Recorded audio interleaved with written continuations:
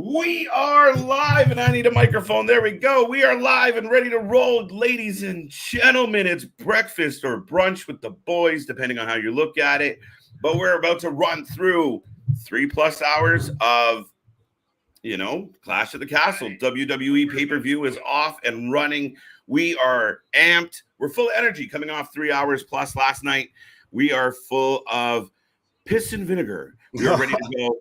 The WWE is in Wales. They're in the UK for the first time in 30 years. Lots of speculations, lots of rumors, lots of stories, lots of angles, and of course, lots of action and laughs here at the Wrasslin for Life Network. Stay tuned, folks. Don't go anywhere. It's going to be an awesome Saturday. Let's go.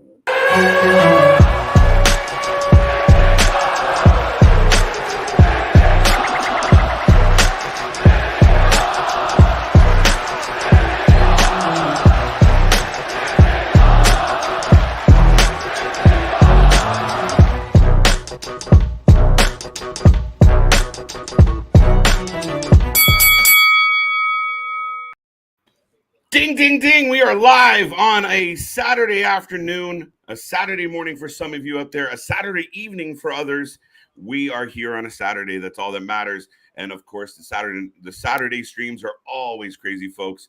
And the Wrasslin for Life Network back at it again, like we do, like no other out there. We are rocking and rolling. We're in the pre-show for Clash at the Castle. But just to remind everyone out there, I am yours truly, Mr. Every Night, KJ White, the Iron Man of YouTube. Happy to be with everybody here. And I am joined, of course, by the Master of Mayhem, the Troublemaker, everyone's best friend, the People's Champion, and every other nickname he's given himself, Big Nick. Hey, man. Yes, the man who's got definitely the soccer hooligan look going on here, fitting for Clash of the Castle. It's going to be just seeing all like the visuals and everything just of the stadium. You're already like, wow, this is going to be a show. We were already talking. I'm more excited for this than I was, honestly, for SummerSlam. Like, this is the type of stuff as a kid growing up you wanted to have. Like, could you imagine having this as a weekend if you're, a 13-year-old watching wrestling? Right. Where you get everything just crammed into one weekend. We get crazy. Saturday afternoon wrestling followed by two shows on Sunday. Yeah, Nick, sorry, getting a little sip of that caffeine boost. But yeah, no, I mean, it's super exciting. I'm ready to go. Lots of wrestling to have. For those who don't know and those who are just tuning in, this is just the beginning. We go through Clash of the Castle today. We will be back tomorrow, just like today, probably earlier than advertised. So click that little bell. We are going to do NXT Worlds Collide. We're going to follow it up with All Out. We're going to be here to the wee hours of the morning. Thank God for a lot of us. It's a good old Labor Day weekend. And Monday, we get to sleep in, I hope. So if not, thank you for being here and troop through it. But the card is stacked. The stories are stacked. Oh, shit, we're getting a match. Oh, let's go. Thank you, Papa Paul. A pre-show match. Madcap on the way to the ring in Cardiff, and it looks amazing, guys. It really is a phenomenal look, Nick. Oh, and it's packed. That's why everybody's like so excited to see who might return, who might debut, all of that, because this is probably one of the biggest crowds I remember seeing for a WWE show. And we know, like, the international fans, the fans outside of the U.S., really get amped because we don't get the visits as much. We see it when it comes to Toronto and the crowd goes insane. You see it when they go overseas because it's been 30 years. Like, that's insane to me that they haven't been there in 30 years. And I'm not wrong about that, right? I don't believe so. To me, I would say they've been over there, but this hasn't been an actual big a big show, right? Yeah, right. Yeah, this is up there with SummerSlam when they were at Wembley. And I do like that the screen that they have above the ring is made to look like an actual castle and all of that. Like when they is the runway not looking like a sword, or am I just making that up in my head? A little bit. I mean, it looks like this looks like a Mania type of stage. This looks like a Mania type of setup. Right. This is a huge deal. No, it looks wicked. Tons of people there. Some of our colleagues and friends are in attendance. So big shout out to the Soul Man. I know he was heading to Cardiff. Hopefully he doesn't get himself in trouble and end up on the stream instead of in the behave yourself, man. Right. But that being said, folks, happy Saturday. I hope everyone out there's having a wonderful weekend. It's going to be a good day. I hope everyone is doing well, keeping safe, keeping happy. As we watch this pre-show, we're going to run through some of our predictions. We did a rapid fire one on Let's Rumble, but there's going to be more to come. There's going to be more excitement. And we're going to run through it, just, kind of killing some time as we get to the show. But let us know in the chat how you feeling today. Are you excited about, the events? Are you excited about the card? What are you most anticipating? Who do you think's returning?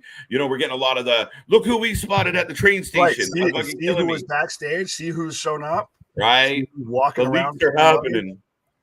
The dirt sheets are alive, folks. But quickly, Nick, before we get into some of these predictions, and just so everyone knows, we got Madcap and the Street Profits, and now we got Alpha Academy coming out.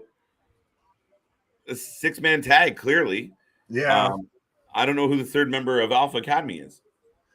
That's true. I don't even remember, this match wasn't announced, anything that I could recall. Right. Ronnie, how are you, sir? I hope you're doing well. What's already starting? Exactly. See, I love it. Right. Jacob. Second comment in. What? Yeah, second comment in. Jacko, how you doing, buddy? Hope you're doing well. Roman Reigns must lose. I think he's trying to say may lose the championship tonight. Yeah, that's been speculated. Is what I'm going with here. What do you think? Does he must lose it? No, he doesn't. He's not. Roman Reigns is still the apex guy when it comes to professional wrestling right now. Ronnie's going to take in Clash later. He's not ready for the Clash yet. That's fine. You can just watch us. Oh, it's Theory. Oh, so we've had now the Money in the Bank winner is now all the way to the pre-show. He's in the pre-show, and people are like, Austin's going to cash in tonight. He's on the pre-show. You got to at least right. I mean, unless they're putting him here, because then you're going to forget about him. That could happen, but he might not even win. Right, but I'm saying they still could have him, so he's here. He's halfway in your mind. Yeah, you forget about him. You see, and that's a little bit of a reach. No, I get it. It's a little bit of a stretch, maybe not a full reach, but definitely trying to tie it together. And I understand that, but at the same time, you're like, oh, absolutely. The dude from the pre-show's got the belt. It's to see the fall now that Vince isn't in charge. Right. Ding dong. Hello, I'm back. Chris, you must be excited because and welcome, but big match tonight for Bayley and the team. Aaron, welcome. First time. We always appreciate first timers. Welcome to the family. Welcome to the stream today. It's going to be a fun one. And don't forget, like, subscribe, and tell everybody you know. Be a friend, tell a friend. And Nick, KJ, CJ, big shout out to CJ out there. Hope he's having a good weekend. And let us know your predictions. And thank you for being here once again. But who do you have in this opening pre-show match? Thank you, Papa Paul. Alpha Academy with Theory versus the Street Profits and Madcap. I think it's kind of easy. You go with the baby faces here. Oh, you're going baby? Oh, Theory can't be involved in a loss. We've been saying this on stream. They're beating the Vince out of him. He's having his Vincectomy. It's now you got to, all right, you got too much old man stink on you. We got to scrub you down. You start over. Old balls. Whoa. I at least kept it halfway. Too early for balls jokes. We jumped the gun here on that one. Chris Leclerc says Tegan Knox. You think Tegan Knox is going to return tonight? I would not be surprised. I think that would be cool. Especially because she's from Wales. Yes, but I just love her whole story and everything. She grew up being a fan of Kane, all of that, had that whole story, and she's just had the bad luck of knee injuries. Horrible luck. And then they screwed her up with that whole when her and Shotzi were a team. Yeah. They never touched that. Listen, I liked when she did the whole heel, I'll get there. When the heel turn happened with Dakota, and they had a good thing going, but like you said, the injuries have been a problem. Now, what about Tegan? More for me in my head, she shows up at Worlds Collide, but that's in Orlando. Yeah, so you're in her home country. Fair enough. Why do it the next night? in a different country. Fuck you move. Yeah, but I don't know where you put her. Where like you have her get involved? Maybe she joins Control. Maybe she's the fourth member. Well, which side is he? Well, which side is she on? Leclerc going with you.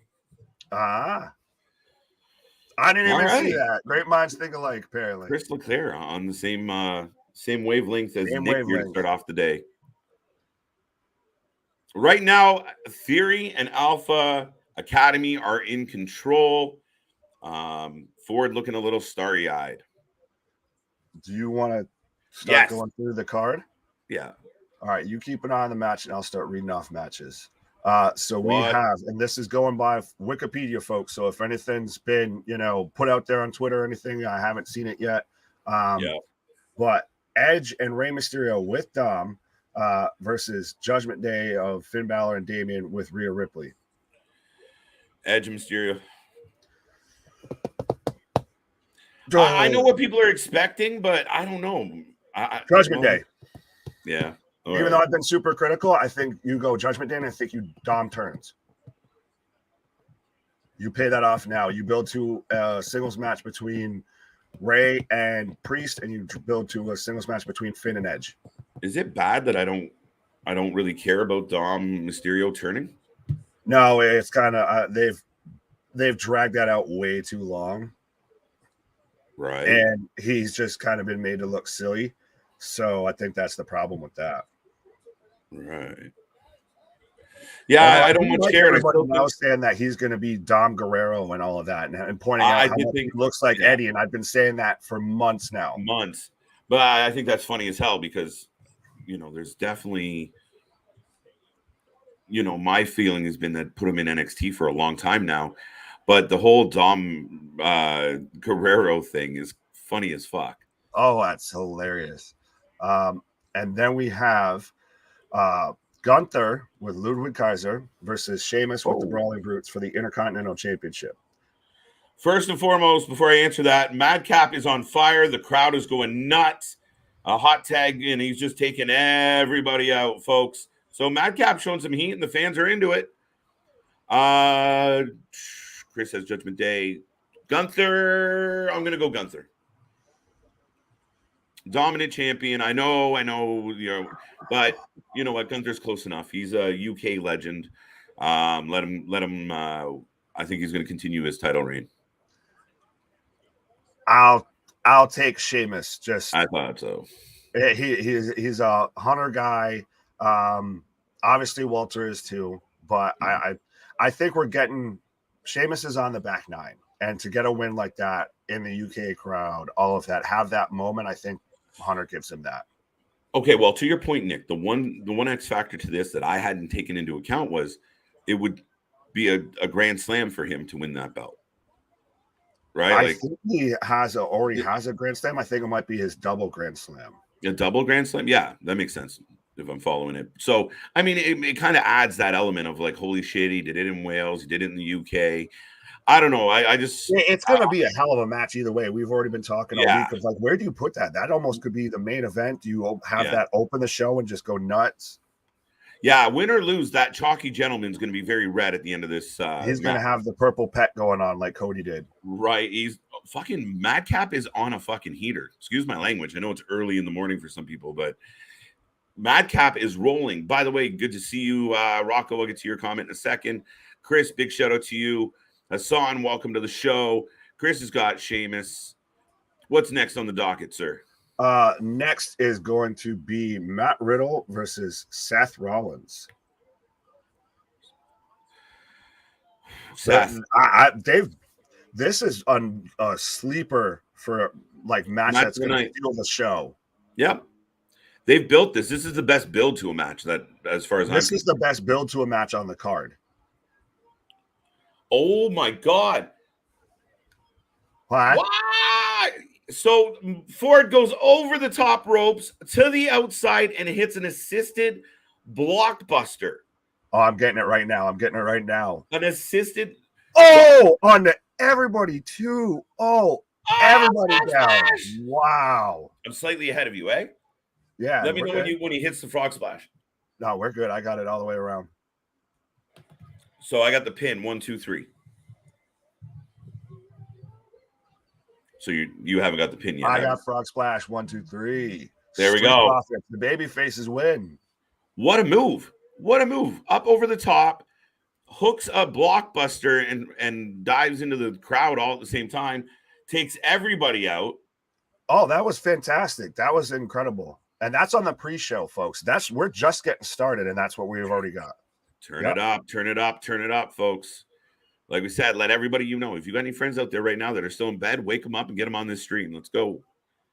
I got the root beer for All Out. Pizza is tomorrow. There you go, Robert. Well, Robert getting crazy on the weekend. Right? The root beer and pizza. Sheamus has not been Intercontinental Champion. See, yeah, so it was a Grand Slam. Oh, okay. I didn't know. I thought the man's had so many belts. Honestly, I thought that was. It's hard to believe. And then that's why I said when I saw the graphic the other day, someone had put it out, and I was like, shit, man, you just assume he's been around forever like luggage. Yeah, absolutely. Well, and he's been world champ. He's been tag champ. He's had so many different tag reigns and everything. So. Who are you taking, Riddle or Seth? Seth needs the W. And Riddle can survive the L. W. No, I think Riddle can survive the L. I think, but he's been out with an injury because of the stomp.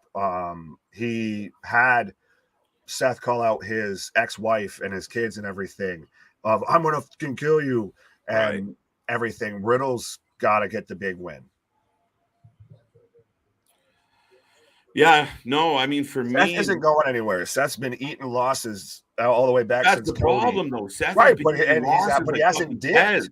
So I can't. No, man, I can't see Seth going under again. Where Riddle's kind of that, the friendly baby face. Still forgive him for losing. He tried his best. And part of me wants, it looked like Riddle's about to win, and as he goes to do an RKO, he gets hit with an RKO, and everyone shits their pants. But no, what if this loss makes Seth finally actually snap and we get rid of the drip god, we get rid of the man who laughs and all of that, and we get back more to serious Seth? Maybe, but I still think his trajectory is going towards Roman and the title shot. I think he's good. They're going to build to some type of angle for Seth and him. To me, he needs this win. Cody beat him with one titty. Like, come on. Well, it's like a lot of the matches tonight, and that's why it's so exciting. Is they could absolutely go either way. It's not the old kind of WWE booking to where you can tell, okay, I know exactly where this is going to go. I know where the payoff is. I know where to get off. Robert, what do you mean you're going to go watch him? Hang around, buddy. Hang around. We're going to be more entertaining than Memphis wrestling. Next, we have Bianca, Alexa, and Asuka versus Bayley, Dakota Kai, and Io Sky. Right. And just remember, at the top of the hour, folks, we will be hitting Clash at the Castle to kick off our crazy, crazy weekend of 3 pay-per-views in 2 days. We're looking forward to being on here all weekend long. At the top of the hour, we're going to hit the intro again just to break it up. And we will be rolling into whatever they have to offer from the Castle today. I spent some time watching, some of the previews, some of the build-ups, some of the stories. And to be honest, Nick, I'm excited. I'm extremely excited. Oh, yeah. I've been saying it. This is like the little kid fan of me is coming out a bit of this is more. And I was more anticipated in this than I was SummerSlam. And that's very, very uncommon. No, I said it last night. I'm more excited for this than I was for Mania. Now, Mania turned out moments, and I enjoyed it. I'm not saying it's going to be a better show or anything like that. I legitimately wasn't that excited about WrestleMania until we got into it. I think with this, it's now we're in that era with WWE. We're back to you don't know what's going to happen next. Yes, and that was more to the point, right? You're like, okay, well, we think this is going to happen. We didn't know some of the stuff. Like, we didn't know Austin was really going to have a match. We didn't know that Vince McMahon was going to come out. So some of the things that made WrestleMania so memorable we didn't exactly know going into it. So I was pleasantly surprised, especially with night one of WrestleMania. But the anticipation of this pay-per-view is different.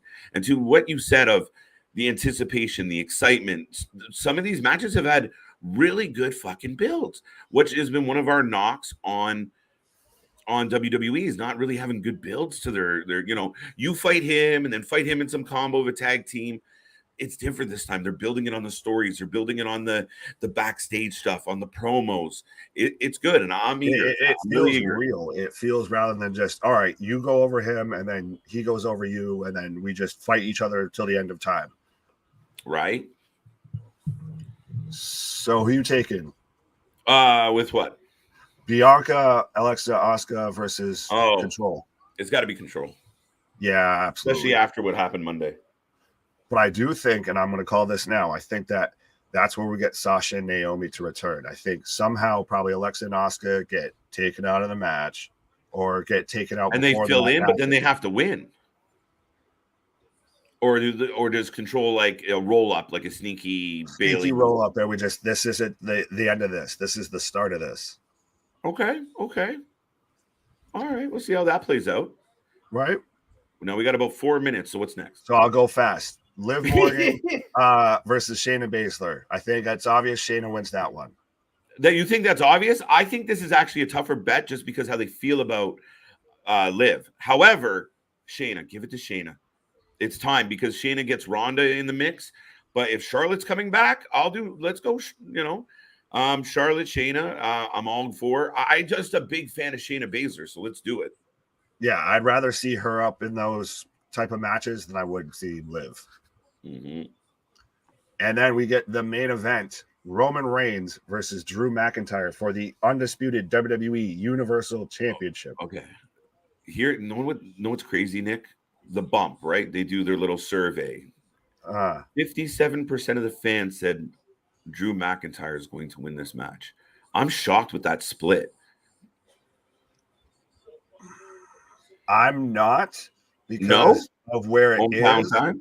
And because the bill that they're starting to give behind Drew, you're getting the dirt sheet saying that Drew's going to win, all of that. So it's getting leaked out, and I think it's getting leaked out too much that Drew's going to win. I think Roman leaves with the belts, and I think, honestly, Tyson Fury gets involved and potentially cost Drew the match, and we get a Tyson Fury, Drew McIntyre type thing. Yeah, and I'll give you credit for if that pops up. We'll definitely give you a pat on the back for calling that one. I hate to be agreeable. I know it's more fun when we disagree and start yelling at each other. But legit, Roman's not losing this belt. One way or the other, I don't think it is. Maybe I'm wrong. Got to go one-on-one with the great one at Mania 39 in Hollywood. So right now, some people have argued he doesn't need the belt to do that. Oh, by the way, quickly, because I saw there's some transportation showing up. I do want to. I missed it because we were talking and stuff, but I didn't realize the limo that pulled up last night had the horns. Yeah, I missed that. I missed that when we were watching it live. So I think pairing JBL and Corbin is perfect, right? Because the story of him losing his money and shit, like it marries. The two just you know, no matter what they do, you loathe them. People. Yeah. It's going to be a good one. But the champ is here. Yeah, Roman getting a special entrance. He's got, the police escort with, minivan. Cheers, Gary. Welcome to the show. Absolutely. Right. Happy Saturday. Brunch with the boys. I've already had my pancakes. The wife didn't want to do waffles, so we did chicken and pancakes instead of chicken and waffles. There you go. I like it. Dude. I had me a couple of McMuffins. See, brunch time. All right, it's time to take the belt off Roman. All right, folks, we are getting the warning, do not distribute warning. So while that's popped up, I will remind everybody, we are the Wrasslin for Life Network. That is Big Nick. I am KJ. We are going to kill it and have so much fun today. Don't go anywhere. Clash of the Castle is about to kick off. Let's go.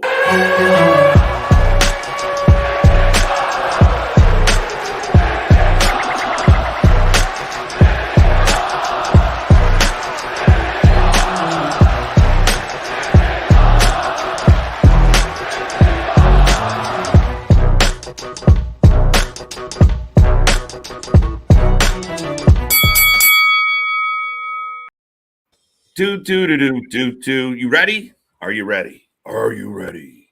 How you feeling, Big Nick? Oh, I'm jazzed. I'm excited. If you can't tell by the whole getup, I am very much in the spirit of today. I am excited. Yeah, man, definitely pumped. We talked about it on the pre-show, which is funny because we just did it. You know how much we were looking forward to this. Well, I'm getting the pre-package now, and we can't deny. And a lot of people have always said this: the production by the WWE when you do their videos, their promos, not their promos, their vignettes, the overall production of the event, the venue, is on another level. And here we go. We're getting this opening package here, and it's phenomenal. Like right out of the gate. Fantastic. I said when we were watching the pre-show, this feels like a Mania. This feels like a UK Mania. Right.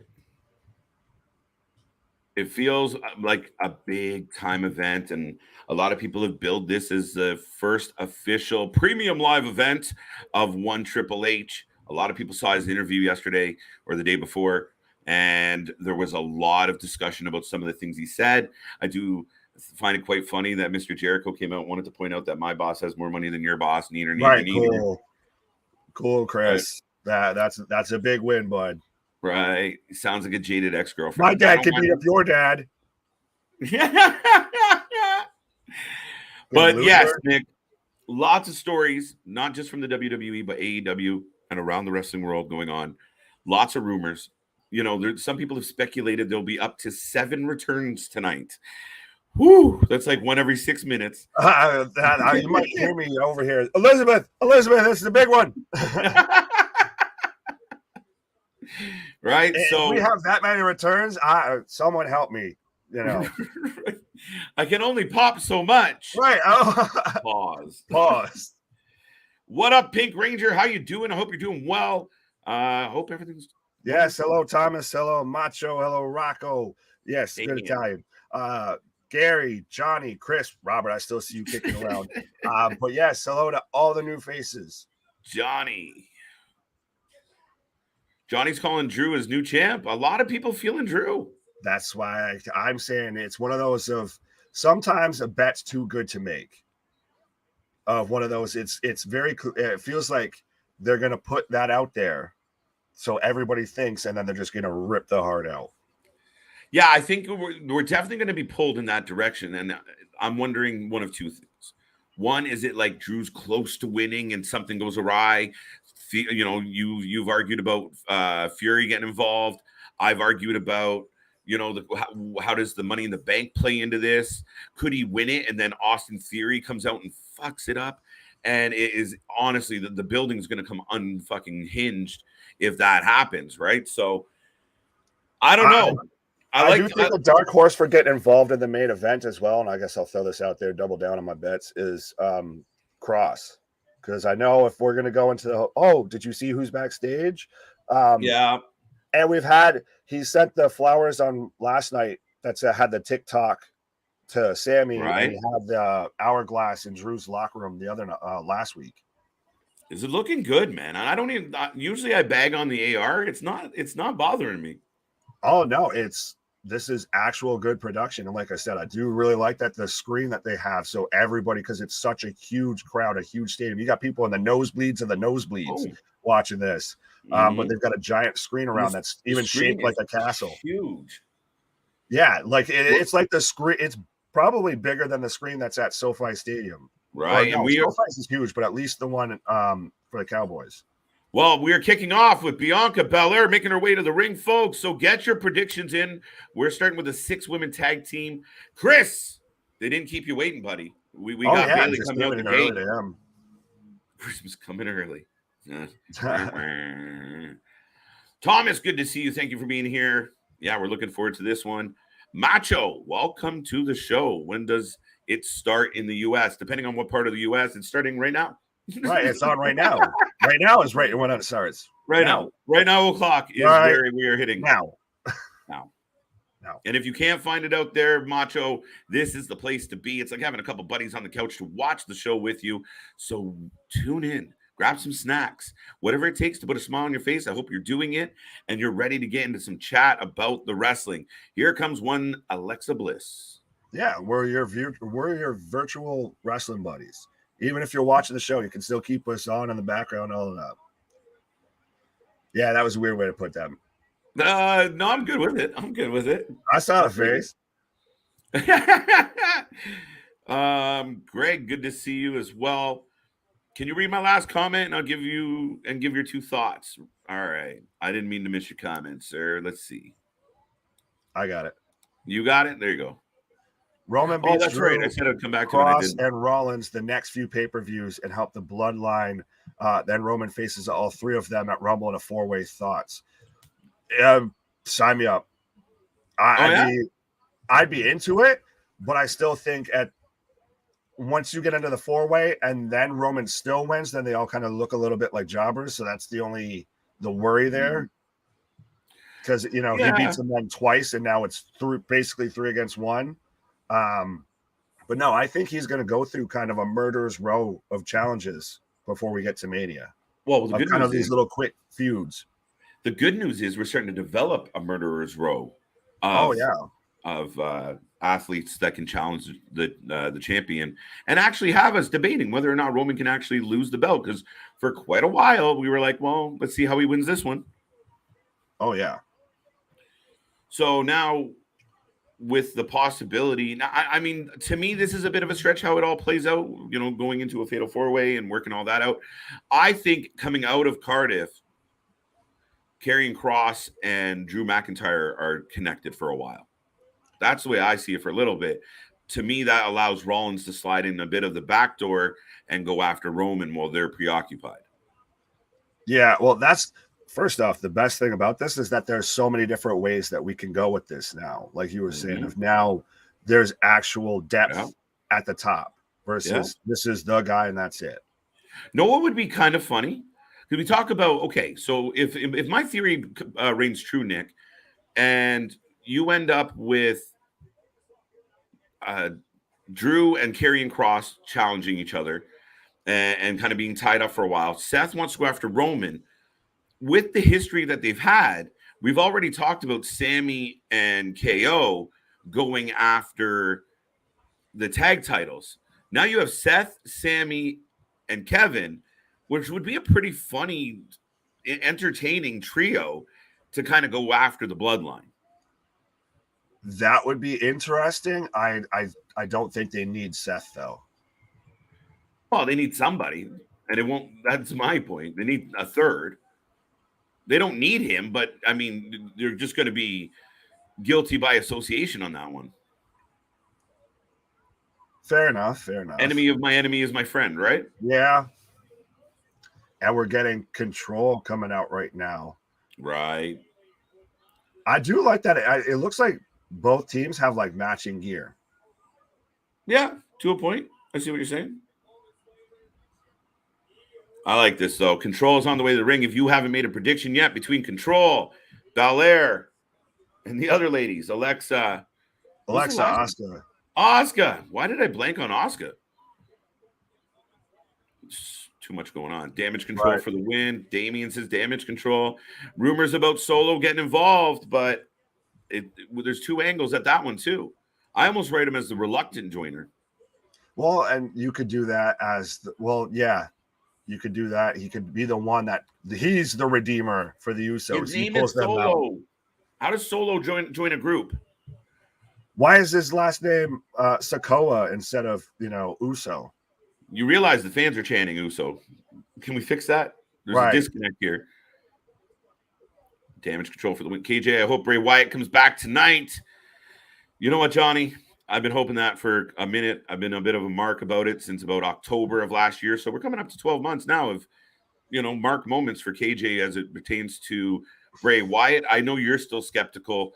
I still think if you want to make a maximum impact on a weekend where your competition, quote unquote, has a pay-per-view, this might be it. In front of 60,000 people, what is everyone going to be talking about tomorrow? Bray Wyatt, Bray Wyatt, Bray Wyatt.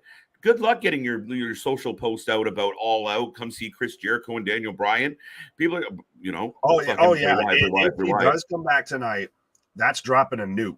That's his whole comment about, I don't care. I'm not trying to go out for blood with AEW.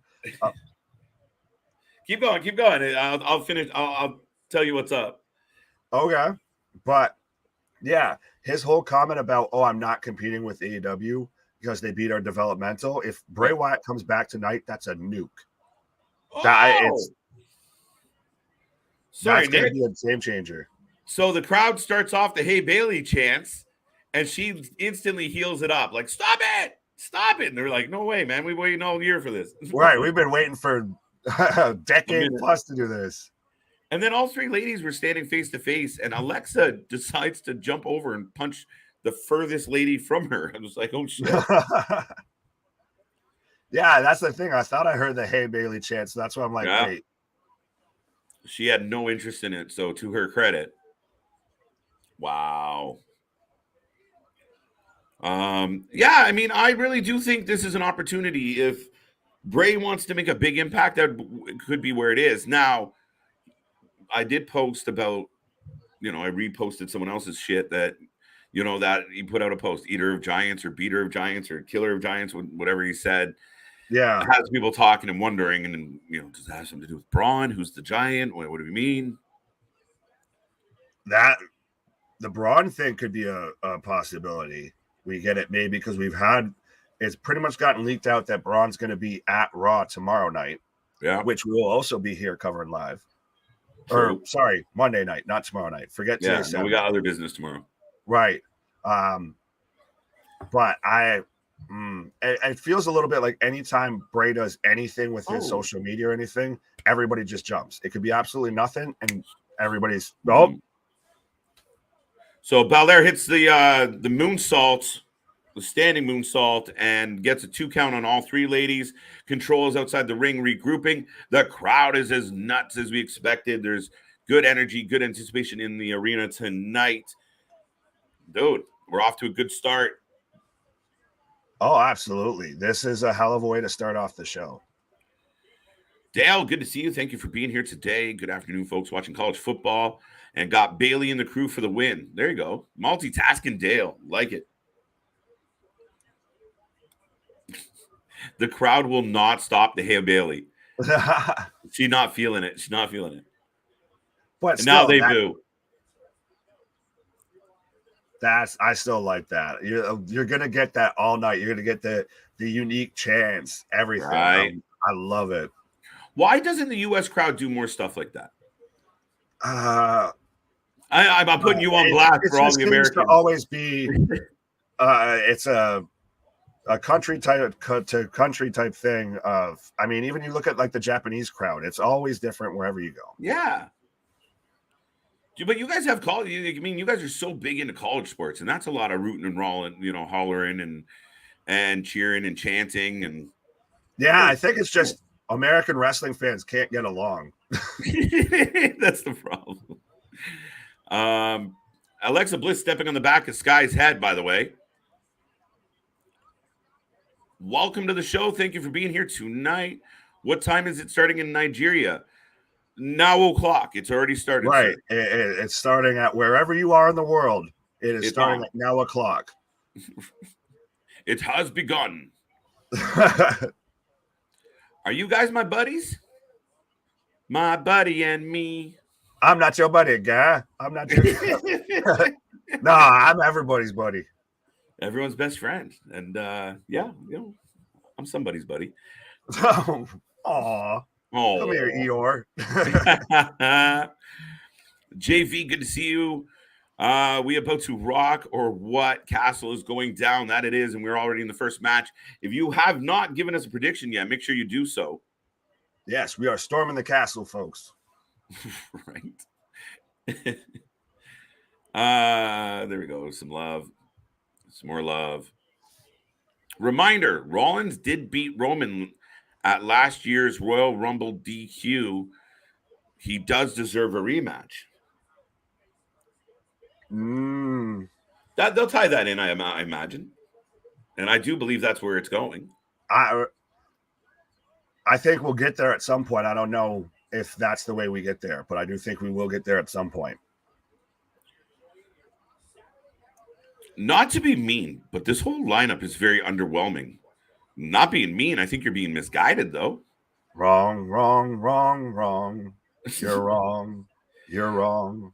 I don't think the card's underwhelming. I mean, if I look, this card's stacked. Yeah.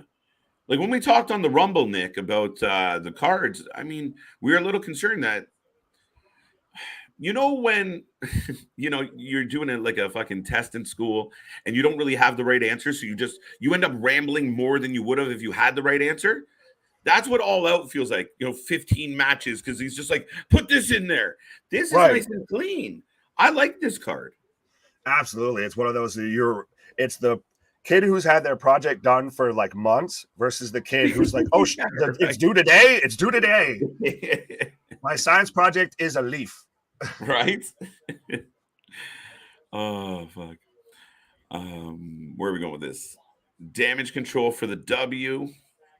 That makes sense. Right now, we're getting what I want as a singles feud is Asuka versus Io. Right. And people are put them together. No, let them fight. Absolutely. Let them fight. Outdo Kenny Omega's Joshi wrestling that he has going on in AEW. Do it better with Asuka versus Io. Right.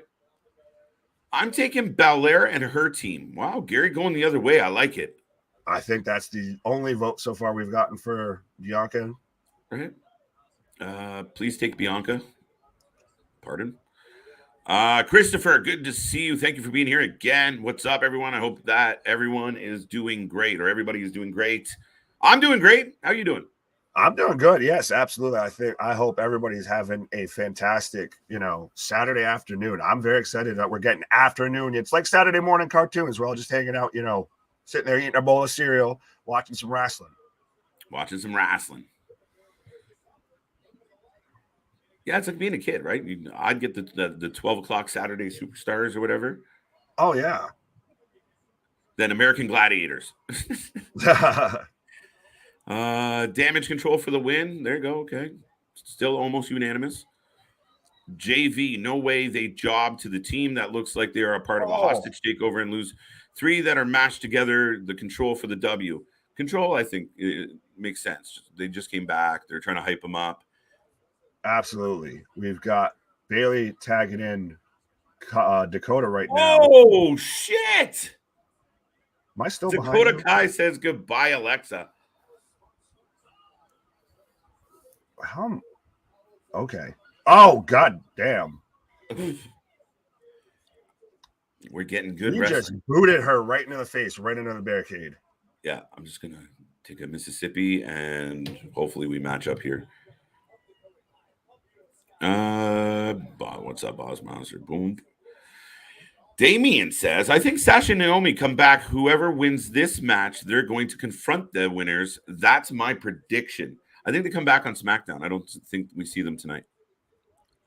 It's a potential for all of the above, honestly. That's what I really think it is because you could see them come back after this match. I thought if we weren't starting off with this match, I thought we could have seen them end up being involved as like replacements. Well, I could still see them show up on SmackDown because the SmackDown's women's roster needs some more help. Yes. Now, that being said, if you want all eyes on your pay-per-view, opening the show with them coming out would definitely cause some clicks. I guarantee that little number above my head will start climbing if that happens early. Oh, absolutely. You will get, very much all the notifications, all the people that are getting that little buzz on their phone reminding them, oh, hey, crap, it's actually on right now. Right. Who's back? What? They did it? What? Oh, my God. What? I'm just a humble servant, not one to brag. No need to brag. We appreciate your humility. I don't know what about, but we appreciate it. Right. Jason, welcome to the show. They're singing. Yeah, they won't stop. They won't stop. It's funny as hell. Yeah, this crowd, though, like to Jason's comment, this crowd's going to be electric the whole night. Like, this is just getting started. And they're like this. We're going to be the same way at the end. 2 count for EO. Kick out by Alexa. Bray closes the show. In a perfect world. Do it. Do it. Do it. Then you need, like, clear. For who? You or me? Both. Okay. 1 paddle each, bro. Right. I know it's a weird thing, but do you think Bayley should sell for the crowd chanting her name? No. She's doing it perfectly. No, I think she kind of halfway did a kind of smirking here or there, but I it does got to make you feel good have a crowd that big, but she's playing her role perfectly. Yeah, she's supposed to not like the fans. Shut up, you ingrates. What are you singing my name for? Yeah. Sing a Belair song. Oh, big back elbow by Alexa onto Io. Oh, Cobra. 2. Yeah. Dakota big move from Dakota right in the corner. Alexa's like limp. Right? Dakota's standing out a little bit for me early on in this match. Oh, yeah. That's twice. She just randomly kicked somebody right after. Like, oh, you did something? Face. not the Rock's boots to asses. This is boots to faces. Yeah, it's just kicking people in the head. Team Kick is alive and well. The triple suplex spot was cool. Okay. Mm-hmm. I say Alexa Bliss turns heel after this match over Bianca. I don't know, man. No, I don't know what the hell we're doing with Alexa. She's roster depth, unfortunately, but I think right now she's fine where she is. No. Alexa's lost. And even if I don't think she necessarily has to be champion right away. She doesn't always have to be champion, but they've lost her character completely. Like she's just in purgatory, and we don't really know if she's bad, good, evil, happy. The only reason why we think she's a babyface right now is she's hanging out with Belair, but she's still walking around with the doll. She's just kind of happy to be there. We need to either get her back to being, the mean-spirited, mean girl attitude that we had when she was on top, or make her creepy again. Just do something. Pick a lane. But I feel like there's other people right. I kind of agree with you, but I do feel like right now though she doesn't need to start getting that, push up. I think she's kind of content where she is. Right. I think there's we've got Control coming back. And Asuka's just been a house of fire during this match right now, folks. Right. But Asuka's even another person that needs a push up. Charlotte is still going to come back. So yeah, there's a lot of depth now with the women's roster. Yeah, but I'm imagining Charlotte going to SmackDown, as we assume. And but you still have Bayley and Dakota and all them on Raw. There's still a lot of Becky's going to be coming back. Yes. And I mean, technically, wow, what a move. What a move. 1, 2. Asuka gets her head taken off. Yeah, the UK fans are into it. So we knew the energy was going to be good from the audience.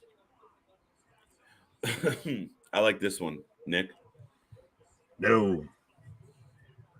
Pourquoi? She's done with WWE. Yeah, because she didn't like Vince. I think she's wanted to just kind of do something else. Hi, it's Papa Paul. I got a bank book and a really good production company. How are you doing? Yeah, true. That's the thing. You want to be a weird ass camera cut. They cut to the crowd mid code breaker from Asuka. That's weird.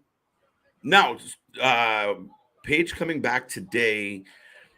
I mean, we talk about it, and none of our preview shows leading up this week to this show here today did we really talk about Paige. But if there was a chance, even if she's not wrestling, but to have her walk out, have her music hit, have that scream come on in the UK.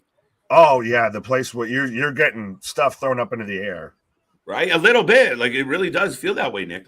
There really is that possibility. That's what I love about it. Now, do I think it's going to happen? No, that's why we haven't talked about it. So I'd be even more surprised and get a bigger pop because I wasn't expecting it. But Wales will come unglued. Oh yeah. Ding dong. Who's there? Why? Housekeeping? Michael Cole just said What's that?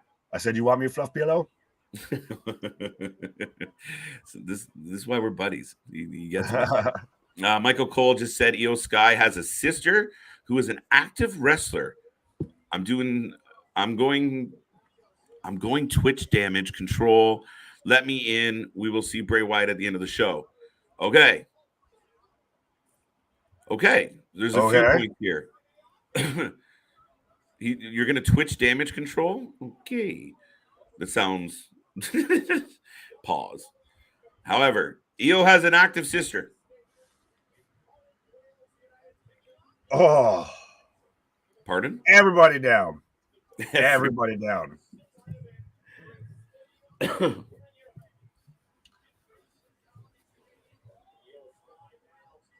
Wow, Moonsault. It's been a good match. Good start to the show, folks. Yeah, we're still just getting started.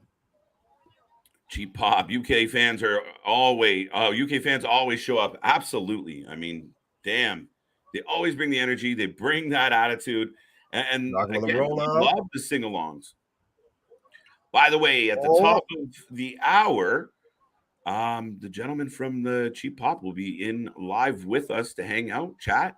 So if you haven't checked them out already, go check Cheap Pop Wrasslin out and stick around here because hour 2, we're going to have the boys come in for a little bit. Keep us some company. Oh, absolutely. Oh, that's the news to me, but yeah, I'm cool with that. It's not, dude, we talked about it. No, we talked about it. I didn't know it was confirmed. Okay, I thought we talked about it. Yeah, no, we always got big things popping, little things popping over here. There we go. We reaching out with all sorts of people. Big shout out to Big Ray, Ben Hameen Media Group for coming on Thursday with the podcast. Absolutely, partnerships everywhere. That's it. I mean, we had T Games 2 weeks ago. Some of our old friends are going to be circling back. And we're having some really good conversations for more personalities to show up on these streams and just bring a different spice, a different vibe, a different viewpoint. And we love it all.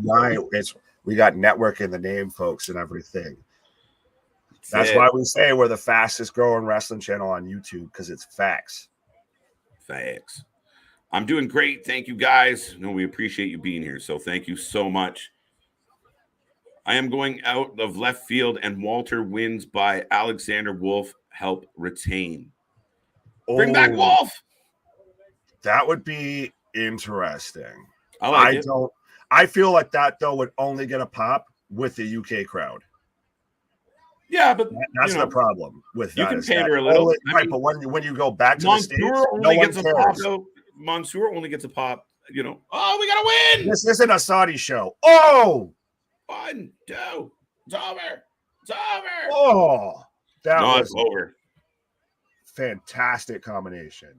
And Bayley gets the W, gets the pinfall over the champ. So we know where it's coming next. Yeah. I pinned the champion. Give me my belt. But that was just great. Bayley hits her finisher into an impressive moonsault by Io. Yeah, no, Io's amazing, dude. I'm so fucking happy. Like, to me, it was like, start to wear free Io shirts because she's done all she could do with NXT. And then when they ran out of shit for her to do, they just put her on the shelf. Yeah, it's one of those you were expecting to see her face show up on a milk carton of, have you seen this? Right. Woman? Hanging out with Veer and MJF. List, Marco Stunt, a bunch of them. Oh, God. The island of misfit toys. The island of forgotten wrestlers. All right. Of misused talent. The one thing I hope WWE has enough. The one thing I hope the WWE has enough sense to put all the Divas matches up first as pre-show. Well, we're in the actual show, so no. And but they'll be spread out. No. Liv will be closer to the end of the night. Right, as that Walker match.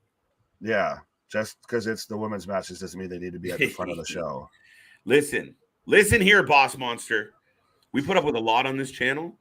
That is one F word we're not a fan of around here. All right, sir. No, I'm just kidding. But I do kind of miss Chubby Walter. Yeah.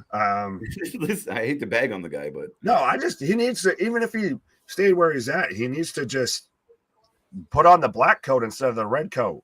Right. I don't disagree with that, but I do admit you go back and watch like Walter versus Ilya or Walter versus Diane, and he was a mountain. He looks more intimidating. I will give him that. Hey, it looks like he'd fucking pick you up by your ankles and shake you for change. Oh, it looked like literally when he chopped you, like he would split you in half. Right now, he's still a big, imposing dude. Don't get me wrong. It's an interesting aesthetic, right? It's just one of those things. Right. We liked him the way we met him. Right. We just got together, baby. You don't need to change up. Gary, this is the prediction, not a spoiler alert. Roman Reigns loses tonight. We're going to get there, Gary. I mean, it's possible. The crowd needs a piss test. What? Okay. What? Why? Yeah. Are you getting the Dusty package right now? I'm getting a DraftKings ad. Okay, so I'm getting a package of Cody Rhodes, reminding everyone that the American Nightmare is still alive and well. Well, that's another name that I started thinking about today of like, when's he going to come back? I don't know, obviously, with the injury timeline and all that, but is he out that long? Does he come back? I think so. He ripped his peck off his fucking, he looked bad. Yeah, that's true. He sold it like he had been shot with a fucking, just blown right through his chest. So, right. And he still beat Seth. That's why Seth has to win today, but that's a different topic. Labrat, welcome to the show. Thank you for being here. This crowd feels like we went back to 96 to 99. My favorite part of going back and watching all the old wrestling, which we do quite a bit, man, is the crowd. They were insane. We were talking about, like, a wrestler take his shirt off, like fucking Test, and you just hear, like, the ladies would go insane, right? Like, the crowds were alive. So being in the UK and getting the sing-alongs and everybody making noise the whole match adds to that feel. It's great to have, Nick. Oh, absolutely. Well, it's just like being over here with the Wrasslin for Life Network. It just feels like one gigantic party, the whole show. I just like to party. Do you guys think that Tegan Knox makes a return? I hope so. I'll leave it at that. We talked about it a bit in the whole pre-show, but I'm smoking the hopium with that one. Really? I just want to see that pop happen. I want to see, because the crowd, I think, again, that's one of those I know I talked about. If Wolf came back, it would be only a UK kind of pop. Yeah. And I think Tegan's obviously a bit higher up there. She was over still. Shit, dude. Dude. Tyson Fury shaking hands with one Drew McIntyre. So the champ is here, and he's being all buddy-buddy with Mr. Drew. So does he help Drew win this belt, or does he go Nick's way and cause his demise? The man's wearing a suit with all images like printed on him. Like everybody that had that airbrushed Facebook profile picture and all of that. Right. That's what that man is wearing as a suit. Yo, look at these two.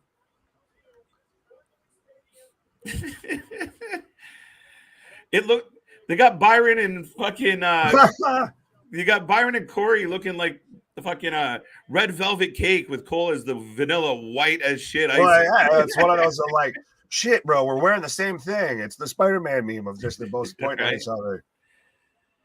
JV says, to my comment about Bayley selling for the crowd before, kind of reminds me of Hogan Rock Mania 18. Hogan came in as heel and left babyface. Yeah, you go with the crowd to an extent. Now, that it was completely unique, and they knew where they were at.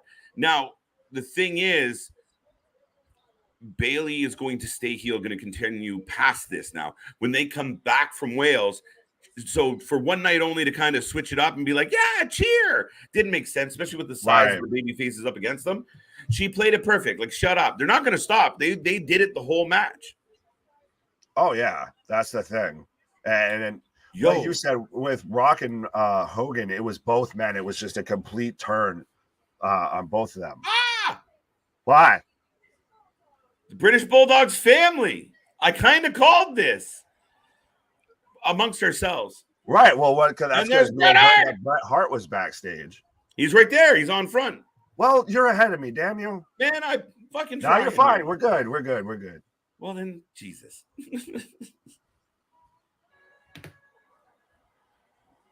So they're introducing the British Bulldogs family and Bret Hart's himself. For those who don't know, the British Bulldog and Bret Hart had one of the most historic matches ever. And it was, at Wembley Stadium. So this is the last time there was a big main event there was those two gentlemen. Really cool that the WWE is acknowledging them. Now, I didn't get Davey Boy Jr., but we are getting the Brawling Brutes coming out. Yeah, big pop for Sheamus. We're going right into Sheamus versus Gunther. I'm surprised. I'm not. I thought it would be first. Be a hell of a match. I honestly felt like if I was writing this show, and God knows, but I would have just flipped this. I would have opened with Sheamus Gunther to get the big pop that they just got, then come out with Bayley the next match. Right. That was my opinion.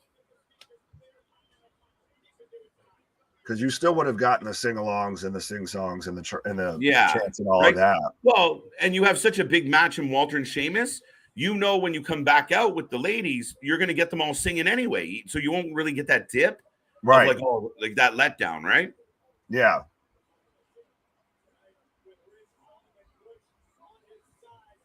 But yeah. Yeah, it's so interesting because these guys are like the biggest baby faces right now coming out with the pop that they're getting. Right. Everything. But these are supposed to be two heel teams. Yeah, that's the other interesting part of this. But listen to the crowd chanting Walter right out of the gate. But we get boos. We're getting boos for Ludwig.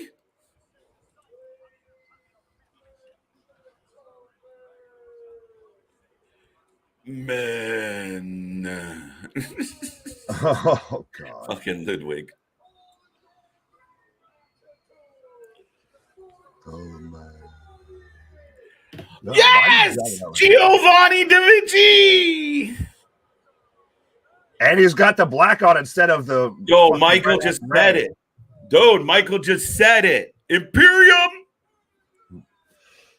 Yes! Let's go! Look, everything's good for me now. I got Imperium back. Chef's kiss already. Thank you. Even though I know I look like I'm like the fourth member of the Brawling Brutes right now, but I'm hyped right now. I'm absolutely fucking thrilled with this decision. Oh yeah. Ludwig dug in so hard he fucking teared up, and we went to the black. We're back to the black. We're back to the spotlight. This is fucking excellent. Wow. You could literally see Ludwig tearing up, getting misty-eyed. Wow. Now he's still Gunther, but everything else is fucking awesome. I'll live with the name change. I'll keep slipping up all the time, but I'm literally surprised I can feel my heartbeat picking up. Yeah. Are you surprised that he's still Giovanni? For now, if that's weird, but I'm literally at a loss for words. I feel like a little bit. I like it. People are going to look at these fucking marks. I don't care, man. I'm marking out a little bit. I know, but see, it's intricate. It's not even a big return. It's just we're so excited to see things kind of like the puzzle pieces put back in the correct place because the picture didn't make any fucking sense. Right. It's all right. We've fractured this goddamn thing. Now, how do we put this back together and actually make it work? Yes. Walter, CJ, how you doing, buddy? Imperium is back. People are pretty fucking pumped. Gunther takes the W tonight, by the way. You were going Sheamus. That's the thing. I might have to reconsider my choice there. I picked Sheamus, but I don't know after that.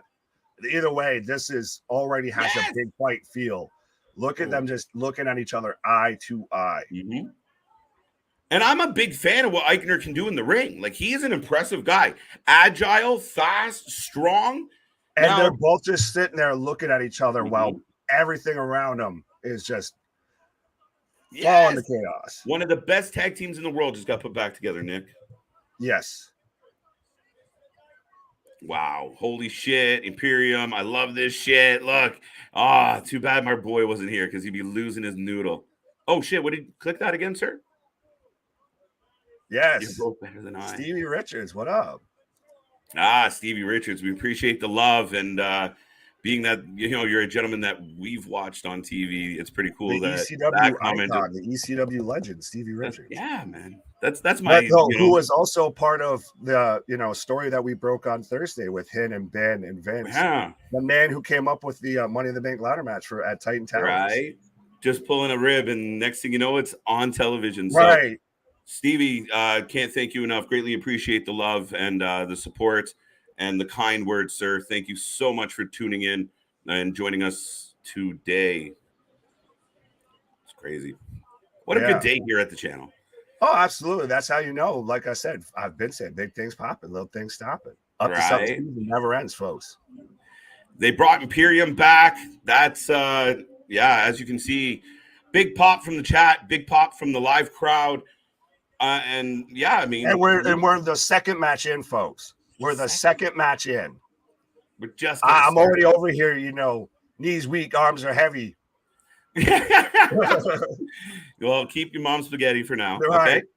Okay. We'll save that for later in the day if something else bigger happens. You can upchuck all you want. But Walter and Sheamus are in the ring, and we know this is going to be a hard-hitting affair, folks. Let me know. Let Nick know. Let CJ know. Who do you have taking the belt home tonight? Especially with what just happened, I'm doubling down on Walter. I'm going to ride it out, even though you're going with he's got the ring general gear on, everything. I'm still going to try and go with Sheamus. Come on. Nice. And then right now, Michael Cole's doing a really good job hyping up the IC belts, the Workman's Championship. Oh, well, we've had, the video packages and everything that, actually go through the history and actually put a shine and put a value on those belts. Right. No, it matters. And as fans, Nick, we've talked about it many times of, man, we just wish those belts meant something. Like, stop treating it like nothing. And your IC, your champions can just take a pin every time. And, to see them actually highlighting it and putting it in, it's actually on the fucking pay-per-view. That's a step up, most nights as it is. Yeah. Wow.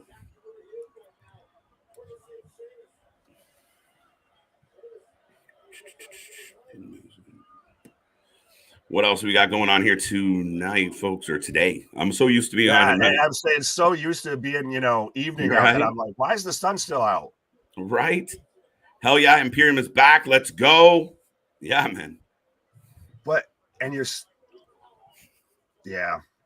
I'm still trying to get myself.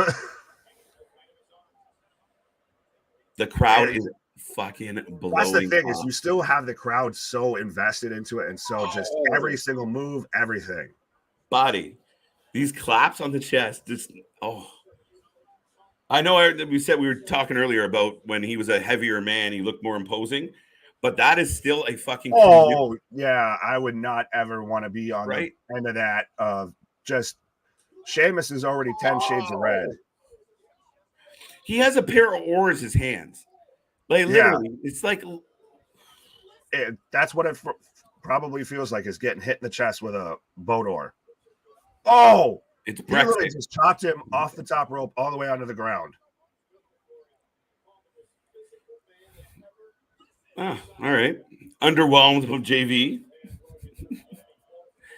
F it, bring back Wolf. I mean, why not? Now if you're going to do this, then I could see that. The rest of that comment, if you feel it, sorry, Nick, but that whole kind of comment's not a terrible idea. I'm all for, Survivor Series. I would be here for that. I would. Yeah. Yes, please. Shut up and take my money. Yep, down. Solo joining them. Oh, we talked about. It's wicked. Yes. Sheamus just getting slammed right on the ring steps. Nick, check out the wide shot of right now. Like, they're zooming out. I don't know. I think we're pretty even on the score sheet right now, me and you. Yeah. That wide shot, it's beautiful. Oh my, wow. So you're just a couple seconds behind me, eh? Yeah, that's impressive to see. It really is cool. Yeah, like I said earlier, folks, the nosebleeds got nosebleeds in this, stadium watching this right now. Right. That's how, and it's packed out. Buddy, slapping the shit out of this grown-ass man.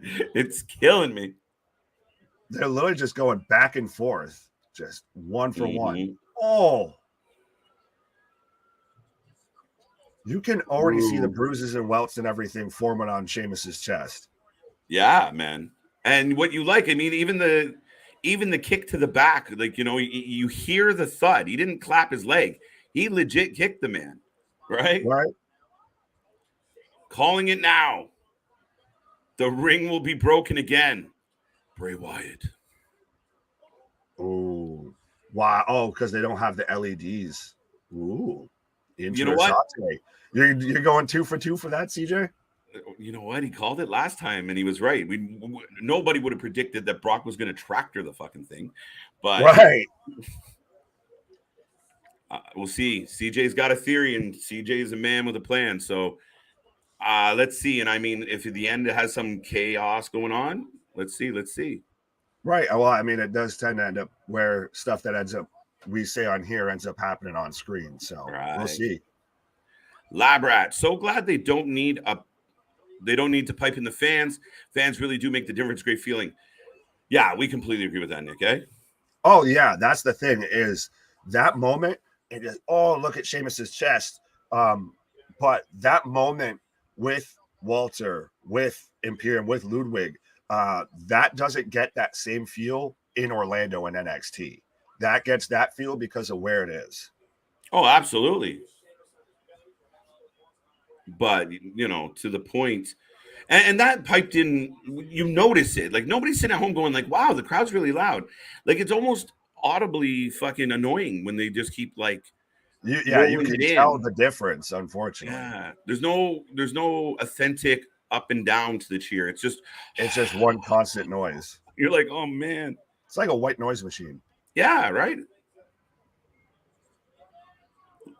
They're just being mean to each other. JV's popping hard. Don't take an eye out, buddy. Well, no, he was the one before being all negative Nancy and all that. Right now, he's letting us know we missed. Yeah, you're trying to work an angle, JV. They already gave up on it. Right. Oh shit. Oh, if your front wasn't enough, let me smack the shit out of your back. Oh. Literally just straight punches right to this and a chop to the back of the neck. Right. Fatality. Someone in the comments, not me, said they added a mixed tag championship match. I did see that comment. Sorry if I missed it, but Rocco says, Sammy Tay, don't want to dive too far into this, but I'm going to just say I hope not. Yeah, did they not put it on last night? They put that. Yeah, they just had that on. They added Rampage. They added like 3 matches at Rampage. I do feel like they got too many matches, and I feel like it's the guy, you know, when you're late with your homework, like we joked about that, you overcompensate when you don't have the good answer. So that's what it feels like. It's just way too much. Oh yeah, it's like I said before. This is right now we're watching somebody who had their project done months ago.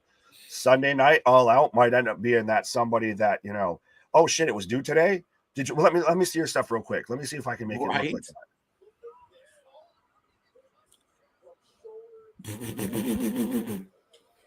At what point does this cause a fucking cardiac event? Like, holy shit. Right. Like, it's just, wow. You can. The ref gets down. Are you slow motion replay? You're like, ah. Uh-huh. The ref gets down like, you okay? And he's like, he won't stop hitting me. Right. Make it stop. Stop. He's already dead. Are you calling it already, JV, that this is going to be a 7-star match? Someone phone Meltzer. There's a 7-star match coming. He'll only give it 3.5. It's WWE instead of AEW, so it'll be like a half-star match or something with his fucked up ratings. So yeah, you need some gymnastics to get 7 stars out of Meltzer. Yeah, you need more leotards and yeah. It's true. If you start jumping around and making funny faces, you're guaranteed 5 at least. And you got to be in the Superdome. Cardiff doesn't count. And I love though too that the crowd isn't booing really either man. It's literally just constantly popping for everything. Ding. Right. Facts. Man, we do not care about AEW tonight. It's WWE Day. There you go. Facts. We don't. Thanks. Facts or things? Facts. Cardboard Hero, hello. Welcome to the show. Thank you for being here. Thank you for joining us today. We are in the middle of Walter, who has brought back Imperium tonight, or this afternoon. Beating the living snot out of Sheamus right now. Sheamus trying to get a comeback, but it's been mostly Walter tonight, or today, sir. Yeah. He's a cardboard hero. Oh, the crowd counting off. Are we gonna get a count out or a double count out right now? Oh no! Beats the Bowery to the chest. Right. Walter scrambles away. Oh, big ass clothesline. This is a good big boy match. Absolutely. Right. This is two big beefy boys slapping meat. The crowd counting right alongside. Sheamus hitting the beats of Bowery again. Just wailing till Gunther falls down to the floor. The crowd is loving it. Oh, this is just awesome. And again, let's keep in mind, folks, we're still only match number 2 in. We've still got, I believe, 6 matches tonight. So we're still not even halfway. Right. No, it's crazy to see. Man. This is now the 3rd time he's hitting this. He's like, I'm going to get my shit in. Sheamus in the audience, in the crowd, got Walter draped over the barricade, pounding on this man's chest. I'm surprised there's not going to be some fan that doesn't have like a close-up video of that of just Walter just getting smashed in the chest. Oh, there's going to be. Sheamus going up top. Big knee. It's like watching Next. All right. Well, that's what it is. Yeah, well. It's all right. That one's good. I like that one. Right. I thought we were going a different direction. You never know with JV.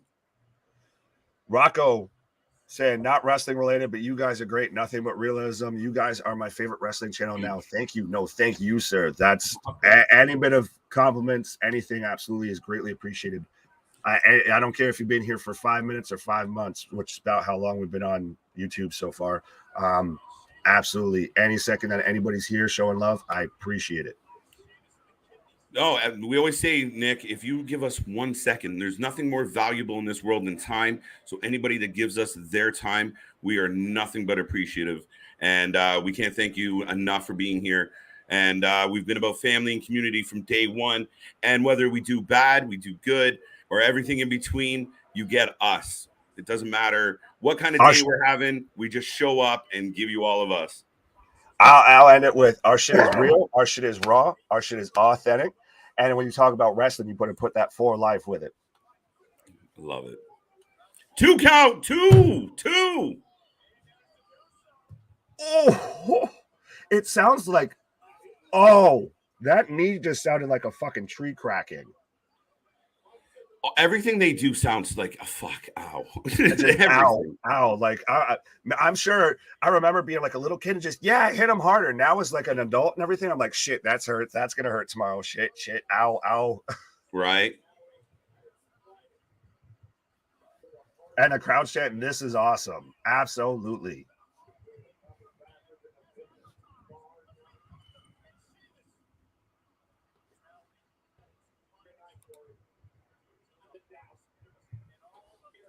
Boom, boom, boom, boom, boom.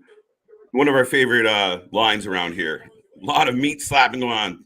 2 beefy boys slapping meat. And like we said, everything comes with an impact with these gentlemen. And I know we just saw Stevie Richards in the chat. And we know he does reviews and breakdowns and what a wrestling mind he has. And, you know, when you get to watch 2 guys just get in there and work safe, but hard and heavy, it's a wonderful thing to watch. Oh, absolutely. And this is UK strong style. Everybody knows about Japanese strong style, obviously with Nakamura, but this is very much that kind of UK European strong style wrestling. A 2 count. Walter knocking his shoulder up off the mat real quick. Sheamus almost has the IC belt for the first time in his career. And that is the X factor that might make me wrong on this prediction. Maybe. Well, and I still think you get a huge reaction, especially now because Sheamus has gotten his ass whooped this whole match by Gunther. So if he comes back, makes the babyface comeback, works from underneath and gets the 1, 2, 3 and gets the Grand Slam, still 10 on 10. You can't lose in this match. Either way, it's going to be a hell of a, you're happy. I love this fucking wide view, this aerial view, and excuse my language, it slips out sometimes. But the crowd look, they're standing, dude. Yeah. Standing. I got goosebumps. I literally have probably not stopped shaking ever since I saw Ludwig tearing up. Gunther moves. Back elbow. Shotgun. Woo. Uh-oh. Sloppy powerbomb. Yes. Kick out because he didn't get all that powerbomb. That's what I'd be saying. It looked like he just slipped out through his. I just got that. Yeah, it looks like he was, now you sit here. He put him almost on his fucking tailbone. He just looked too slick, right? All the sweat just too sweaty. But we got there. Rocco, match tonight. It's just only match number 2. That's it. We still got more to come. We knew this was going to be a contender for match of the day or match of the night. We all automatically were looking forward to these guys because we knew what they were going to bring to the ring.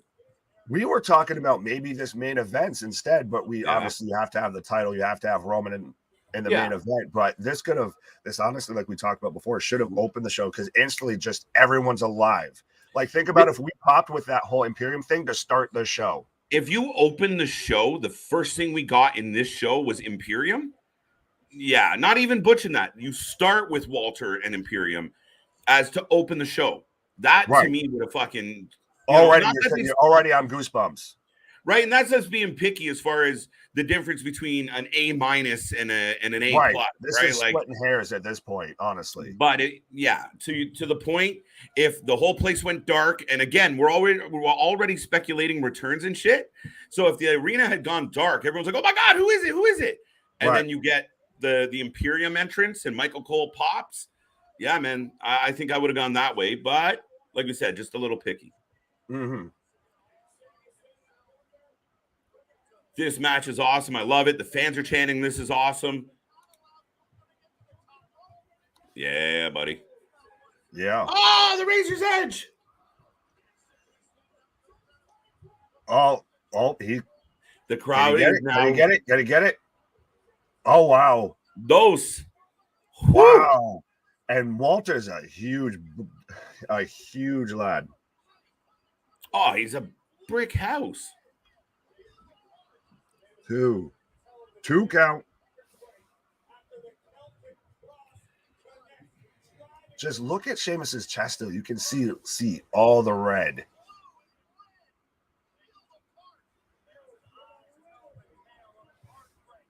Well, we knew that. That was part of the allure of this whole match of it's just that is a chalky man. Yeah. That is a chalky man that's about to get smacked. Right.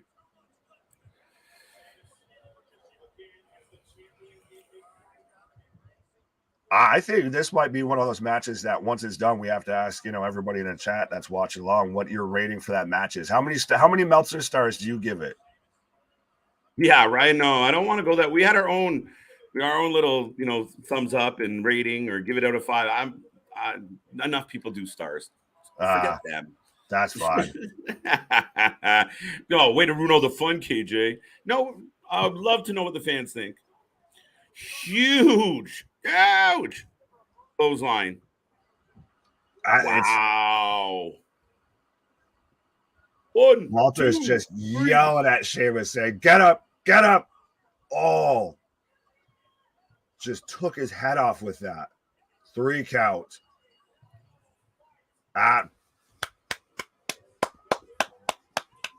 The ending was a little flat. Did you feel like the ending of that match was a little flat? A little bit. And I think it was supposed to be kind of one of those of like, putting, Old Yeller down type of thing. Yeah. Of like he's already gotten beat up enough that just that clothesline was kind of like, the takeout shot.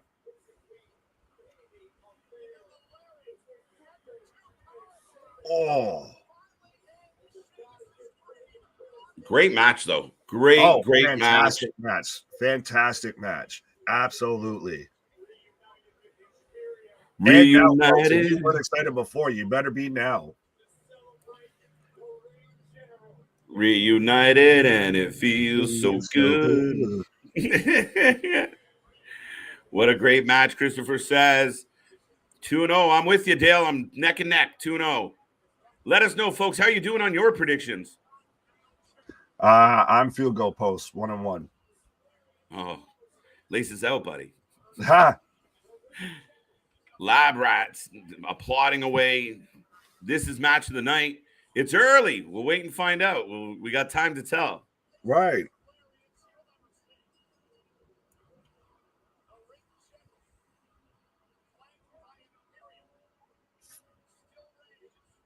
No, they're pumped. Sheamus working his way up. Poor guy. I mean, he's going to get a hero's applause as he leaves the building here tonight. So. Oh, yeah. That's the thing is no one really lost with this match, obviously. It was a hell of a match. Any way that anyone won, whichever side, it's a great ending.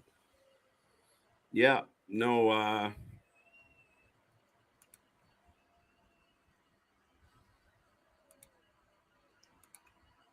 Oh, look at the applause, man. I'm going to get all choky-eyed on this one. I'm coming down with the for a good applause. Right. Who's cutting onions? I can't, it always tugs when you standing O's. Wow. Just the shot that when they pulled in tight on him and you had just the sea of hands behind him. Just wow. Now I'm kind of wondering, would it have made sense to give him the win? And even if Gunther chases him for a little bit just to get that overall pop, but he goes out like a hero. Right. I do wonder what would have been the pop if he had won. They were begging for it. Speaking of begging for it, the fans are always begging for more content, more excitement, more community, more faces on the stream. So we are heading towards the next match on Clash. Let us know what you thought of this one. But a big shout out to one of our friends and community members joining us right now from Cheap Pop, Mr. Luke. How are you, sir? Doing good. How you fellas doing? Happy Saturday. Really good. I'm excited. I'm jazzed now. We got Imperium back. I've been shaking literally ever since that happened. What a match. Hell of a match. Just exactly what you expected, right? Bit of meat slapping. Big beefy boy slapping meat. Chops. Absolutely, Luke. It's exactly what we would expect, what we hoped for. A candidate for match of the night, two big boys, and they didn't disappoint. A hell of a match. And the fact that we got Imperium, getting some things right, Papa Paul. I know. I got to tell you, right, I was really hooked into that Ludwig promo, right? I was convinced he was going to say Walter at the end. I thought, this is going to be a big return of the name Triple H making a good call yet again. But it's fine. We get Imperium, so it's good. It's all good here. Excellent. Yeah, we got, halfway there. We've still got it's Giovanni Vinci instead of, Fabian Eichner. But we've at least gotten rid of, the bright red coats and everything. Yeah. I feel like when Vince was in charge, he kind of just told them to, I don't know, be German. That's your character. Right. People are German. But now we've got a little bit more depth again. We've got some familiarity, some kind of, taking a little step back, going back to what works, Oh, absolutely. Going back to that, honestly, kind of that European strong style, that ring general that he was before versus just, like you said, of go out there and be German. Yeah, so that really sort of simplistic booking, sort of if you're, I guess, America, you're the face, anywhere else, you're a heel. That kind of mentality that seems to be going away a little bit. Right. And so now that you're joining us, Luke, first, let the people know where they can find you guys at. You can find us on Instagram and Twitter at @the_cheap_pop. And if you want to listen to us, then you can get us on Apple, Spotify, Google Podcasts. Just search for Cheap Pop Wrasslin, Wrasslin with an R. And on there, you'll find myself and my co-host, cousin Anthony, kind of just bantering on to each other, continuing our rivalry that we've had since we were kids, when we used to wrestle in the backyard, and I would beat him 1, 2, 3 every single time.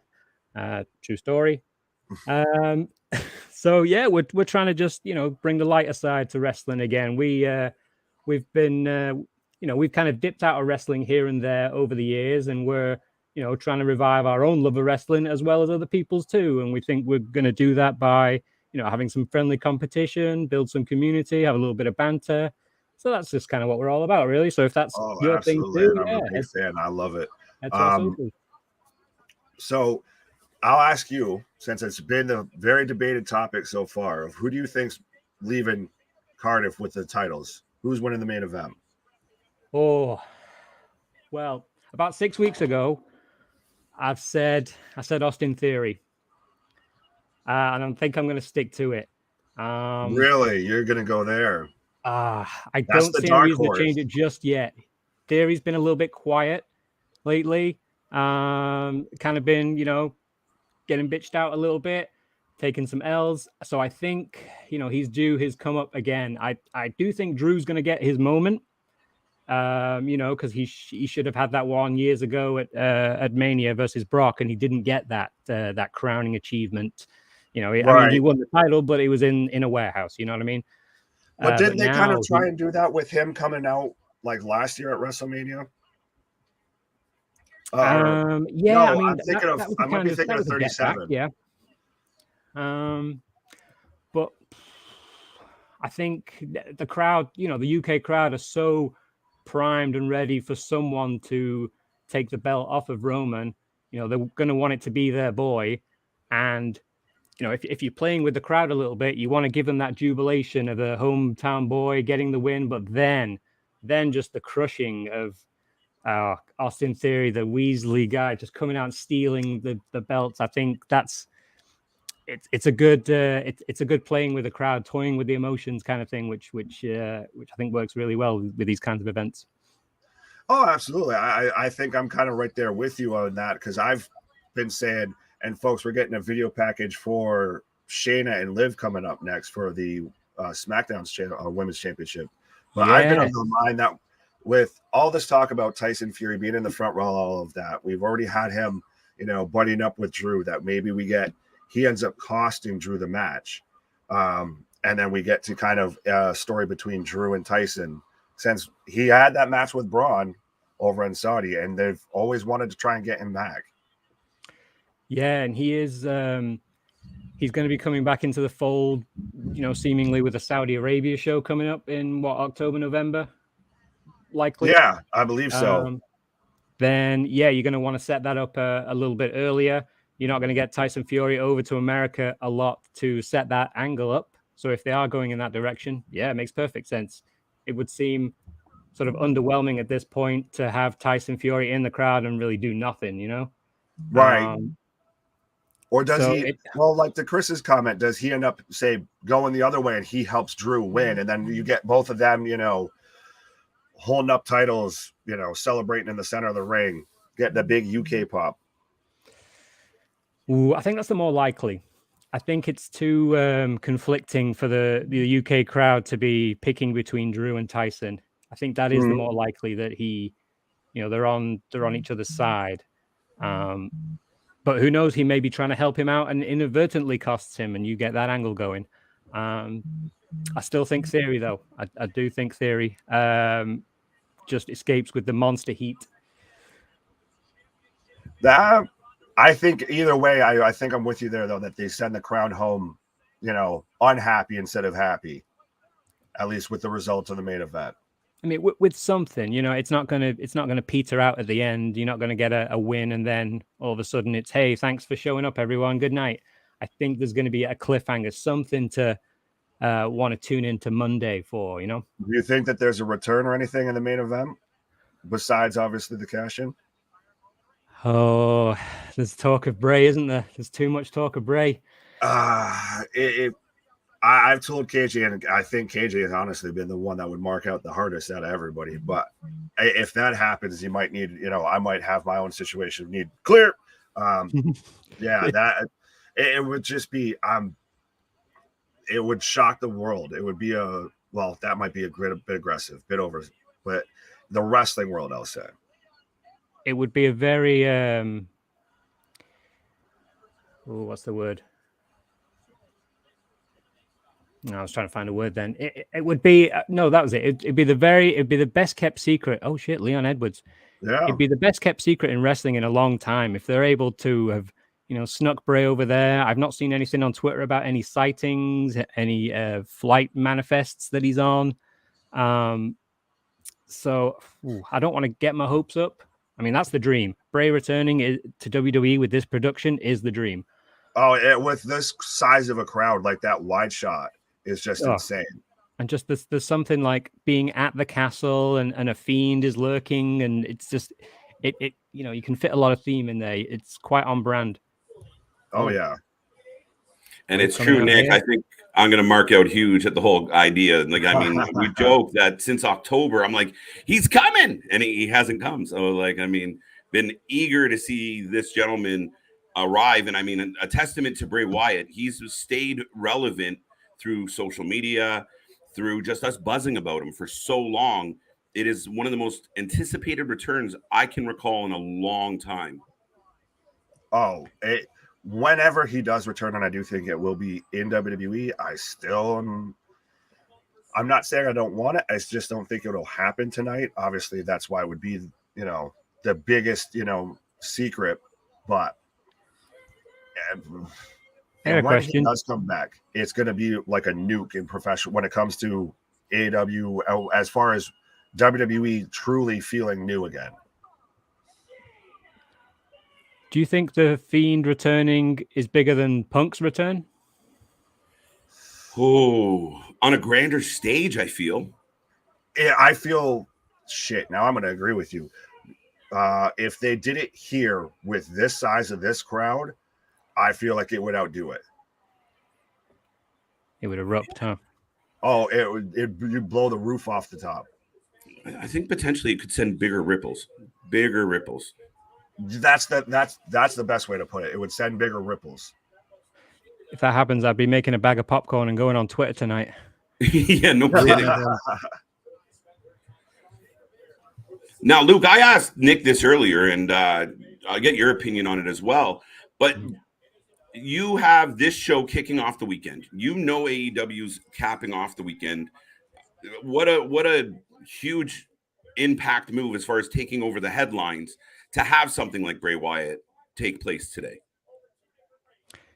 Yeah, you're going to need to have something of that magnitude, right? Obviously, All Out is. I mean, I think it's their WrestleMania. It's at least the SummerSlam, but you're not going to want to have a standard card of wins and losses. You need talking points. That seems to be the way shows are booked these days. You want that buzz afterwards. Thinking about Bray Wyatt, like it's going to have to be something of that magnitude. What else is there? What other surprises are there? What potential returns are there that would really get that buzz going? Mm-hmm. Aside from the theory cash in, as I said before, would send some ripples, would cause some heat for sure. But I mean, that would cause some ripples, I guess, in a negative, maybe complaining way. We want to get excitement going. I just can't see anything but a Bray Wyatt return getting that desired buzz. Yeah, like we kind of joked that it's like the nuclear event of the headline news right now. Like if it hits, I mean, and on the other side of the coin, I know people think it's a little bit of a far-fetched idea at this point, but if he doesn't show up at Clash, but he does show up at All Out, people would lose their mind equally, and it'd be a big win for Tony. But I think a lot of people feel like that ship has sailed. Yeah, and I think Wyndham Bray has done the smart thing in kind of taking a step back and seeing how the landscape, turns out in the last couple of years. He was surely tempted by AEW when all the buzz was happening a year ago, 2 years ago. But he, Bray seems like a very patient man, and he seems to have done the right thing in taking a step back and, I dare say it, predicting some needed change around the place. So yeah, AEW would have been great, but I think it would have, a return there would have been quite watered down, and I fear he would have been lost in the mix again. I think AEW need to focus on what they've got at this point. Yep. And probably veer away from the cheap pops, shall we say? Yes. In getting returns. Yeah, no, I agree with that for sure. And I mean, you got to kind of build the depth on your roster and give us reasons to believe in the athletes that you already have, and really do a maybe a better job or a grander job, if nothing else, of highlighting a lot of talent. AEW doesn't lack talent. No, it really doesn't. It's a stacked roster. And say what you want about guys that have been in WWE before. I mean, WWE is not the only place that a lot of those guys have landed. They've had history in Ring of Honor and New Japan and all kinds of other places. So, I think if we can get past that and just focus on how stacked that roster really is. It just needs a little bit of booking organization. Perhaps needs a bit of a more authoritative figurehead to kind of keep the troops in line a little bit, because that might be working against them. Yeah, it feels a little chaotic over there. But speaking of chaos, right now we have Liv Morgan and Shayna Baszler in the ring. Let us know in the chat, folks, who do you have for this match? Who are you taking to leave with the belt? I know our boy CJ said he hopes it's a short one. We'll see what this one brings. Did you pick somebody in this match, Luke? Yeah, I'm calling Liv in this one, just because I think that championship's going to go on a bit longer. I do like where Liv's character's going. She's still the plucky underdog, even though she's a champion. She's still got a big target on her back, and she still has to overcome a very stacked women's roster full of badasses like Shayna Baszler. So I don't know. I kind of like where this is going. I know people have say she's not quote unquote world championship material, but she's overcoming the odds, and I think that's a good story to tell. So yeah, I think she's going to continue to do that here. Yeah, I think overall, I'm kind of eager to see Shayna take the belt and see where she goes with it, because she was such a badass for so long in NXT. She kind of lost a bit of that luster like a lot of the call-ups do. And now, like you said, Liv's a good little upstart. I think she'll have other title reigns. But I do think there's a good chance she leaves here with the belt over Shayna, just based on the trajectory. Do you think this has been a good kind of first run for Liv with the belt, a good test? Yeah, not bad. Like, not a whole lot of oh my god moments, but first time with the belt. People are still not quite sure if she belongs with the strap around her waist. And she's done well. She comes in, and the one thing I was a little surprised is I felt like it was a lukewarm reception when she came out. When her music hit, I felt like there wasn't a whole lot of fanfare. So it's interesting. Well, the British crowd, we're kind of brutes. We kind of go for the meaner, right? I think the more badass girl. So I'm not surprised if the crowd will be more into Shayna on this one. I mean, personally, I'm a huge fan of Shayna. I remember big time Shayna from NXT. Saw her live a couple of times. So I've been kind of longing for that to come back, or at the very least, that union with Ronda Rousey finally. I think we'll get that. But something. I kind of wish there was a solid mid card title, something like a TBS title for WWE. I think Shayna really maybe something like a Ring of Honor Pure title where it's kind of different rules, a little bit of MMA in there, and there could probably be some room there. But we need to see Shayna with some gold again, regardless.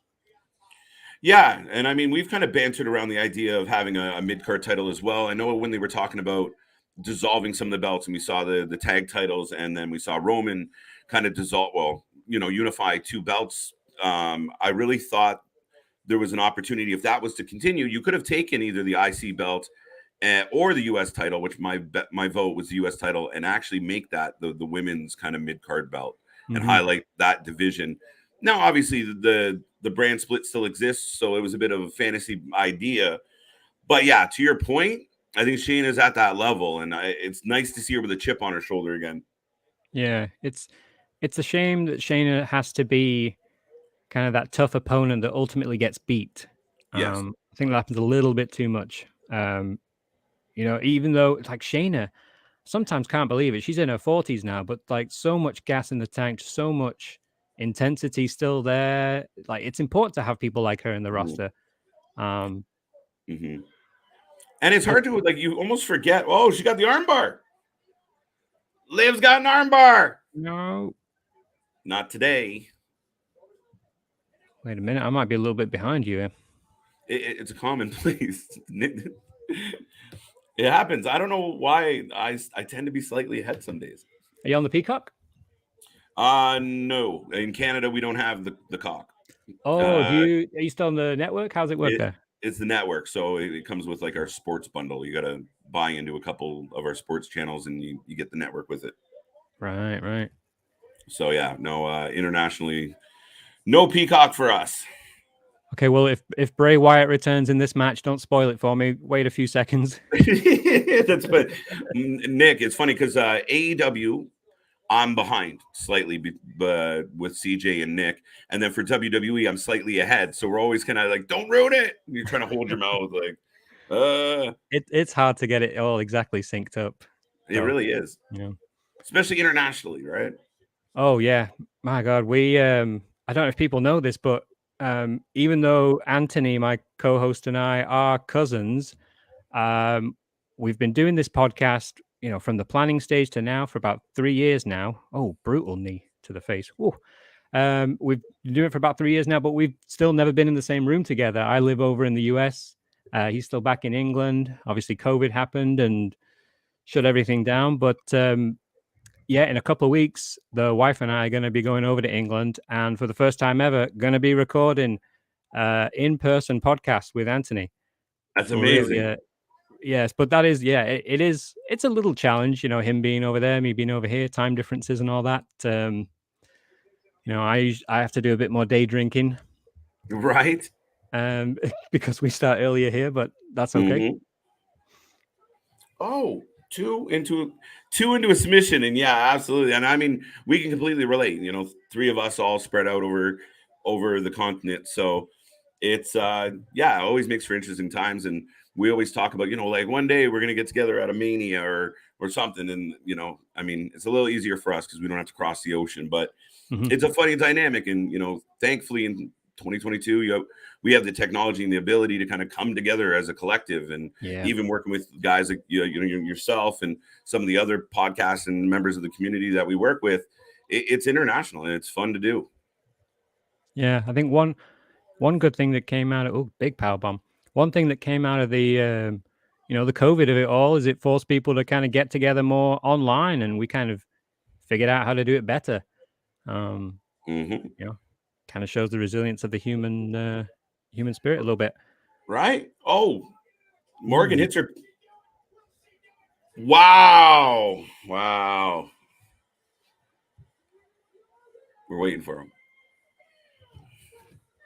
Oh, you're a little bit ahead. Just a touch. Liv just made it to the ropes. There you go. Terrible Peacock. What are you doing? Big move. Yeah, I'm blaming Peacock on this one. I'm gonna get my $5 refund. Right. Per month.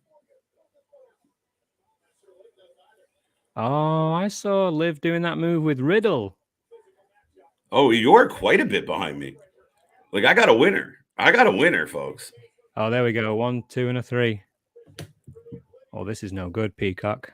Can't be having this. There you go. I paused up a little, see if close this gap. Probably about a minute.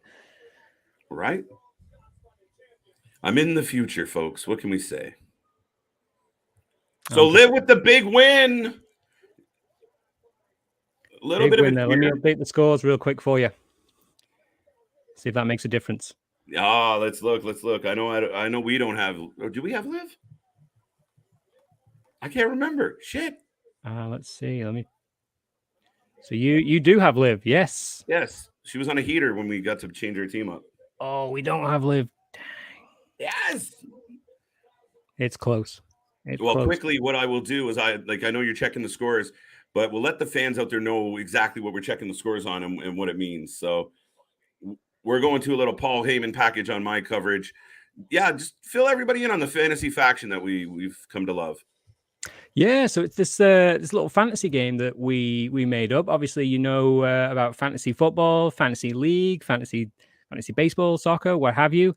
So a couple of years ago, we decided to put a little spreadsheet together and play a bit of a competition with our friends, our mates in private.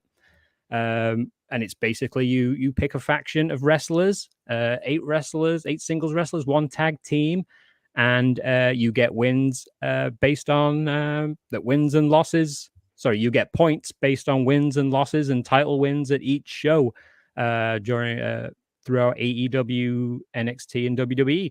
So we did that for about a year. We kind of worked on the game, perfected it a little bit, and then decided, hey, why don't we get involved with our wrestling community a little bit? You know, kind of grow this space, get to know some people, make some friends. So we reached out to, I believe it was yourselves and High Side of the Ropes originally, and we started a little triple threat going. And then we'd reset the scores every month, and what do you know? A couple of other people wanted to play, and a couple more, and now we've got to the point where we have 8 teams involved. We've got 1 more coming next round. Nice. And so it's that little friendly competition that we like to have amongst amongst people, get to know each other a bit. Have a little bit of that banter. So it's a game we created in order to get the wrestling community together. Unlimited amount of teams can play. So if you do want to play, log on to our socials at the _cheap_pop there and send us a DM if you want to get involved. If you're in the wrestling community, you could have a podcast, you could have a streaming service, you could have a meme page if you want. If you're in the wrestling space, then reach out to us and make a team, get involved, and become part of this big growing community that we're involved in. Absolutely. And it's been fun. I mean, bantering back and forth and watching, new teams come in. And Adrian Street and Miss Linda are in the crowd, by the way. There you go. I've got an NXT Worlds Collides package. Yes. Look, our boy CJ dying for some flair. I know. Flair, Lynch. Cheap Pop, whoop whoop. There you go. Some love for Cheap Pop from our boy CJ. Oh, good man, CJ.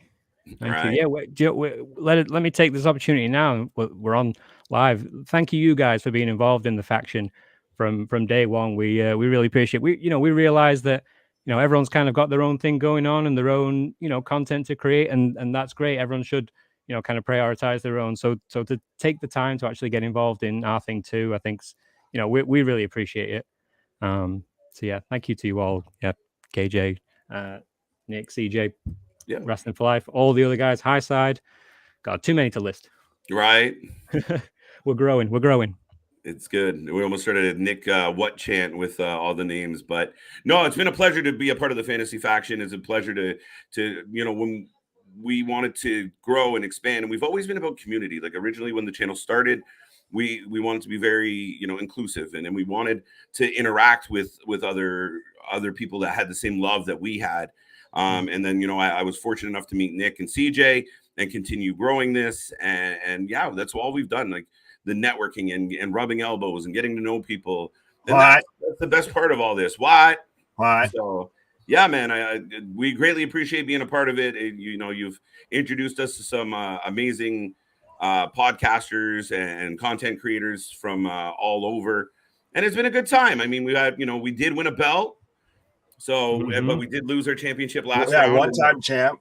I think the belt's kind of gotten bounced around a little bit more than the 24/7 title, but it's flip-flopping, yeah. But no, we're in the thick of it now. We've always been a Channel 4 fans, by fans, all that, and I just love the whole little wrestling community. Like shit, I was just the other day texting Highside about battle rap and everything like that. Like we're all just connected, making friends, smiling, shaking hands, and kissing babies, folks. So I've got some scores updates for you after that last match. Oh my God, it's close. Right. Oh, so top of the pile, we've got Cheap Pop and Official William on 500. And then we've got Wrasslin for Life down there on 480. Very close, just 20 behind. Then we've got the Danish Wrestling Nerd, Wrestlerin Og Norden. I hope I'm pronouncing that right. On 470. A to the K 440. High Side of the Ropes 400. Outsiders Connection 230. They've got some big title matches coming up, though. The Dirty Heels on 120. Wow. Close. Lot to be figured out yet. Lot to be figured out. The Mark Madness, so the inaugural tournament we're doing, we finally got 8 people to do a bracket. We got William on 100. Got you guys on 90. And then we got Cheap Pop on 50. All right. We're all in the mix there. Will out of nowhere. Kind of adds something to the event, right? And there's something on the line. Oh, absolutely. I think we had even, maybe we might work something out when it comes to like Survivor Series and all of that, kind of get a little bit more of that competition going. Definitely. I was just telling KJ then we've got one more team coming in, the Wrestling Takeover for the next round. Man, by the time next WrestleMania comes around, who knows? There's going to be spreadsheets and, brackets and, you're in group. It's going to be like the Champions League and all that. You're in Group A, you're in Group B. I know. It could get really complicated. It could get complex. Don't get me excited about spreadsheets. Are any of you guys going to Mania next year? We've talked about it. We've whispered about it. I think CJ was looking at tickets and everything like that. I mean, I was going to try and go to Survivor Series because it's in Boston. It was close by. But everything now is selling out with WWE. That's the nuts part, is that pretty much as soon as they go up for pre-sale, they already are sold out. A lot gets snapped up, yeah. I'd be surprised if there's not tickets left, though. Oh, for Mania, yeah. Yeah. Right. South Africa is watching. Thank you. We appreciate that. Boo. I'll catch you guys. Who's going to go watch the show. Please add to my best friend, T. Baho. I love him a lot. Big shout out to your best friend. I am. You are what? Did you use SeatGeek, CJ? Did you use code Wrasslin and save yourself, $20 off your first purchase? Now we got Edge coming out in a mask. Really? Edge is wearing a mask. Lucha Edge? Lucha Edge. The crowd what is that? What? When it comes to Rumble next week, this is going to be my what moment of the week. I feel, why the mask? It reminds me of Hogan as like Mr. America. Mr. America? A little bit. It's kind of like, I'm not Edge. I am El Edjo. He's done that gimmick before, I think, actually. Yeah. I mean, it's not a halfway bad mask, and it does look a little bit like El Generico. I won't lie. So maybe Sammy borrows it afterwards, but Lucha Edge. Yes, who do we have for this? I still think Dominic Guerrero heel turns and we get Judgment Day getting the win, even though I've called them the Ministry of Main Event before.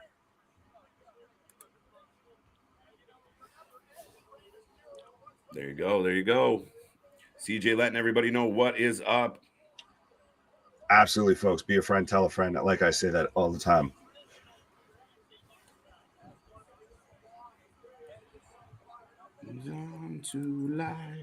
The whole crowd singing right along. It's amazing. Oh, it's nuts.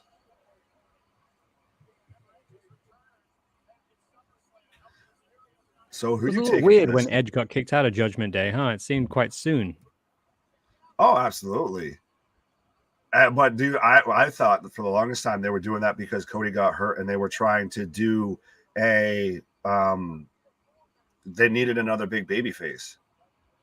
Yeah, so shuffle the deck a little bit. Right. How wild is it that WWE is selling 420 t-shirts? It's very interesting. Especially with all like the trouble and like how Rob Van Dam lost his title and everything because of that. The very same thing that they're kind of promoting on their own shirt. Right. Got two guys in the front row in England. England's not 420 friendly yet. Oh, really? Yeah, still legal, still not very proper. Queen wouldn't approve. Oh lordy. She could use with something like that to help her calm her ass. Definitely. Oh, wow. I like this entrance for Judgment Day. I don't know if I'm ahead of you or not. So the lights have just gone out. There's lightning coming down. Yep, I've got that. It's very Metallica vibe, it feels. Yeah, I think Peacock's a little behind the network. No, that's what I'm watching on is Peacock too. I've got it honestly on a computer monitor, and I've got it on my TV behind me. So I got this thing in surround sound. I'm that pumped. Oh, we're good. KJ was on the network, and they were ahead. Oh, he's always ahead for WWE for some reason. He's got that Canadian superpower. He's got connects within the biz, huh? Oh yeah, absolutely. Gary's taking Judgment Day. Who are you taking, Luke? Who did I go for? I think I went for Judgment Day. Let me see. Yeah, I went for Judgment Day. My co-host, rival, wanker, Anthony, went for Team Edge.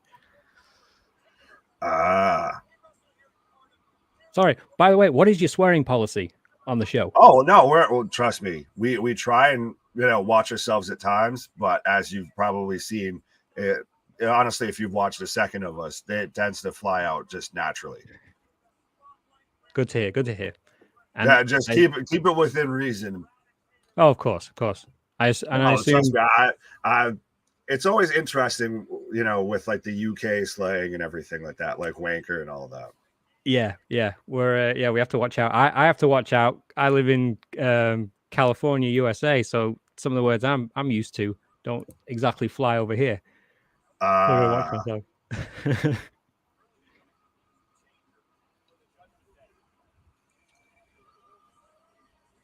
CJ's got his kid watching. Yes, so we try and keep it as PG as possible, but sometimes things just happen. We're grown folks. But I'll keep let us know in the chat, folks, who you guys are taking for this match. This whole storyline's just kind of felt weird to me, in a sense. Like it's not been great. Not with Edge coming back. Like it's had its ups, obviously, like Edge in Toronto, that was great. But they've kind of really underbooked Judgment Day, I feel. They, like you said, they rushed kicking him out of Judgment Day. Yeah. And Ray and Dom seem to be like the entry level. Like they're the, first level once you get to WWE, once you get to Monday Night Raw, once you return, you're involved in something with Ray. Yeah, there's a lot of very clunky, a lot of I'm really conflicted a lot of the time with it too. I don't know, like I really want to cheer Finn Balor, but I really want Finn Balor as the Prince. Yes, I want more for Finn. So I'm not exactly buying this little shift that he's going through right now. Maybe in time, but then wasn't it too that Edge got kicked out because he was supposed to, because they were going to do like the mystical, the fantastique stuff and everything. They're going to get more into the supernatural, and I haven't seen any of that. I've not seen much of it. Eh? I mean, there was a little bit of graphics on that entrance there, but yeah, nothing too hokey. Then again, that could be a Triple H call.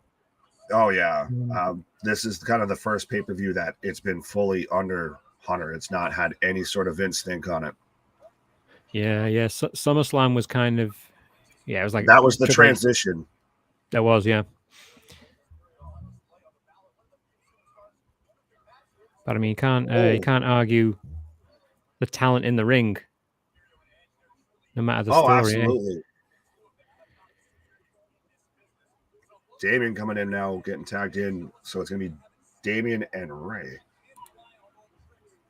Yep. This is all just a big swerve, and it was Edge's plan to take out Ray and turn Dominic. Really, you think it was just he's just been that vindictive the whole time? Oh, and Damian wants Edge to come in. He's hyping up the crowd, saying, "Get your ass in here." And we're getting Edge versus Damian.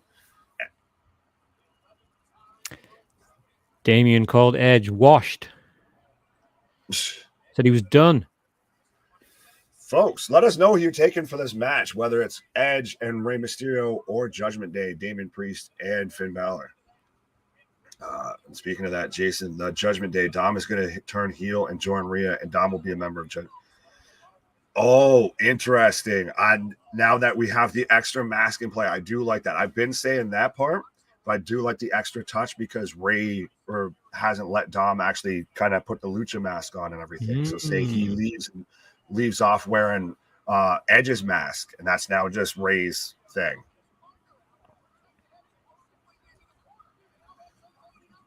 That's a good theory. Dominic needs something. Loaded. Go ahead.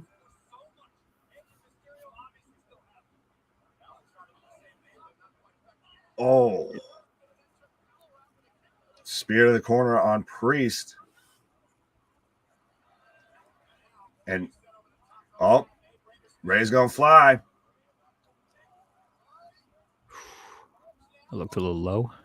That was a unique way to do that. We've had some interesting spots kind of into that one section tonight. We had Montez Ford on the pre-show with the tope blockbuster, and now we got Edge picking up Ray, turning and powerbombing him onto Damian outside. These guys just don't age.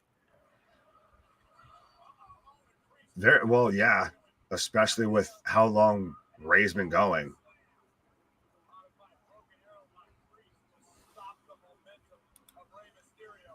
Damian says, I don't know if I like Finn Balor's new entrance music or not. I have mixed reactions on it. The whole Judgment Day vibe, like I said, to me, it very much felt like Metallica, Ride the Lightning vibes. That's what it gave me. Yeah. Damian taking Edge and Ray. Oh, Biggs.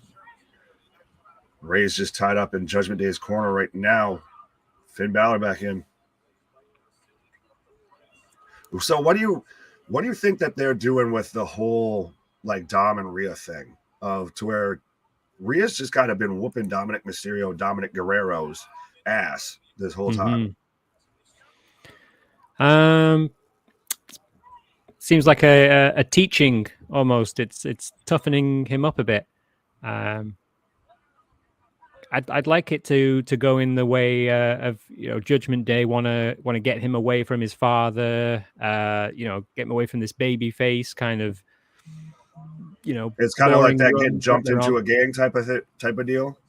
Yeah, I think the plan is to recruit him. I don't think they're bullies in a sense, and picking off the weak. I think it's gonna ultimately be part of a plan to actually recruit him and kind of bring out his darker side, and I think that's going to be the edge that the edge that Dominic needs to sort of just get into that little upper level, beyond what he's kind of at right now. He's kind of hit his ceiling teaming with Ray, with his dad.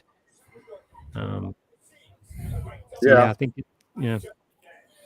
I still want to see him in NXT 2.0. I think he just fits so much better down in NXT.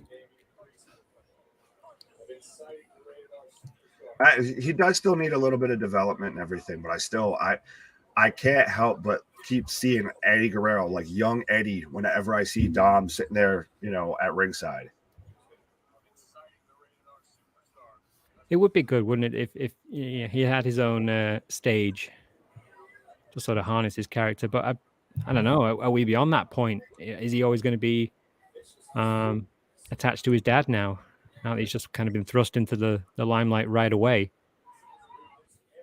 Should he have got the solo treatment and gone down to NXT before any bloodline talk was ever made? I don't know. But you might have a good point now that we've seen him up, but I mean, they have dropped down a few people over time. So, I mean, to your point, they probably should have started in NXT. Yeah. I mean, I think he would do a good job down there. We saw Mandy Rose. It's worked out for her down there. Absolutely. I've seen people go back and have short runs, the Ballers and the Zigglers of the world. So, yeah, a change of pace. Change of pace would be good. I mean, who knows what NXT is going to be, though? Is it still going to be a rainbow? Or are you going to go back to a bit of black and gold? Yeah, I'm curious to see how the branding works moving forward, what they do with it, as far as there has been talk about. I don't know if Triple H will go all the way black and gold, but maybe getting away from as many colors. Yeah, probably has or maybe he's leaving that to Sean. I don't know. Right. Linus, welcome to the show. Thank you for being here. Roman will beat Drew. Well, time will tell on that one. He might. 57% of the fans picked Drew to win, according to the bump. Who do you think leaves with the belt? My bet is Roman. I'm sticking with Theory. Theory still, eh? I think Drew gets the win. Theory gets the cash in. It could be. He was on the pre-show tonight, though. And I feel like he should be on the main card somewhere if you're going to do that. But to your point, he is kind of off the radar right now.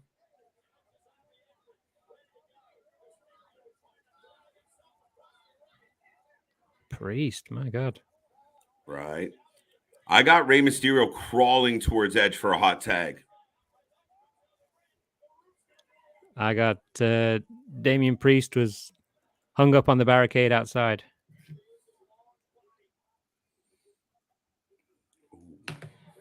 Judgment Day strongly in control, folks.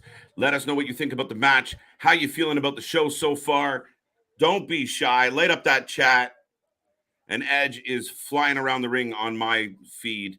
I know, Luke, you're a couple seconds behind there. I paused up to see. A strongly worded letter to Peacock. Right? About this. Unacceptable, Peacock.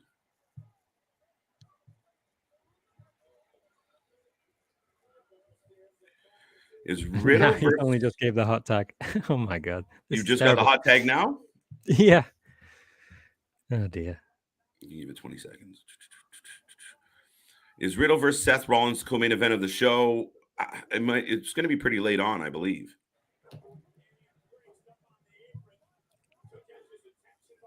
Yeah, that'd be interesting how you place that on the card. Right.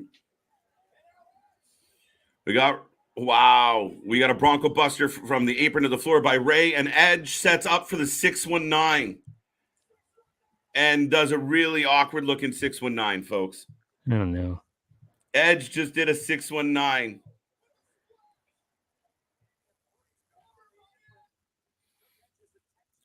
Let's see where you get. Where are you at right now? Bronco Buster. Okay, here we go. Then you get the 619. It didn't look pretty. Oh yeah. Picture perfect. Right? Then the frog splash by Rey. Oh no. Dose.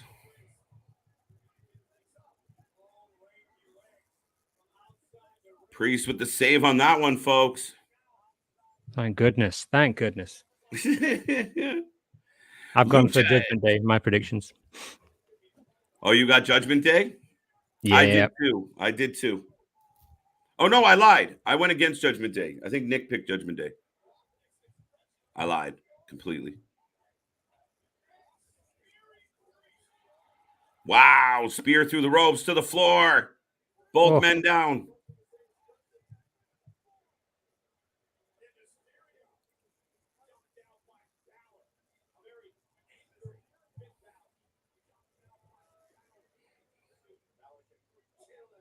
All these guys are like in the 40s, right?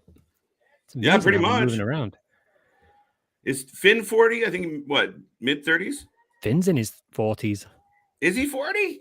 Yeah, dude doesn't eat an ounce of sugar at all. He's on that crazy vegan diet. Oh, okay. Yeah, I'm sure he's like 42. Oh, Dom. Dom's in the ring. Uh-oh. Dom, you're going to mess it up again. Oh! Son of a bitch. Hurricane Rana from the top rope. Oh, Rhea. Yes. Rhea pancaking Dom again. Oh, beat that boy up, Rhea. Make a man out of him today. I've been in the front row when Rhea's made her entrance and got on the turnbuckle, and I've got to tell you, there's an aura around that woman. No, absolutely. And I mean, they've done really well bringing her back into the fold and making her, she's a badass. Oh, 619. Ah, there you go. I thought he was a bit younger than that. Good for him. Ooh. I forget I've been watching him for like 6 years, 7 years, 8 years. Wow, it's been a minute.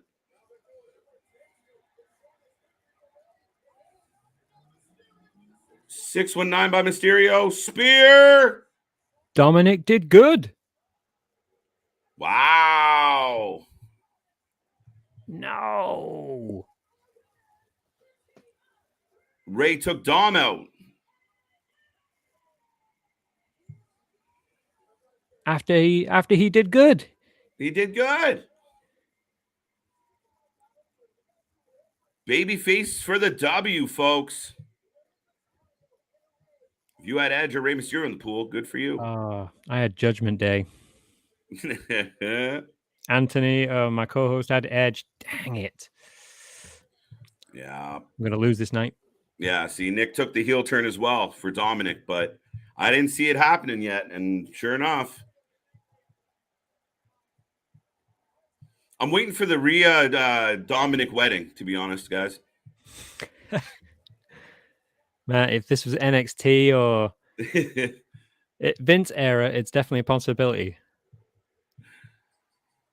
I would love to see. I'd love to see a dark wedding, yeah, with Rhea and Dominic. But so she brings him out sort of on a chain and collar. Yeah, right. Shit. She's like she's definitely the dominant. She doms Dom. That's your angle, right? Dom's Dom. I like it. I will point out to the fans, if you aren't watching, they're celebrating. Edge and Ray are super pumped. Their arms are in the air, smiling. Dom is a little distant. He's hanging back. He doesn't seem really happy. And heel turn! Holy shit! What the fuck? Excuse it. Am I a little ahead? Oh, Ray's not happy. Oh, here comes the next kick. No, don't do it. Wow, Nick, you were right. You were just a minute late. What is going on? Why, Dom? Why? Dominic Guerrero! Oh! Now, here's where I'm confused. The Judgment Day are in hysterics, but they just lost. 1-3.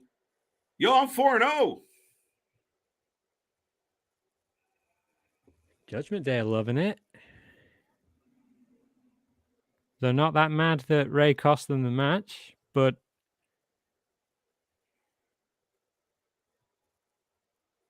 Go on, Dom. Flip him off or something. Dom doing his best Hook impression. Yeah, he really is, huh? Why, son? Why? Oh, Ray's crying. Why'd you break Daddy's heart? Oh, no. And Edge is just mad about his balls being kicked into his throat.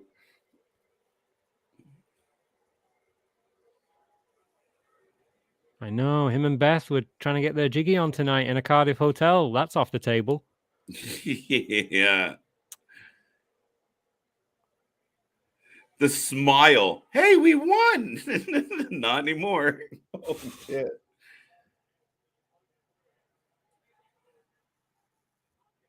Well, the plot thickens. Now, well, I mean, we thought it was going to happen, but a lot of us assumed it would have an impact on the outcome of the match. As it turns out, it did not.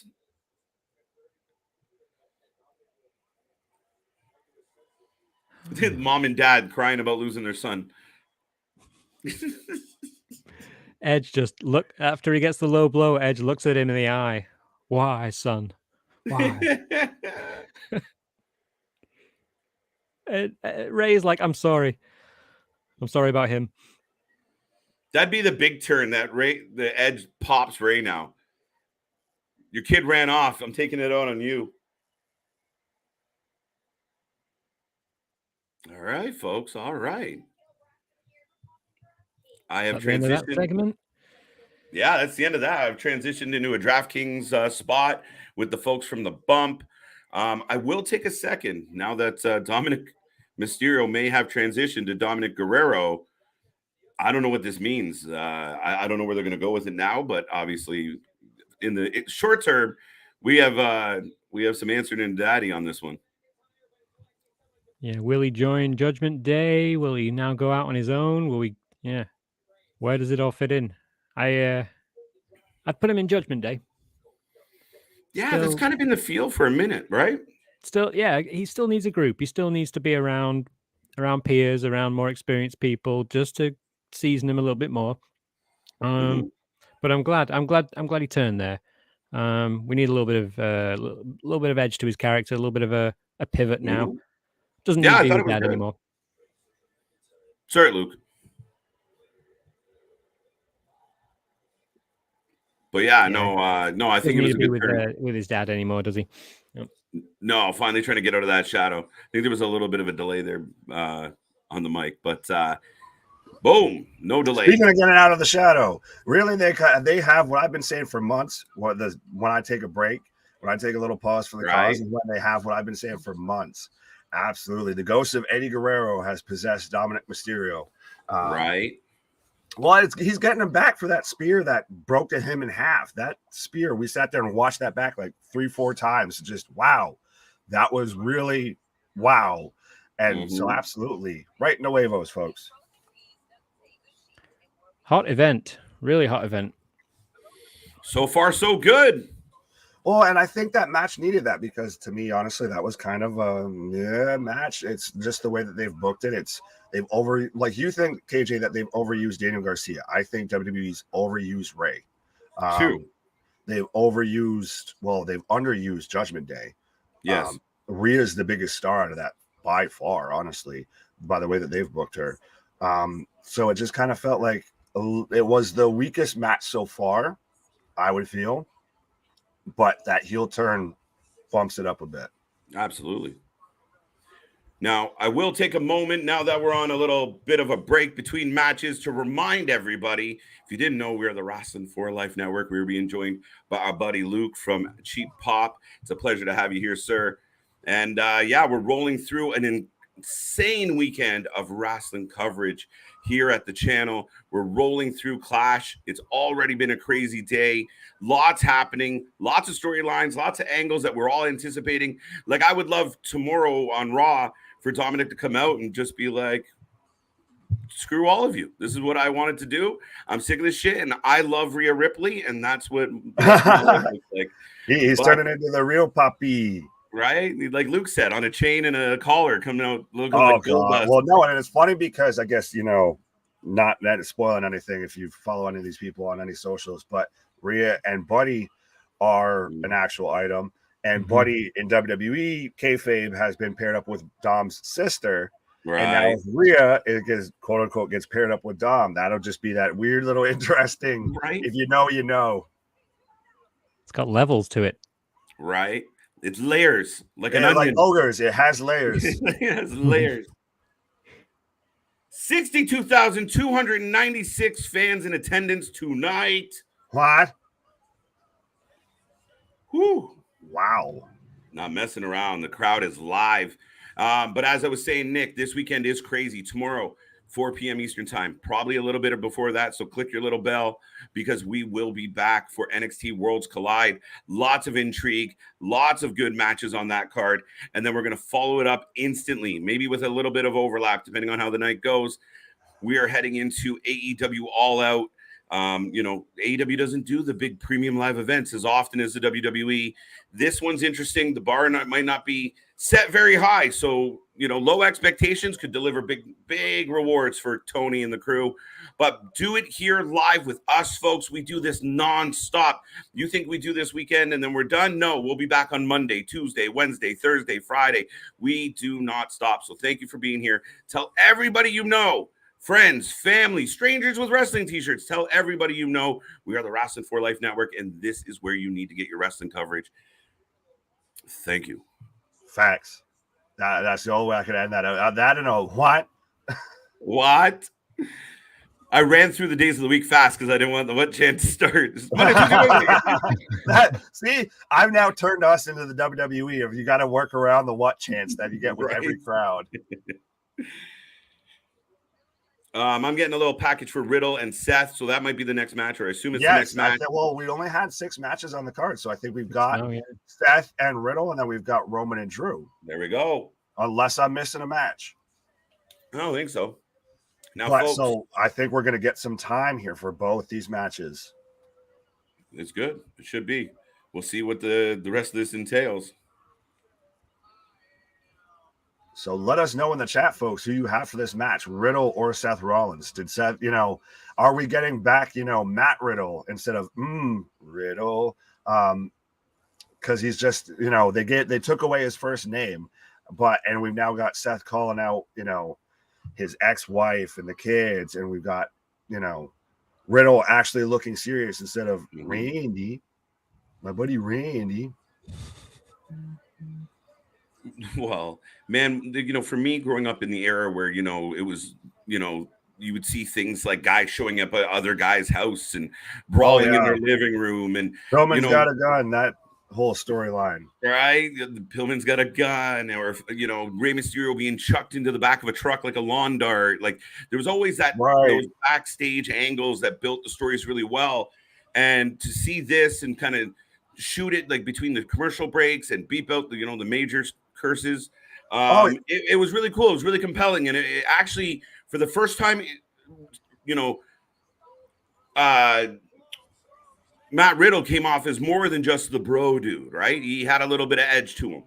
This is the first thing that in a long time in the WWE's had that kind of attitude era feel, like where they had the video of them, like the Skycam shot of they're seeing each other in the parking lot. And it was literally one of those situations on When I See You, It's on Sight.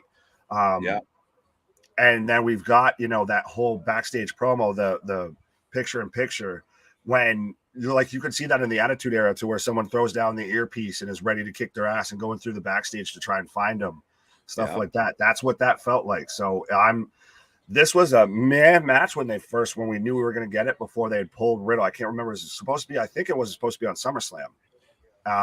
And now that we're getting this here, it feels so much better. It feels so much more polished, so much more fine-tuned. Absolutely. Yeah, that was a great little thing this week where they had that parking lot brawl. It was, it wasn't shoved in our faces, was it? It was kind of it was very candid and kind of brought some realism to it. I mean, we're not going to be fully back to the Attitude Era unless people are showing up at funerals and dragging away coffins, but this will do. This will do for now. Right, it's a start.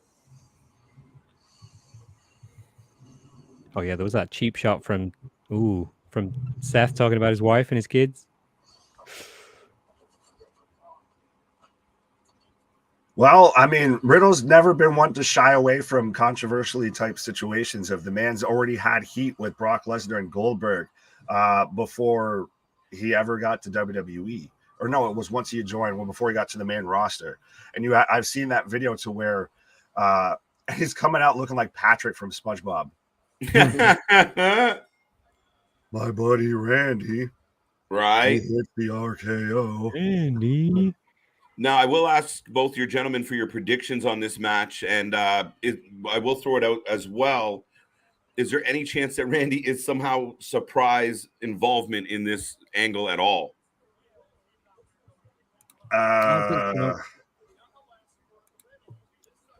Not now. No, I think Randy comes back in in the US, maybe closer to Survivor Series. I do think who do I think is going to win? I think Seth's getting the win on this one. I think he's due a win. Seth needs a few more big wins. Riddle doesn't need it to stay strong. So yeah, Seth. Nick, I know you went with Riddle. Yeah, well, I was going to say I like this name for him there. Jeff Riddle Spicoli for the win. Or like he looks like now, like I said, Patrick from SpongeBob, you know. My name's Matt Riddle. Listen, he just got his name back. Don't give him another one. Well, don't come out looking like, you know, who looks like a pineapple under the sea. But I think Riddle, because of the backstage brawl, because of the whole you took a shot at, you know, the ex-wife and the kids and everything, and I'm going to kick your ass. Like, the man's got an actual legitimate MMA, UFC background. Yeah. So I think we get back to that actual badass instead of stoner, brain dead Matt Riddle. Right? Yeah. Oh, my. Rollins been losing, so he could eat a loss. Rollins. Look at Rollins. What? Oh, my Lord. Oh, my Lord. I'm a peacock, and you got to let me fly. The crowd loves that song. Loves that song. What? What? Yo, why like the Victoria's Secret, you know, fashion show wings and the like devil horn? This man literally looks like Elton John walking out right now. Right. Well, it's funny. He looks like Edge's mask come to life. Yeah, put him and Edge as a tag team. Like that's Great Balls of Fire right there. Man just got kicked in the huevos. Great Balls of Fire. Just book that as a tag team, Papa Paul. Seth Rollins in this gear, and then Edge with how he came out tonight. Now, I have Seth as well for the same reasons Luke did. He's due. He lost to Cody 3 times straight. This guy's due to go over in a big moment. Yeah, but I feel like he could still keep eating a loss. Why? I don't think so. Is there not a limit? But like I said, maybe this gets him to finally snap and he actually starts, you know, going back to serious Seth Rollins instead of Elton John Seth Rollins. You know, the Joker, the man who laughs Seth Rollins. So I'm hoping, I guess, for that. And I feel like when you're already down, how much further down can you go? So what's one more? But I do think this is interesting. Datila says, I think this match ends in a DQ. They settled it, and they settle it at Extreme Rules. I'm surprised there isn't some sort of stipulation or gimmick added to this match. That's not a bad shot. I mean, I don't mind that at all, Pink Ranger. I really don't think that's a far-fetched booking. Listen to the crowd, though, with that. With his song. Wow. I don't know what's louder, the crowd or his outfit. I was just going to say, is it wrong that I kind of like his pants? Digging it. I want a pair. He looks like Disco Inferno. No, he looks like Curry Man. From TNA. He looks ridiculous. Oh, my. Well, I was going to say, Riddle already looks like Patrick, although, I mean, the color scheme works with the 420 shirt, but I mean, if there was someone that was going to do a live action Patrick, it probably would be Matt Riddle. Cody Rhodes returns tonight. CJ with a bold prediction.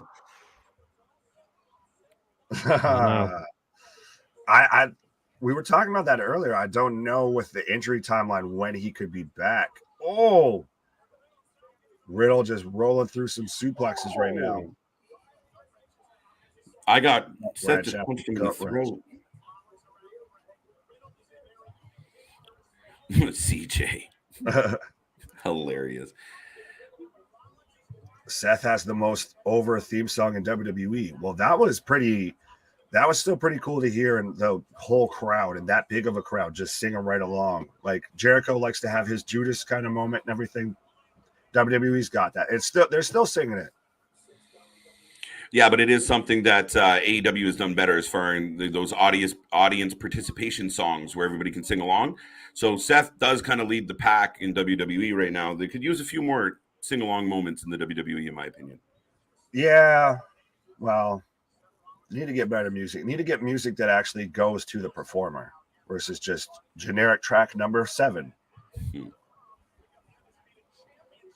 I think that's where AEW has an advantage over WWE. The entrance themes are, over in AEW, they get the crowd going more. I think that Tony adds will to pay it for the trademark, the copyright. Yeah, they pay a lot of money, don't they? Yeah. Apparently, Chris likes to talk about that. He likes to throw that out there of his boss. My dad can beat up your dad. My boss has got more money than your boss. He wasn't happy yesterday, was he? Ooh, Seth out to the floor. Hurricane Rana over the top rope to the outside. Oh, buckle bomb against the guardrail. Oh, got him up. Oh, and see, I like that, even though the camera got all blurry and out of focus and just looked like the cameraman ate that shot too. But you don't get moments like that anymore in professional wrestling. You don't get moments to where like the camera actually looks like there's actual cameramen there, like they're supposed to be there. Right.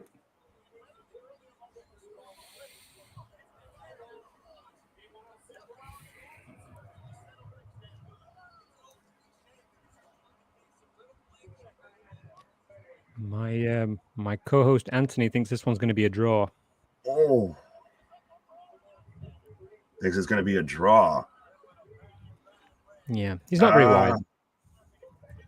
No, it could still, and still you get the extra stipulation added at Extreme Rules. Rollins with dive to the outside on a Riddle, but I could see that. I just think that this kind of needs a winner now. I mean, unless they're going to keep going down this kind of edge pushing, kind of shooty feel. Yeah, I don't know if we need to get to a conclusion because they are amped up. I could see the idea of it breaking down and not getting a conclusion and dragging it out to another pay-per-view a possibility. Maybe. Well, kind of depends on the timing of Randy Orton, huh? True. Perhaps. Well, I don't even think this exactly needs to include Randy Orton. This could still very much just be a Rollins and Riddle thing. And it builds up to where it actually gets to that kind of Extreme Rules edge of, the extra furniture, the extracurriculars get involved. Right. This is funny. Slim Jims or a bag of Cheetos? Bag of Cheetos, definitely. Definitely looks like a bag of Cheetos. Bag of Cheetos, yeah. Yeah. That's why I liked it so much. Everybody getting hungry right now. It's middle of the afternoon, most of the U.S., so everybody's getting, lunchtime feels. Falcon Arrow. Oh, super kick. Dalton Castle, good shout on that one, Damien. Yeah.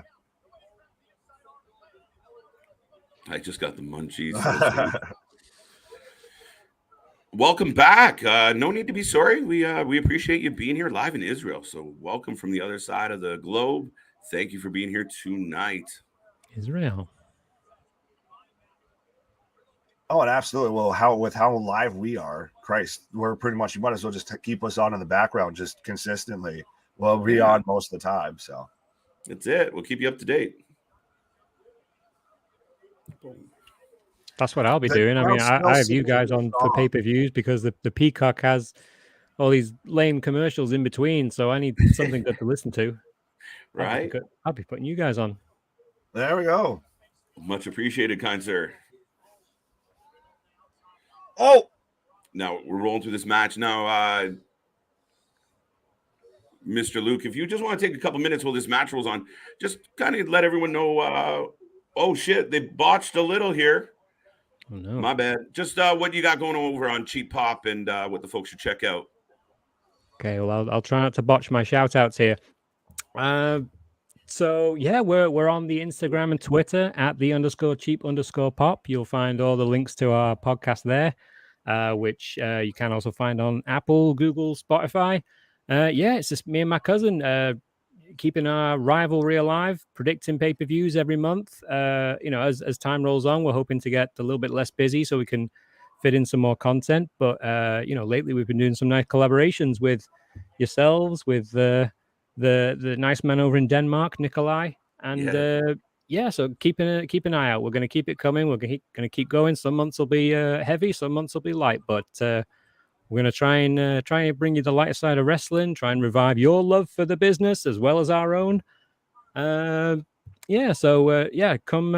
check out our content, join the community, check out the Fantasy Faction. If that's something you feel like playing, then reach out to us, get involved. We love this community so far, and I really want to take the opportunity again to thank you guys for taking the time during this big event to have me on and to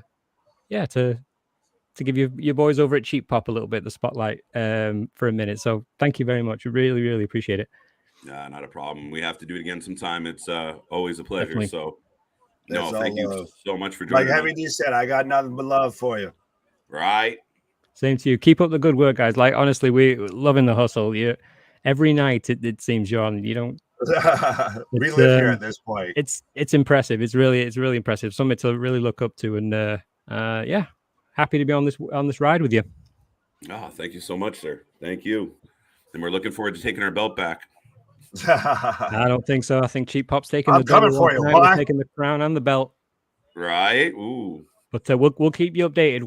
I'll update the scores after every event this weekend. We won't leave it till the end. We'll try and keep the tension going. Nice. Keep you gripped to the TV. Cool. All right. I'll let you guys get on. I think my wife's going to be wondering why those dishes haven't been done yet. Right. Well, once again, thank you very much, folks. Go check out Cheap Pop, and we'll catch you again, sir. Thank you. Talk to you guys soon. Take care. Hey. All right. We're down to the OGs. Back at it like we never left. But no, we were rolling right along.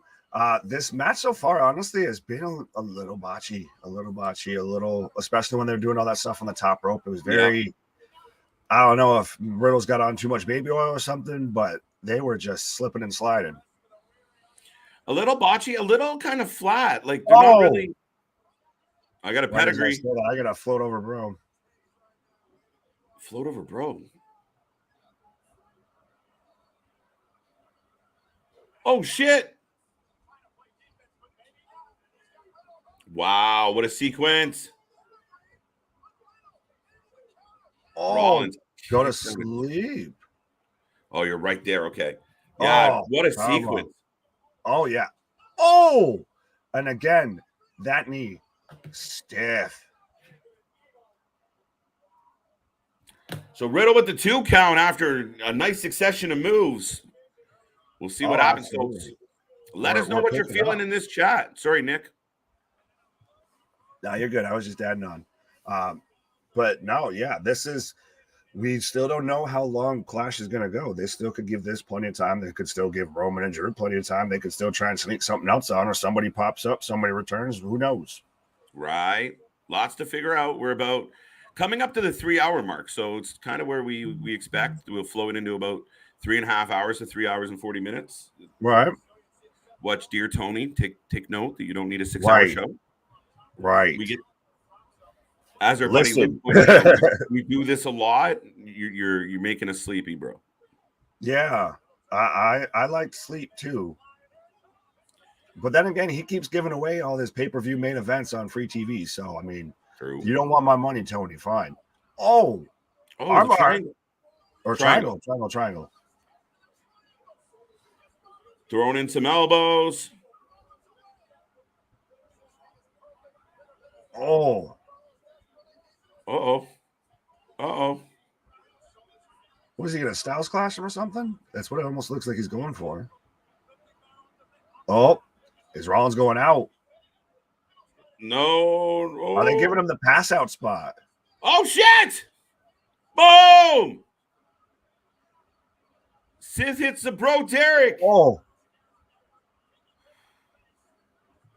Rollins stomping on his face.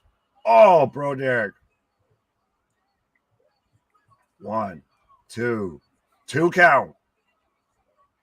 Let's go, folks. Let us know in the chat. Let's like this chat up. Don't be shy. Don't be quiet. What are you thinking? And you know what? This match picked up quite a bit. A little bit clunky in the beginning, a little bit botchy at times, but it's picking up the pace. Oh yeah, I think that this is gonna get some time. We're still building here. We're not on the heading to the end here.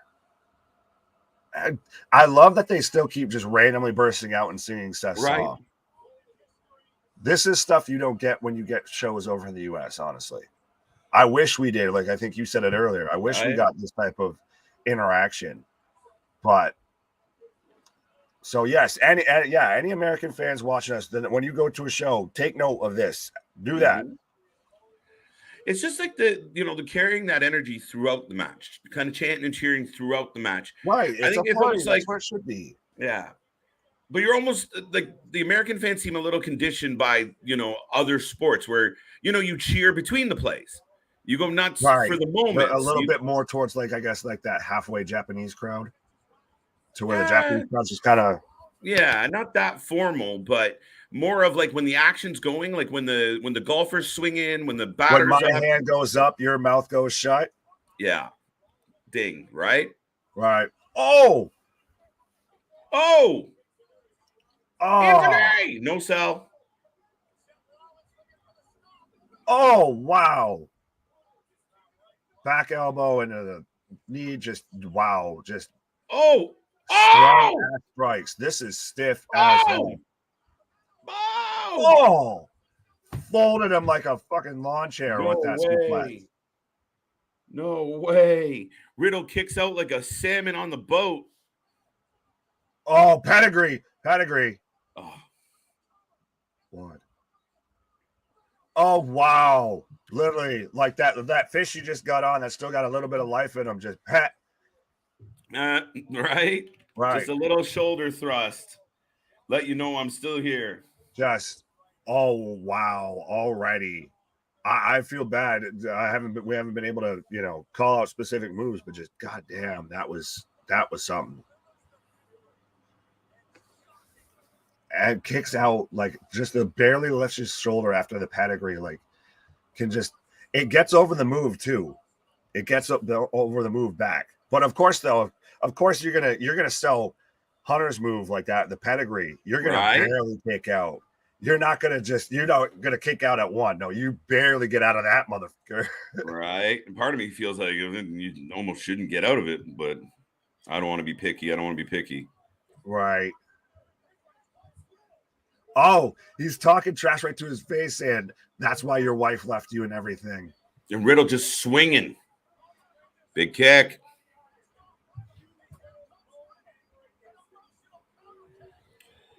Dun, dun, dun. Literally was swinging so hard he rolled out of the ring. Oh, right.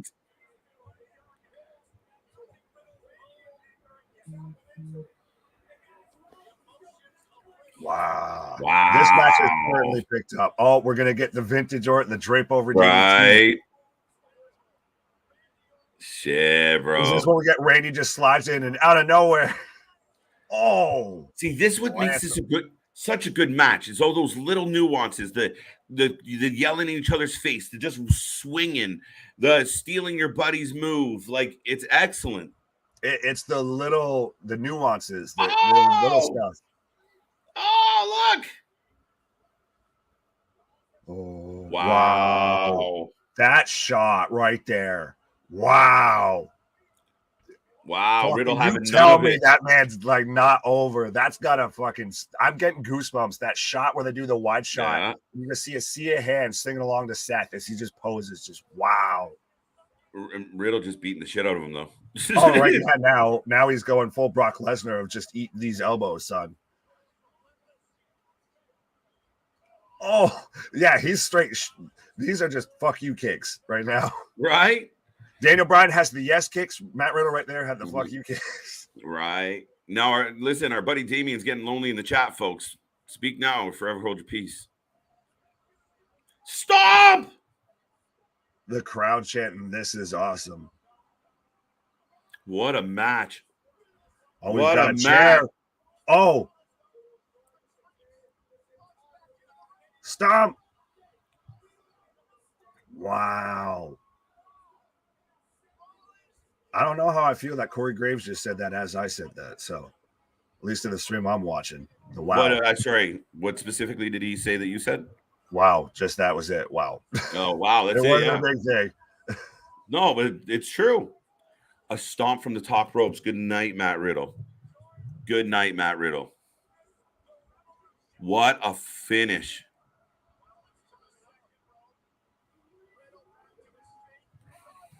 Wow. Middle, second rope, stomp. Oh. Yeah. Okay, I'll give you that. The way that this match went, that man's over like Rover. Mm-hmm. I can see now. I'll say when Roman beats Drew, the next challenger we get is going to be Seth. Yeah, I think so. I that's what I think. I think Roman, Drew and Karrion end up mixed up. Seth slides in the back door to be, now Roman's rumored not to be at Extreme Rules, so it would be Survivor Series that we go Seth. Well, maybe we get one more match. Well, I almost feel like that just ends this feud. I don't know, but maybe we get Rollins versus Riddle for a contenders match or something. You see the knot on his eye? Oh yeah, he's got a knot. Oh yeah. Oh, it's not a tumor. That's nice. What he has on his forehead right now. Yeah. Oof. He drilled him. Another great match, Nick. Oh, absolutely. And it was impressive, like I said, to see Rollins get that over and just for that back and forth for those sequences to where we're going into, like we both lost our popped for the freaking kick out on the pedigree to where he just barely flopped open. Yeah, no, absolutely. And that eye is swollen. Caveman Riddle.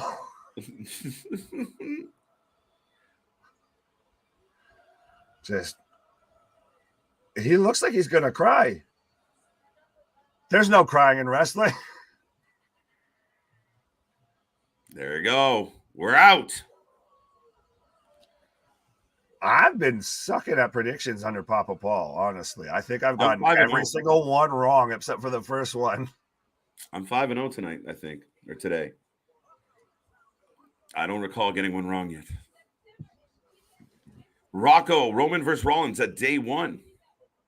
Interesting. I could see that. I'm surprised, too, that they're still rolling with day one as a pay-per-view. I thought that might have been a one-off thing. Nah, I think because you can remember AEW does one as well, so it's just kind of, they do a fancy show, we do a fancy show, let's right. Monkey see, monkey do. A little bit, right?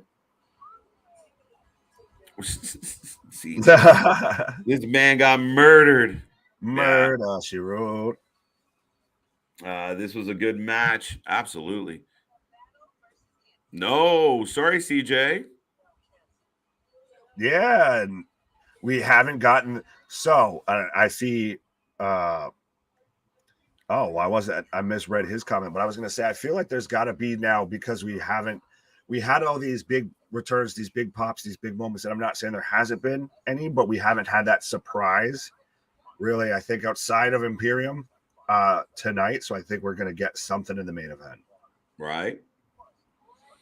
Yeah, no, there's something coming. And I know a lot of people were like, oh, this is going to happen. That they're not silly. They're going to not just dump everything on us. They're going to try and stretch everything out. And I still, you know what? I'm going to put it out there, but I still got kind of this itch for Bray Wyatt. So, right. You know what, CJ? I thought the same thing, buddy. I really did. I think it could have happened. It's interesting how it's been very quiet on Orton ever since that. Right. Dale 4-1. Damian 4-1. No Wyatt tonight, by the way. CJ. See, welcome to the dark side, CJ. Time out, this is the man that just said we're getting Cody Rhodes. So your sources. True. Right. Yeah, we need sources. We need facts. Right. But to his point.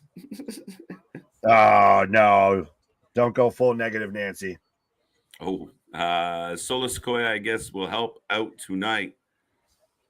I'm not sold on that. He might be a Friday thing.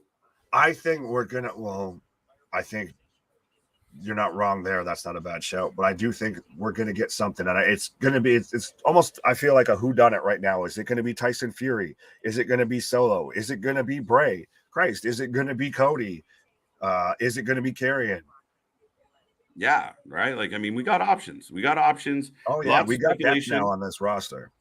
I'm getting a stellar Becky package, by the way. So maybe Becky's soon to return, but we're getting a wicked package on reminding everybody who she is.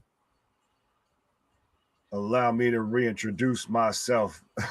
They call me Bex. My name is Paul Heyman.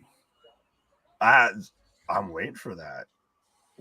Paul's been out because of the F5 at SummerSlam. Oh, yo, I didn't realize that Paul Heyman's doing the promo for Extreme Rules in Philadelphia.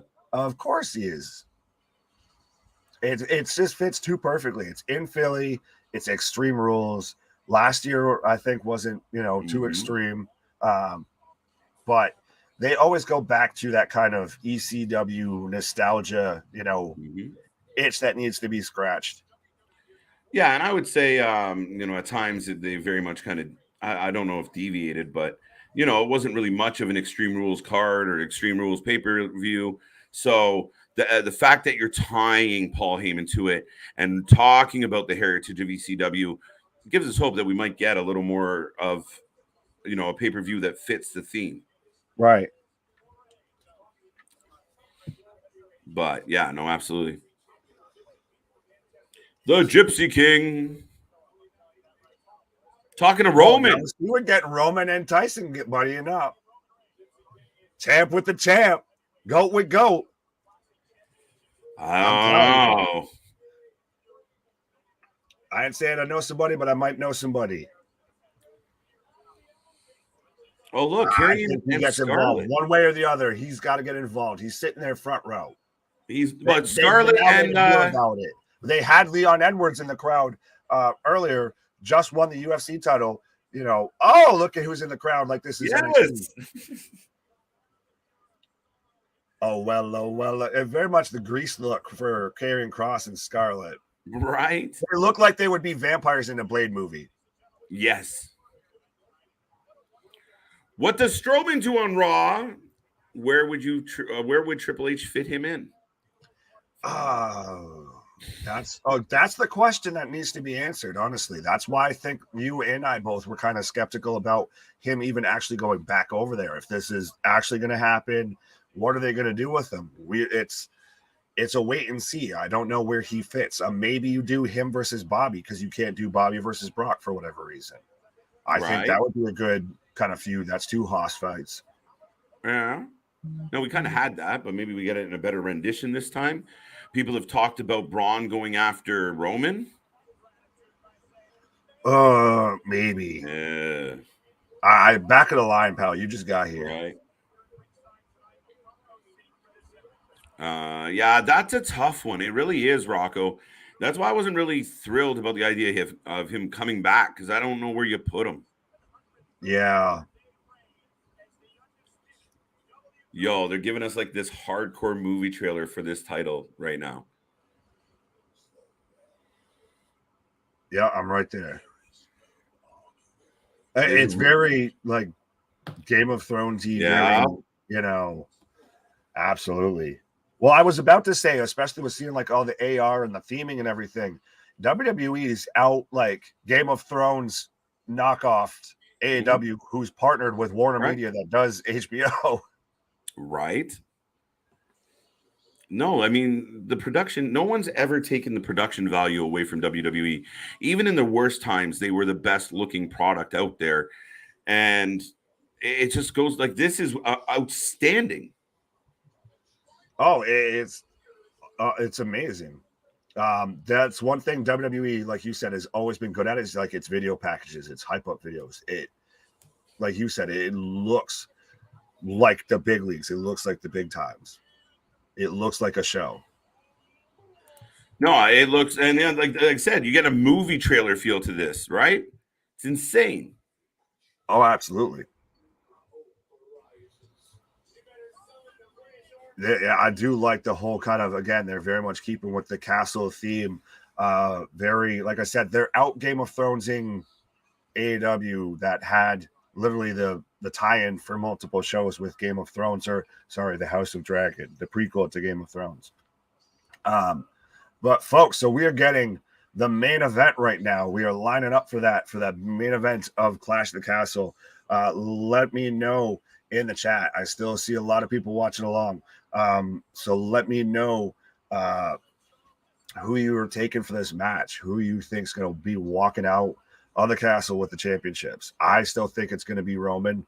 I think we're building up all the way still till we get Roman versus Rock at Mania 39. I know I'm going to hear people say, but it doesn't need the title. I still feel like it does. How big time does it feel? And one of those, almost that we had it mentioned earlier for a different scenario, but with Hogan and Rock, that would be that type of match. I feel if Roman's walking in there with both titles versus The Rock, Mania's in Hollywood, absolutely. That's a license to print money, I feel. So I wouldn't deviate from that course. I think you need to run this story out. But there is still the big sneaking suspicion that Drew's going to leave with this, that USA wants a title back on their show. They kind of want to split up the titles again. Especially the shows over in the UK. It's over in Wales. So what better way? I mean, Drew kind of had the deal with, the 19 when he won his title. So we didn't get that huge pop, that huge response. So maybe this is the ultimate way to pay that back, as he gets it in the UK and we get that huge moment. But I don't know. To me, I feel one outweighs the other, and I think it's Roman leaving with both belts. So let me know what you were picking for this, folks, or for this match, folks. Let me know if you think anyone's going to return and who. Who do we think we're going to get one last kind of, even say if Roman wins, do we get something that somebody comes out to, challenge Roman or go after him, or we get something that involves Drew and we set up Drew's next feud? Let me know what you're thinking, folks. Roman needs to give others a chance to your championship. It's not that other guys aren't getting over or anything like that. It's just he is the best doing it. So why not have the best guy in the business as your champ right now? It just makes too much sense. Oh, Dale saying Drew wins. Gary right now. So because you're eating a Big Mac, so you're taking Drew McIntyre. I mean, okay, I'll go with you on that. Oh, wow. We're getting a huge entrance for Drew right now.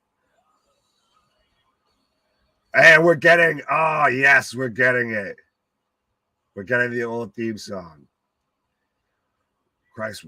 Yes, Broken Dreams. Thank you. I was blanking on the name. Yes, this is what we have wanted. Absolutely. Oh, God. Folks, he might be going over if they're giving him this literally looks like the trailer for a King Arthur movie or something. Right now, this entrance for Drew, and we're getting Broken Dreams. Thank you, Papa Paul. Absolutely.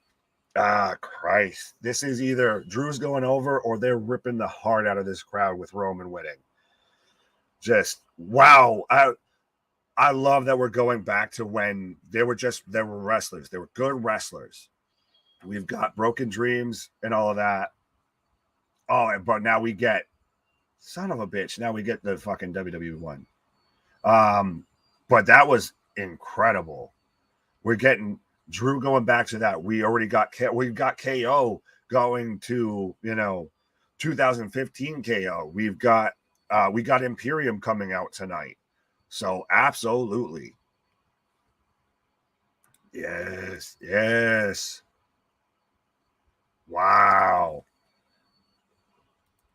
I want to hear this. Yeah, the crowd is nuts right now.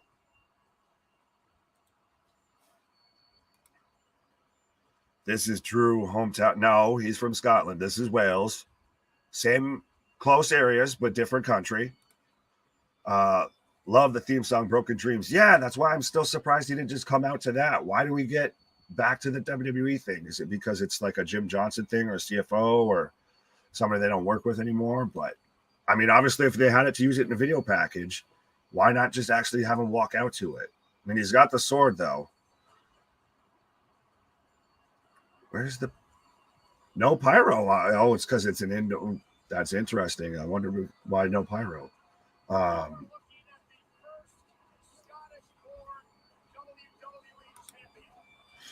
Theory walks out WWE champion. I don't think so.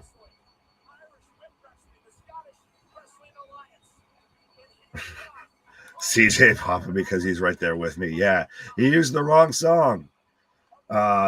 You were supposed to hit track A instead of track B. Think about it. August 30th, 2020, a few days ago, Roman took the Feed's WWE Universal title. Hint, hint. That would be extremely long-term storytelling or extreme coincidence. I wouldn't put it past if Papa Paul could pull something off like that. I might fall out live on stream. Like I said, it'll be Elizabeth. Elizabeth is the big one. But I don't know if that's going to happen. That just writes itself too well, and it's the WWE, and of course they're going to mess something up. So I don't think that we can't have nice things at times. We've gotten plenty of nice things, but if it happens, I'll mark out. But that's a pipe dream, I feel. What's a pipe dream? The comment. Think about the August 30th, 2020. A few days ago, Roman took the Fiends. Yeah, it's true. That's why I thought SummerSlam was a possibility. But I've been wrong consistently. Jeez. Thanks, Nick. We don't care about Angela. Oh, the sword. I forgot that he named that. I was read it at first, and that's why I skipped past it because I was like, CJ, who the hell is Angela?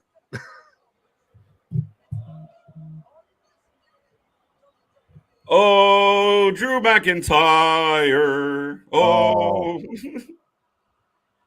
What a feeling that's got to be. 60,000 strong. Wow. 60, yeah, strong. That's even still the boyhood dream has come true. What a picture, man. Everybody on their fucking feet. Excuse my French, but wow. This feels big fight feel, folks.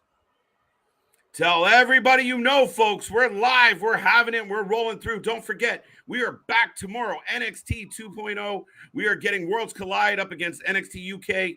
We are getting belts dissolved. We're going to see what happens. And then we got All Out. That's right. All Out AEW's pay-per-view. We're going to hit that double back-to-back tomorrow night. Don't miss, like, subscribe, hit the little bell. You never know when we're going to pop up. We do this all the time for all the brands, for all the shows. Don't forget, nobody does it like we do. We are on the grind 24/7. Thank you for being here. Thank you for joining us. And if you're not a part of the family yet, you're missing out. This is the place to get your wrestling. What? But no, and instantly we get the crowd turn into all the boos for Roman coming out, just looking like the final boss that he is. Mm-hmm. Now, quickly, before we get into the main event, I will remind everyone, because we haven't done it yet, check out Alt Wrestling Tees.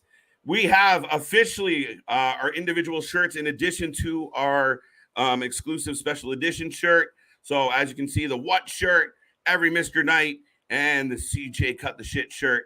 Man, I'm so pumped to see the shirts by Alt Wrestling Tees. He's got a great catalog, and we're one of the sections in it. We sold a couple of these last night, or a few of them, and we're pretty excited. As we were rolling them out, folks. Right? Fresh, hot off the presses. So if you want that Ric Flair drip, you want that Seth Rollins, okay, maybe not that Seth Rollins, at least not from tonight. You know. Well, I mean, he got the dubs. Yeah, true. But absolutely. The link is in the description. I think it might also be on the ticker as well. So absolutely go grab yourself a t-shirt right now. Do it with the $20 that you save from using SeatGeek and saving yourself $20 on your first purchase. Yeah, go check out if you like the shirts, folks, show some love and go check out Alt Wrestling Tees. As Nick said, just one last quick thing about Alt Wrestling Tees. If you go there now and use the code Not Just, you save 20% on your purchase. And speaking of saving, if you go to SeatGeek, use the code Wrasslin, you will save $20 on your first purchase with SeatGeek. Pick an event, pick a concert, pick a show, and save $20. And like Nick said, use it on your Wrasslin for Life t-shirt. So go check out both of those ASAP, folks.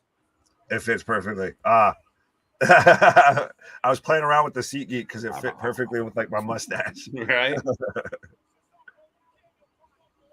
The tribal chief coming out alone, Nick. Interesting. Well, he showed up alone too when they had that special entrance and everything, to where he had the police barricaded entrance. The Usos can't get out of the fucking country, bro. Right? Yeah. I'm locked up. Somebody get me out. Yeah. Sometimes when you got a little bit of a record, it might be a little hard to travel overseas. That's why they couldn't get into Canada. Right. Send Sammy though. Send Sammy. And instead of send Hook, send Sammy. Think about this, Nick. Theory pins Drew, steals the title away from Roman. Roman keeps the Universal title, but it's for both belts right now, guys. That's the problem with that theory. Well, if he does the Money in the Bank, but I guess if we're going by the quote unquote rules, then you would have to have a finisher in the first match for it to then be for the Money in the Bank cash in to be for one of the single belts. True. Because if he just adds himself into this match, then he's added into a match for both belts. An epic entrance by Roman Reigns. And this is where we're like, oh, we're almost done the show. Nah, we got some long entrances coming. Well, it's going to take a minute. I said, it's a big fight feel. I like how even like the whole stadium, I think with both entrances and everything, it's all kind of gotten dark. It feels like a UFC walkout. That's what it feels like right now. Mm-hmm.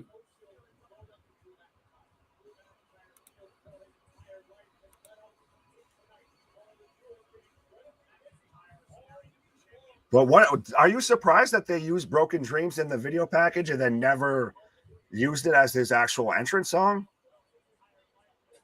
I thought they used it as an entrance song. No, they used it as a video package, hyping him up, and then when he actually walked out to the ring, they played his new shitty one.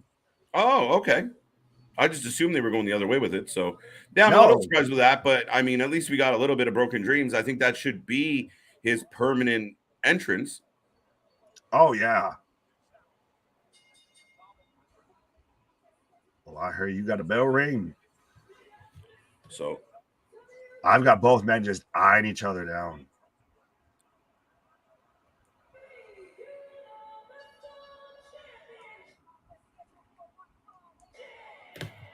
All right. So, folks, let us know your predictions. Don't be shy. Don't be quiet. Who is going to take this match tonight?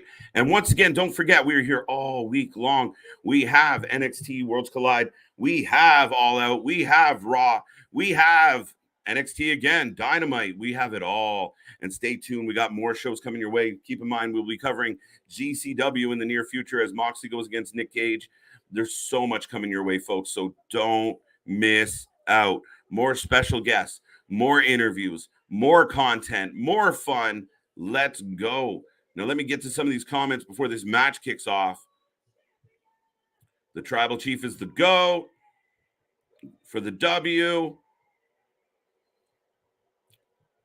If Roman wins, I'm stop watching SmackDown. I don't know. I think he's going to win. I don't know why you'd stop. Yeah, okay. We don't care about the sword. The crowd is loud. Theory walks out WWE champion. JV, big shot.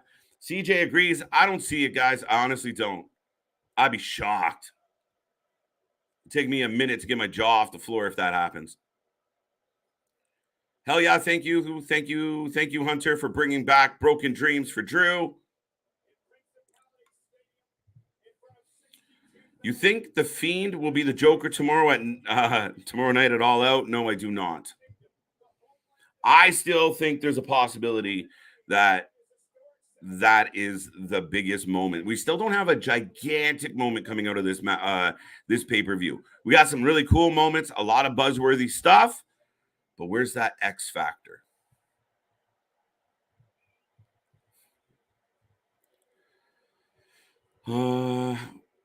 Have Roman. We got ding, ding, ding. The crowd is going insane. Have Roman in the right. Have the lights turn off. And then have the lantern. Yeah, I mean, let's do this. Let's find a way to get to that reasonable conclusion. 62,000 people right now are going mad. That moment, couldn't even imagine, folks. You're going to watch me mark out hard. All right, we're squaring off. If you haven't given me a prediction yet, let's go, let's go, let's go. If the WWE can get The Rock for Mania and Cody wins the Rumble and Roman still has both belts, are we smelling a triple threat? No, Rocco. I don't think they're going to mess with The Rock versus Roman at all. It's just an interesting side. Like, what do we do about the belts? So maybe we work something out. It's still time to tell. I still think Cody is my pick for Royal Rumble. Will this pay-per-view be considered a failure if Bray Wyatt does not show? No, Gary. See, I think that's sometimes the problem when you are bringing a lot of people back and you are hot-shotting a little bit.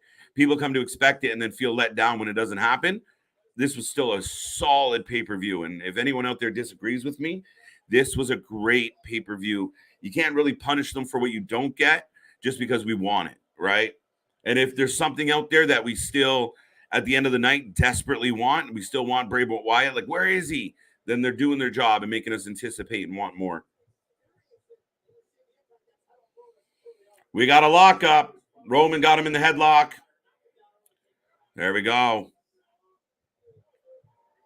You have Solo and Sammy. There you go. Now, Solo's been rumored. Now, my feeling is that Solo makes his first appearance at SmackDown, truthfully. Greg says Judgment Day for Bray. I don't know. Uh-oh.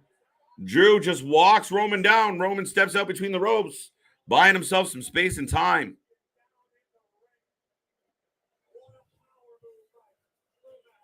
And Roman just takes a little walk on the apron.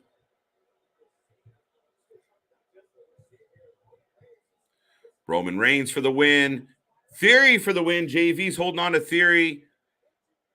Oh, bask in his glory chance. The Fiend. This crowd is going bananas.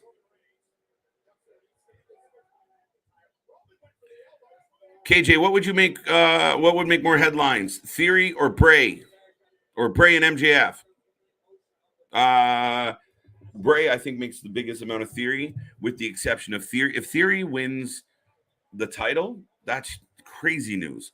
Is it good? I don't know. I think Bray is the story that you need.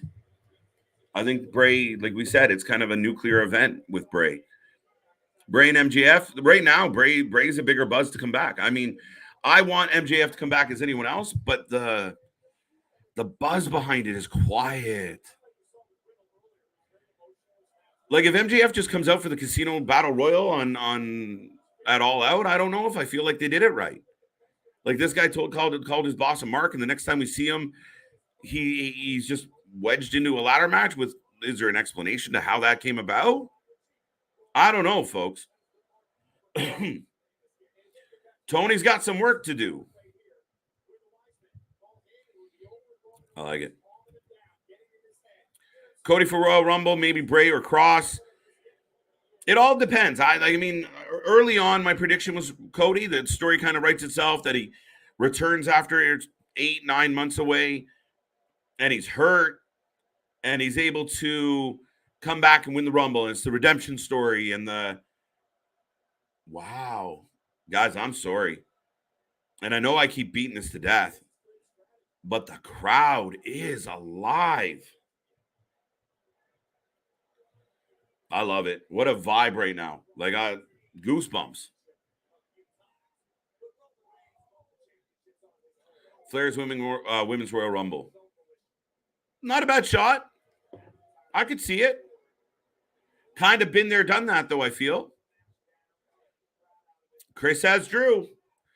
57% of the fans that answered thebump.com or the bump WWE the bumps poll, 57 said Drew McIntyre, which shocked me.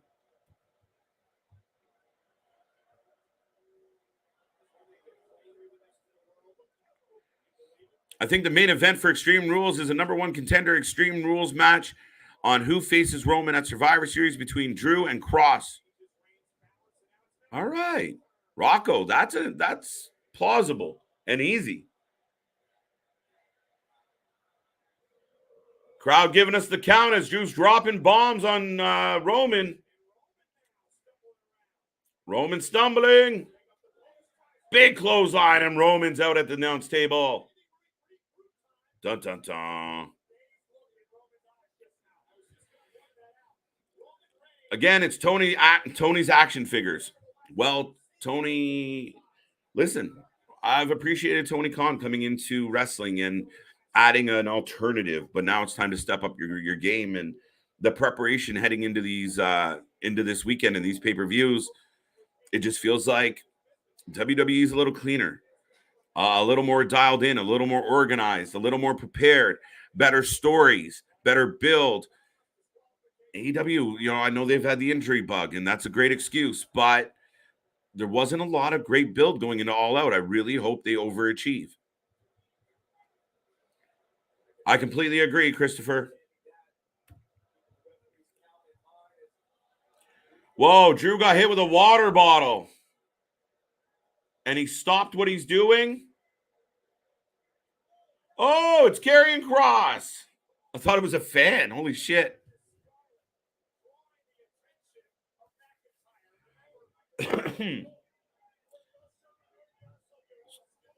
So Karrion Kross opening the door for Roman Reigns to get involved. Wow. Interesting. Not Fury, like my boy Nick thought. Not yet, anyway.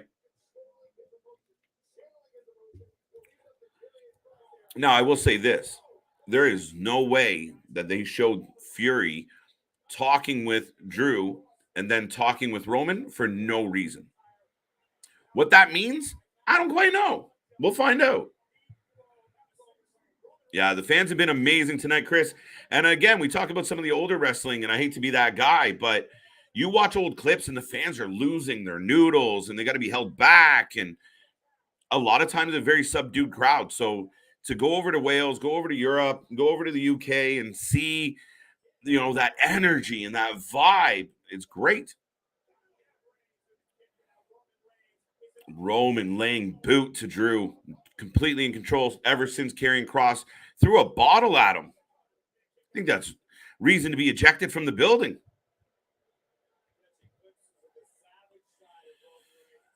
Damien, I hope that Bray Wyatt returns as the Fiend and he comes back. He was under the ring. That would be awesome. Return and attack Roman Reigns. Now, you bring up a very good point, Damien. CJ has pointed out once again that the ring doesn't have its usual big LED setup on the posts.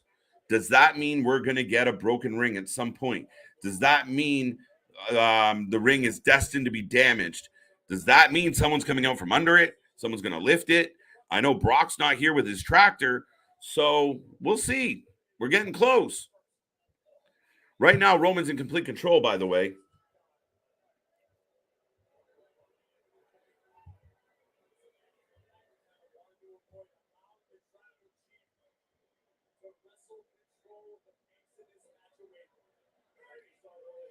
Oh, wow.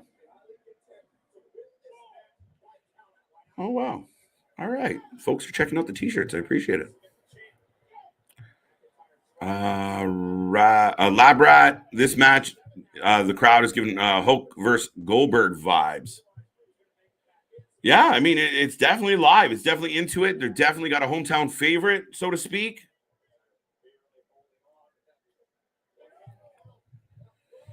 The WWE is starting to get their swag back under Papa Paul. Would seem absolutely. They very much, like I've said before with the start of this feels like a big fight match. Like that's why Tony's kind of shaking in his boots. Why someone make sure Tony's not always wearing brown pants in case, there's an accident or anything. Because that man is very much aware that now the big bad boy on the block's woken up.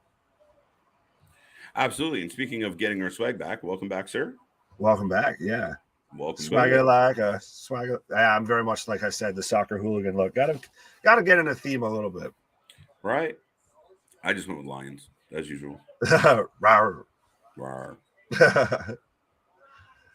But no, this has been already a good match. And like I said, this is going to get some time. This is a main event. This has, like I said, and I hate to keep beating a dead horse, but this has that big fight feel. This feels like two superstars. And I know I even hate using that term, but these are guys that are the top of the top of the heap. Mm-hmm. They never lost their swag. I don't know, Juice, man. There were some dark days under the old man. He kind of lost grip, and we were getting a lot of rinse and repeat. We were getting a lot of dead storylines. We were getting a lot of nothing and a lot of long, boring shows. Trust me, we were on them. To say they didn't lose their swag, for me, inaccurate. Right. I know we're on here a lot and everything, so, sleep is of a priority. But there's been times to where we've been on here fighting to keep the eyes open, need the toothpicks to keep stuff, going. That's why you always have the caffeine on standby under Vince, because especially with how much that man was losing his senility, he was tearing up scripts right before, like the week of the show, the day of the show, right hours beforehand. So it very much was on shaky foot for a bit there. Absolutely. Boom, boom, boom. I don't appreciate the finals. We'll get back to. We'll talk about that tomorrow, because you're going to get me all worked up and I'm in a good mood. Right. We're going to be here all weekend. We got plenty of time to talk about things. We ain't going nowhere. So neither should you. We've only just begun. Matter of fact, JV, now that I'm seeing that it's you, I know for a fact. Or no, it was Rocco. Don't go nowhere. Don't go nowhere. And I love that Roman's still just talking SHIT to him the whole fight. Right. Literally just playing right into the crowd. Right. Do you guys think that Worlds Collide will doing any impact to AEW pay-per-view? Do you think Worlds Collide will have an impact on AEW? Not really. If it runs over, but I think we talked about that last night as Roman's now just shit talking the crowd. But I think we talked about it last night that for it to run over, it would have to go about as long as Clash of the Castle is going. And I don't think that that's going to happen. I know I kind of thought it before, but I hadn't thought about the time. So I don't think it's going to have too much of an impact. I think AEW at times can be its own worst enemy. I think that's the problem. Yeah, no, absolutely. And I mean, but I think the core audience of AEW is the audience, right? Like you're your audience, your core audience is going to be loyal. No one's going to miss the opening of All Out if you're a diehard AEW fan to catch the end of. Maybe some casual fans will be late to the show, but for the most part, your audience is your audience over at AEW, and they'll be there. They'll be sitting waiting for the show to go. Roman's got a mic. What? Oh, we're getting like, are we going to get back like when The Rock was facing McFall and he's literally talking to him on the head, puts on the commentary headset as he's whooping him? Yeah, no, we are. He's telling them to acknowledge him mid. Wow. I'm telling you, folks. And the reaction, like I said, they're going to rip this crowd's heart out. The crowd. Oh, Glasgow Kiss! Acknowledge me. And folks, I see all you watching along. You absolutely should acknowledge us. Like, share, and subscribe. Be a friend, tell a friend. And, you know, like what we're talking about with AEW's audience, we very much, as we've seen it, AEW, Tony takes some lessons from us. We've got our, you know, choreography, and we're still always growing over, you know, big things popping, little things stopping over here. But AEW struggles to kind of keep growing. Now that WWE has kind of had this uptick, they're losing that disenfranchised WWE fan from AEW. That's the thing. Mm-hmm. Yeah, the fan was like, this product sucks. All of a sudden, it's like, wait, what? Who? Where? Why? Wait, DX is in charge of creative? You shit me. They let them run this? What? Break it down. Right. You guys are funny. Thank you, Christopher. If you think we're funny, then you still have to see our buddy CJ. Absolutely. Right. The man you think we're funny, like I said, the man pops up constantly. Listen, I'm the funniest person I know, and those two are funnier than me. So there you go. But yeah, no, a big shout out to our boy CJ hanging out with his little man today. So yeah, absolutely. It's still the afternoon. We still got to. I still keep forgetting. Wait, shit, the sun's actually out. Normally we're you know doing this, then it's time to go to bed. Now it's like, all right, so what am I going to do for dinner after this? I like it. Right? Yeah. What do we got for dinner? Right. Oh, Drew just back to back clotheslines and the crowd popping every time. Oh, he just yeeted that man. Oh, big neck breaker. The crowd giving them all the applause. Both men down. Woo!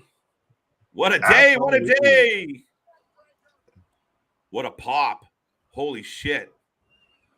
This feels. I don't want to fully go there.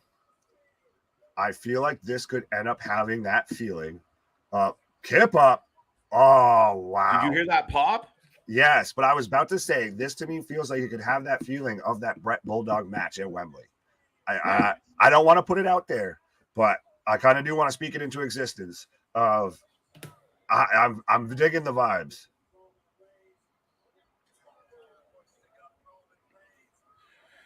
Gunther versus Sheamus match of the pay-per-view. Can't wait to see the sequel. As of right now, I mean, that's a fair vote. I would say, as of right now, yes, Rollins Riddle number 2, but I think this absolutely could steal it. We're still working through this, folks. We ain't nowhere near the end, I feel. Oh, that's a good. When's the last time you've really seen that? So we're both men just sitting there on the top turnbuckle, just wailing on each other. You don't get that. Normally, you just get that weird. He's pulling for a stop. He's pulling his hair, Nick. Ah. Bianca Belair got nothing out of Roman, apparently. Right. Will Worlds Collide get a shocking like? I see where you're going with that. I just don't know. Like, yeah, it might happen, but I don't know if Fish is a big enough fish to really like. Oh my God, you know. Do you think it happens that fast, or do you think that Bobby's still kind of just know that he's not going to get re-signed? He's still got dates. What do you mean he still got dates? I thought he got released. Oh no, I don't know. I didn't know if it had become 100% confirmed that he's gone versus that they're not renewing him. If the report I read is true and he's outright released, like they gave him his walking papers, then yeah, why not? I'm still. If we get that though, you're telling me you wouldn't pop if you get him and Roddy coming out, and then you just hear, you know, it's all about, or no, it's shock the system. Shock the system. Sorry, yeah, but I mean, it's gonna feel empty. Folks. Adam Cole's still going to be in AEW for a minute. Oh, you still own the name, you still own the music. Might as well use it. Right. Oh, big spine buster. Roll over into the soup or into the pen. I would be upset if the Fiend was the Joker tomorrow. Facts. Yeah, I would. Be underwhelming. I would be let down. It would feel like a waste of something like that. Honestly. And that's no disrespect because I still think it's going to probably be like MJF. But I do think that someone like Bray, he's a seismic shift wherever he returns, whenever he returns. He's a seismic shift in professional wrestling. And good on him for being able to build himself up to that after being released. Right. Drew McIntyre's got Roman up. Back elbow. I agree with you completely, Nick. Big men starting to fight like big men. Well, we've heard rumors and talk and everything that Taker's, working backstage with a lot of the bigger guys. So who better to have teaching, how to work like a big man than The Undertaker? Right. Wow, you're Nagi. Theory's going to break hearts. Could you imagine? I can't, dude. It'll be crazy. I don't even know how I feel. But if Drew wins this and everyone's going bananas and somehow Theory walks away with this, Nick, I don't know, buddy. It would feel like a turn to punch bowl to me, honestly. I feel like how you rip hearts out is you have Roman go over. Like I said, if you do, and I know we had Luke over from Cheap Pop, and he was saying he doesn't know how the UK crowd would deal with, say, a Tyson Fury heel turn on Drew. But I think you might get something like that. That's how you rip the hearts out of that crowd. You don't do it with a kind of a lame duck. Austin Theory was on the pre-show, has been doing nothing but eating losses for forever. Doesn't feel like a big deal anymore. Somehow sneaking a win to close out this show. That's you end on a sour note. Oh! Future shock followed up by Drew gets nailed with a Superman punch going for the Claymore. Oh! Superman punch! Asuka versus Mandy Rose. No. Yeah. Because I don't think either of them will be in NXT or around the NXT title by that point. Oh. I know at times WWE's done like overdone, and even in professional wrestling, they've overdone the false finishes. But I think you can absolutely do them. Like people only call that out when the story doesn't deserve it. Mm-hmm.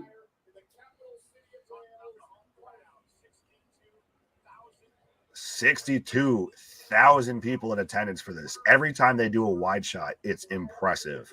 Yeah, it really is. I know that the WWE doesn't do big shows over in the UK that often, but if they've ever made a case for getting big shows on a frequent basis, tonight has absolutely delivered. Hunter did mention that he wants this to be an annual thing, so. Well, we could see that. I like that we're starting to see them going more, obviously, to the global thing. Oh, obviously, Vince conquered all the territory. Now we're going even beyond that. We're going, quote unquote, universal. Spear. 2. Oh. Wow. And Cole's losing his mind. That's another thing too, is the commentary. It's like we've talked about, all the little details, everything going around this show, just absolutely just adds that extra little layer, that extra little note. I don't know, boss. Joe might be the Joker. Joe's our only TV title. I don't think so. You don't think so? I don't think so. I don't think with Joe. No, I was thinking Cole maybe. I don't mind Cole as a bet. I don't know with his injury thing. I mean, but Dale still, if Bobby's gone and Cole or O'Reilly's out with after having neck surgery, which get well soon, Kyle O'Reilly. But why bring back Cole? What are you going to do? Are you going to just run with Cole solo, or do you have buddies with him? I think you run him solo. Let him wrestle. But we were building up to the Elite versus, Undisputed. Yeah, shit happens. Right? Like, what can you do? Whammy. And to be honest, I don't really want it. Roman with the guillotine choke just locked in. But he's back on him. He's hulking up. Oh. But back at it. There you go. Okay, back on him. Robinson, and he's just sitting there smiling as he's literally holding him, just like, I got you. He's literally looking at the crowd, just like why? No. McIntyre fighting back. Got the power up. He can feel the power. Oh. Boss, not bad. I don't know if that's how it will go, but interesting. Adam Page, the wild card. Adam Page is busy. Yeah, he's busy wrestling with the Dork Order. He's hanging out in the sandbox with his buddies. Right. Everybody's out on the playground with that one. That's, Right.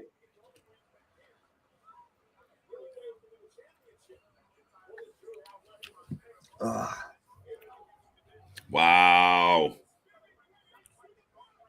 The barricade is down. What? How are we not like you get there you go. How are it's so funny. Because you got that fresh squeeze, WWE. Yeah, but it's so funny. Like Drew McIntyre in the corner. Drew in the corner setting up the he gets speared again. Setting up for the Claymore.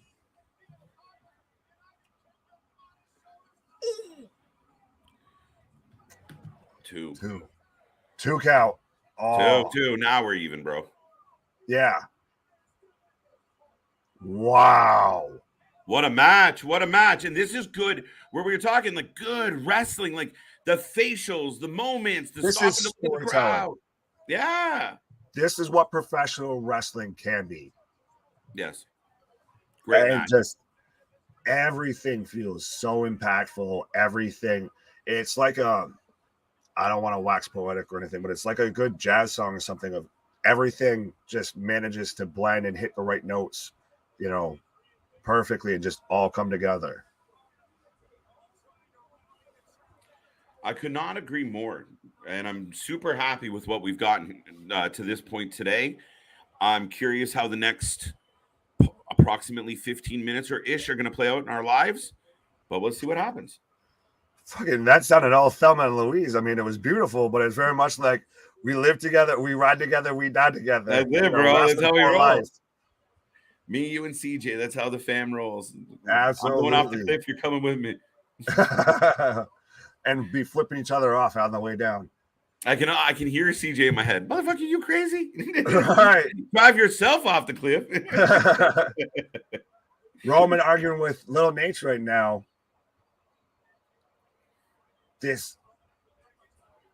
Roman's his new ring psychology is so impressive, bro. On Smackdown. Oh wow! Here we go. Oh, but the ref is down. The ref is down. Keep it to your fucking self. Yo, dude, we were side by side. This is weird. What? Yo, Theory wins the belt and then Roman wins it back. No way. I said it on the pre-show, but I didn't want it to ever happen. Run! Oh! No! Right hand. Down goes Theory. Poor Theory should just give up the fucking suitcase. Tyson Theory. That's literally, if you haven't beaten the Vince off of him already, that man's jaw just got broken. Claymore! Here comes oh no, another ref! Oh, Claymore as Roman was going for a chair. Oh my God. Wow. Oh! Wow. Another 2 count. And for those who don't know, Fury just laid out Theory. Elizabeth. It's a big one. It's a big one. Wow. Just this show from top to bottom, from the second match in where you had Ludwig tearing up to right now, just chef's kiss. This is taking me back to being a little kid wrestling fan. I like it, man. And for anyone out there that forgot that Big Vince is no longer in charge of WWE, Theory got knocked out and did not leave with the belt. That's how you know Vince is gone. Because he was going to cash in and ate a right hand from Tyson Fury and just got knocked clean out. And then not today. Drew hit the Claymore to end all Claymores, and we still get a Roman Reigns 2 count. Theory. Oh, shit. I'm not going to read this one. I'm just going to click on it. Yeah. Smokey, I'll do it. You Smokey. And you say that the WWE has changed. Keep watching. They're always no, but he's not protected. He's over. He's the best guy in the business right now. Yeah, he's. That's the thing. It's not protected. He's over.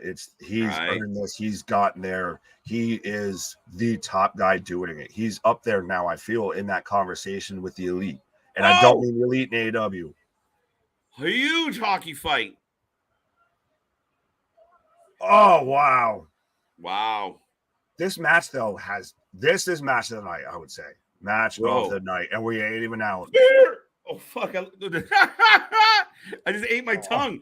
Spear! Oh, Drew hits a spear. Yeah, McIntyre. Wow, we're going for it. The crowd. What the fuck? Play more. Solo. 2, 1. The ref disappears. No way. Yes. Solo. Ole, solo.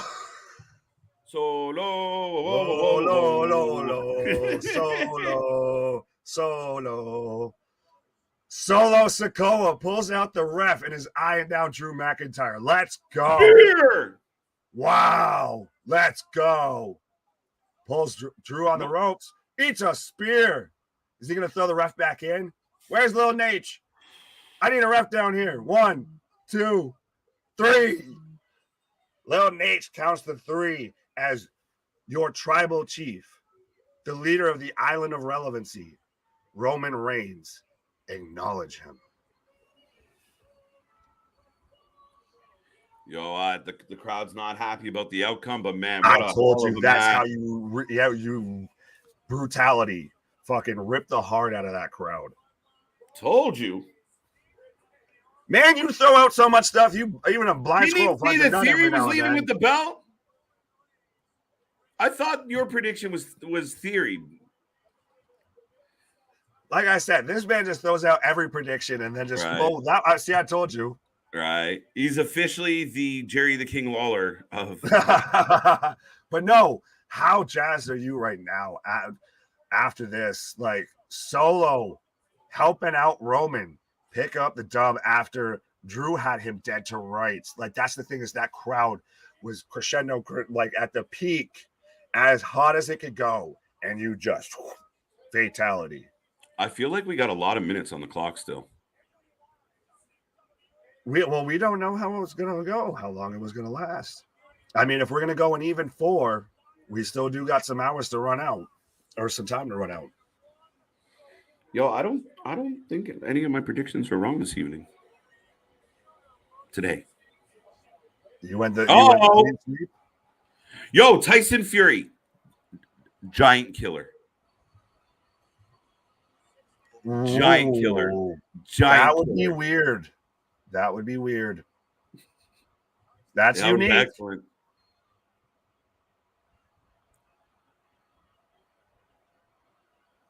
It looks like Fury's saying good job. Are we gonna? That was organized chaos, people.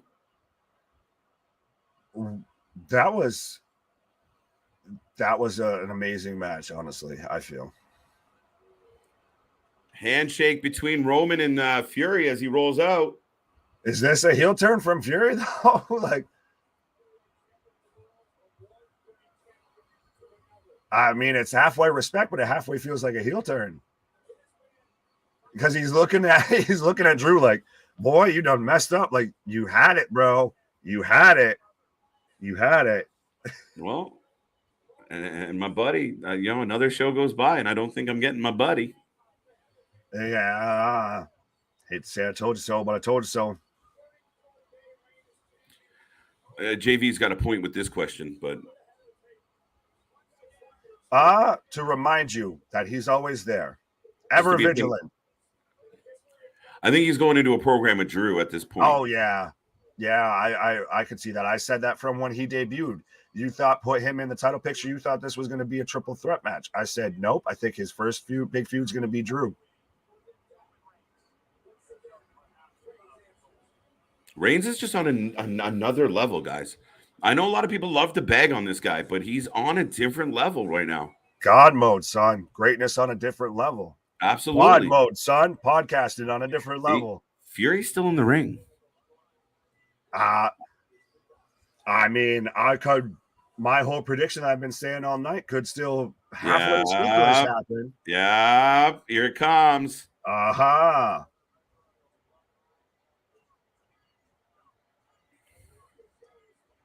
In case you didn't know who Tyson Fury was, he's got a Gypsy King hat on, his own face on his own shirt, and he's got collage of his pictures of himself on his pants. I wish I loved myself as much as Tyson Fury loves himself. Oh, and he raises Drew's hand. I'm waiting for something, man. Tyson's got a mic. He's telling him he did everyone proud. What a hell of a match. Oh, yeah, that to me, like I said, that's match of the night for me. I understand we've had some fantastic matches, but the bar has absolutely been set for AEW for All Out. But yeah, this tonight was great. But that match was, to me, match of the night. Gunther and Sheamus was great. Seth and Riddle was great. But I think that this go ahead. He's got a nice singing voice.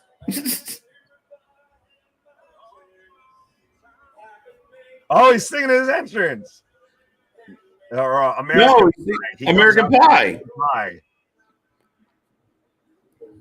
I love this, though. You're getting the whole crowd to sing along with this. This is great. What is happening in my life right now? I don't know, but if I like it, I'm digging the vibes. It's I guess we had Feel Good Friday yesterday, and now we're carrying it over into Saturday. A sensational Saturday afternoon brunch with the boys stream. Yeah, man.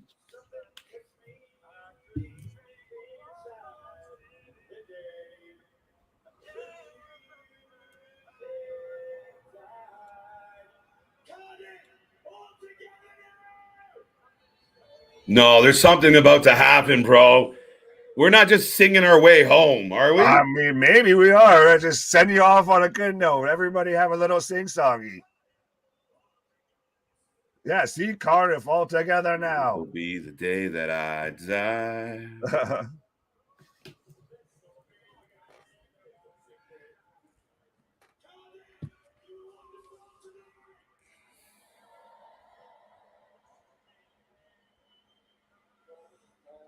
Is Drew gonna turn though, and Drew Glasgow kisses Tyson?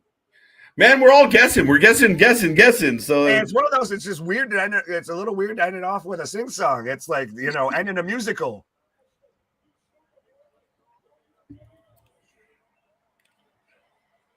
And our buddy CJ, pointed out the ring. So I'm curious. Can you imagine?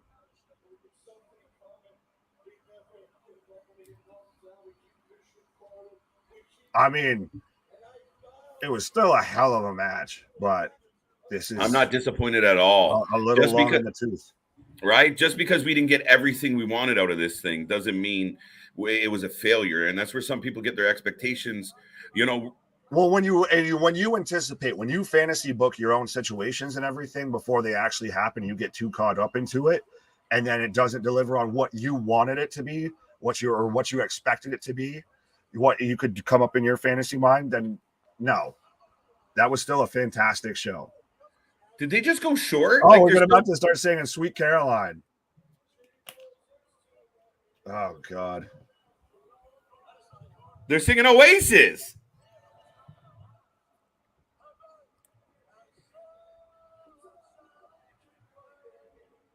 This is literally like, I feel like the camera should have cut. This is stuff that the camera shouldn't still be rolling because Drew's just having a sing along. Right. That's it. The music is hitting. Drew and Tyson are having a sing along. That's what's happening. D-Gap. Yeah, that's what I wanted, JV. I was going to say that.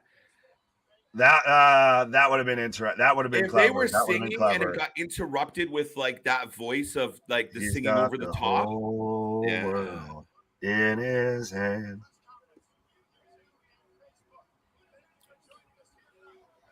Folks, that is the end of Clash of the Castle. We end it with Tyson Fury in one ring corner and Drew McIntyre in the other. Oh, Robert saying all that will be better, Robert. I hope so. I hope so. I'm not right. I hope so. But yeah. That's a high bar to hit. Yeah, you know, the bar's been set for the week. And we said, you know, they're going to want to put a stamp on this weekend. Did they have the big nuclear shock surprise that we were expecting? No, but it was a hell of a show. Right. That's at times of, you know, they didn't go full Tony Khan of just give them everything. This return, that return, everyone returns. You know, right. they played it in there. They did it nice. They played off the crowd super well. It was a fantastic show from top to bottom. And we're getting a little bit of the music package and a recap of the night. Shout out to Our Lady Peace, who provided Run for Clash at the Castle. Good old Canadian band. Oh, of course. You shout them out because it's a Canadian band. Absolutely. Clash of the Castle is going to be better than All Out. That's my opinion. In a perfect world, Nick, CJ, and I are here on Sunday night talking about what an amazing All Out, and it stole the weekend because that means some crazy shit went down. Oh, absolutely. Or even we can actually have an honest-to-God debate as to which show was better. It doesn't even have to be one specifically wins out, but at least make it to where we're having to debate which show was better versus one clearly wins. Mm-hmm. Not really like, more like a limbo party. Man. How low can you go? Right. If Punk wins, I will shave my beard. Punk is going to win. Well, if you want to bet your beard, sir, I'm not going to bet my beard. I'm not betting my beard at all. Oh, no, I'm talking about Robert. I think regardless of who wins the main event, I'll put it this way. I think MJF leaves Chicago with the AEW world title. Yeah, I mean. Book it. You think so? Book it. Book it, eh? Lots of intrigue to be had. So, folks, do remind yourselves, if you haven't put a rating out of 10 in the box yet, get there. Let us know what you thought of this pay-per-view out of 10.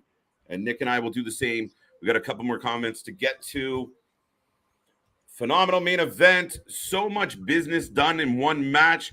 3 feuds possible. A debut. I mean, it had a little bit of everything. Well done, lads. You listen, Big Ray, thank you for being here again. And it's hard to disagree with what Big Ray says there as far as a lot was unraveled in this main event. Absolutely. Shout out Big Ray, you know, big homie. But yeah, no, this main event to me, it had everything. You had like Roman talking SHIT during the match. The man sat there and got a microphone and told the whole crowd, acknowledge me. Mid-match, and then still we had the comebacks. We had we had fantastic false finishes, and then even then we get Theory coming out. He eats a right hand from Tyson Fury. We get Solo Sikoa interrupting, pulling out the ref. Like all of that craziness just happened within minutes of each other. Just chef's kiss. Absolutely, that was a nice little cherry on top of tonight. Right. And that's the thing. Like, you know, you want to caution the fans out there. Oh, well, this didn't happen or that didn't happen, so this sucks. That's not true. They delivered a good product. They delivered a good premium live event. Lots of twists and turns. And the great news for Triple H and company, we're still guessing. We're still what comes next. Like Big Ray said, I mean, you have so many possible feuds or angles. What's next for Dominic and Ray? What's next for, which I haven't really cared about until he beat them up. So I'm pretty cool with that. Yeah, I mean, Clash of the Castle and that main event alone, what comes of it? Karrion Kross has got issues. Fury's somehow singing along with Drew.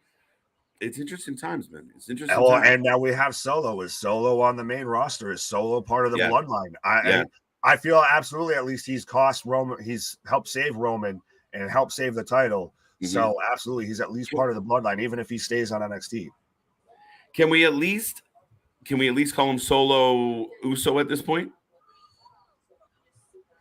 I wonder if they do change his name, honestly. I mean, we got Imperium back tonight. Like, we already, match number 2 win, we got Imperium coming back. Yeah. So to me, that was one of the highlights of the night. Like, I mean, we were match 2, Nick, and I marked out completely because we've been such a big fan of Imperium, to see them come into the fold and kind of return. And I hopefully they're keeping it that way. Please. Yeah, to see it get broken and then still try, and now they're actually trying to just piece it back together. Like, right. I had a mark out moment to where I sat there, you know, with the mumble mouth and everything, because holy crap. And especially when you saw Ludwig, he's tearing up and everything. Yeah. While he's introducing him. Like, it absolutely, and it did what wrestling should do, and it made you feel something. The hairs, man. The hairs are standing, dude. It made you feel something besides rage. Yeah, besides breaking some shit. Right. Gunther better hold on to that belt. That's not a bad theory. But maybe we do get Wolf returning. We saw Eichner pulled back in. Maybe we go to War Games, the Imperium versus the Bloodline. We've got Solo and we've got Sammy. Mm-hmm. You could almost have a War Games match without Roman with the Bloodline. True story. Go get Jacob Fatu now. Oh, dear Papa Paul. Shut up and take my money. Absolutely. Right. Go get him. AEW equals wrestlers. WWE equals entertainment. And Boss Monster. That was an opinion you could have gave 2 years ago. But it's not true. It's not accurate. What we just saw there, solid pro wrestling. More pro wrestling than something like Jericho running around like an idiot, guys squeezing through cages. More pro wrestling than just gimmick match on top of gimmick match on top of gimmick match. So I appreciate that opinion, and that's been the opinion that's floated around for a while. But far more gimmicky and superstar-y and 90s wrestling than what I just watched. I was going to say, as someone who's been a big backer of that whole theory, I now have to disagree with that. To me, very much you can tell now that Hunter's in charge instead of senile Vince McMahon, that it's been a complete shift. It's been a complete 180. Christ, we even actually got Drew saying about how they're wrestlers in a wrestling ring. Let's wrestle. Probably sent Vince McMahon into a cardiac issue. So, no, I think now that there's had that regime change in creative, WWE is now very much pro wrestling. And for crying out loud, we have a tag team in AEW that we jokingly call Coke and Diet Coke. And it's not, it's tongue in cheek with, the 80s wrestlers that were all just jazzed up, that were very, that feels very sports entertainment-y, of Chris Jericho calling himself a wizard and all this. Just give me a break. Right. So, yeah, I mean, it's a tough battle. And, I mean, everyone's going to have their opinion or their viewpoint. But, yeah, no. Like Big Raven says right here, not one drop of blood needed, just saying. Amen. Right? All we got was a busted eye. We got, the contusion from a bruising. Mm-hmm. You can tell a better story without kendo sticks and ladders and chairs and tables. And there is a time and place. Don't get me wrong, Nick. We've been on these streams many times, and we love the carnage. We love the chaos. Every now and then, GCW scratches that itch you need. But even tonight, there was no extra furniture. There was no extracurricular activities. And it still was a top to bottom good show. Right. AEW will be more interesting. Possibly. There's a lot of questions. It has potential. It does, doesn't it? Right. Hey, it's regular size Ray. No, we were corrected. No. We stood corrected. It's Big Ray. The biggest of the big Rays. Hit those likes, folks. Appreciate that, Ray. Appreciate the love. And everyone out there should hit like and subscribe. We're on this grind all day, every day, folks. And if you want wrestling content, you want to be up to date, you want to know what's happening on the TV right now as we speak, this is the place to do it. So thank you for the love. Absolutely. And sorry, I'm watching I'm watching a thing that's This Is Awesome. And yeah, me too. Right. And so it made me start thinking of our intro and everything like that. But no, that was just a good old fashioned wrestling show. And just like us, we're covering everything and anything in professional wrestling, whether it's NWA, what, WWE, what, AEW, what, Impact, what, GCW, what, XPW, what. If it's anything going on in professional wrestling, we're here covering it, and we're live more than anybody else. So it's literally the freshest, hottest, realest take that's going out there. That's it, folks. I can't believe this, but I agree with CJ. CJ is right. He's admitting it. CJ's right quite a bit. Right. What is everyone agreeing with CJ about? Well, they're saying he's turned in the chat for CJ apparently. Right. Well, he's saying that AEW is going to be more interesting. Oh, I get you. More compelling. But I mean, the build, like, I'm not pumped about it all out the way I was about this. Right. It's a weak build. It's like we said before. It's, last minute turning in a project, turning in your homework versus somebody that's had it done, the night before. We got a 9 out of 10 from Edward. I'm there. That's where I'm at. I almost wanted to go full 10, but I remembered like there was some parts that were a little, we had a little bit of lull in the middle, but to me, you started off super hot and you ended phenomenally. What was a real, like, I mean, to me, Judgment Day and Edge, that's okay. But still, that was a weak point, I feel. I mean, the heel turn saved it. The heel turn saved it. And I feel like Shayna versus Liv was a little flat. Yeah, I mean, and that's unfortunate. But, and again, I kind of wanted Shayna to walk away with the belt, but Liv's on a baby face run right now. We'll see what happens. She really how quickly the crowd turned. They loved her in the chase, and the second she won the title, boo! Right. You tapped out. It's true, but that was a bad look for her. They did it wrong. Yeah. Dale says 9. World Collide be better than Clash at the Castle? No. Well, I mean, depends how you look at it. It's possible. I mean, as far as match quality and what they deliver, I don't. That's too far of a jump for me. Right, different level. That's a reach. Right. 10 out of 10 for Clash at the Castle. Beautiful. 10 out of 10. Wow. 10 out of 10. Well, that's the thing is, and now AEW is going to have to deal. And I know obviously we're going to get some people that are going to throw out 10 out of 10s just anyways, but to me, now AEW's got to do that better, or at least on par. And we're seeing a lot of 9s. We're seeing a lot of 10s. I think the lowest I might have seen so far is like an 8.5. 4. Oh, screw out of here, Chris. You got Bayley. You should be happy. The man that gives out 10s like candy gives this show a 4. Help me understand, sir. Right. Your rating's as bad as Meltzer's there, Chris. Right. Except for the ladies title match. This was great. 8.5 out of 10. So see, like I said, I feel like in the middle, it had that kind of lull. So that's why, to me, I was close to like 10 on 10. Like I said, just top to bottom, fantastic way to spend a Saturday evening, Saturday afternoon. But it did dip. So now, wasn't Bobby? I didn't ever hear speak of Bobby being on the pay-per-view. Did you? No, I didn't hear any bit of that. I've heard talk about him with Raw, but not with tonight. Right. What else we got? Solo Sikoa stays. Absolutely. That's the point of this. You got to freshen up that bloodline once in a while. And then as dominant as they've been and the heater that Roman's been on, you need to spruce it up. And Solo is a nice little angle to kind of bring into the fold. And a bit of a surprise. I wasn't expecting that to be the oh shit moment of the main event, but there you go. Right.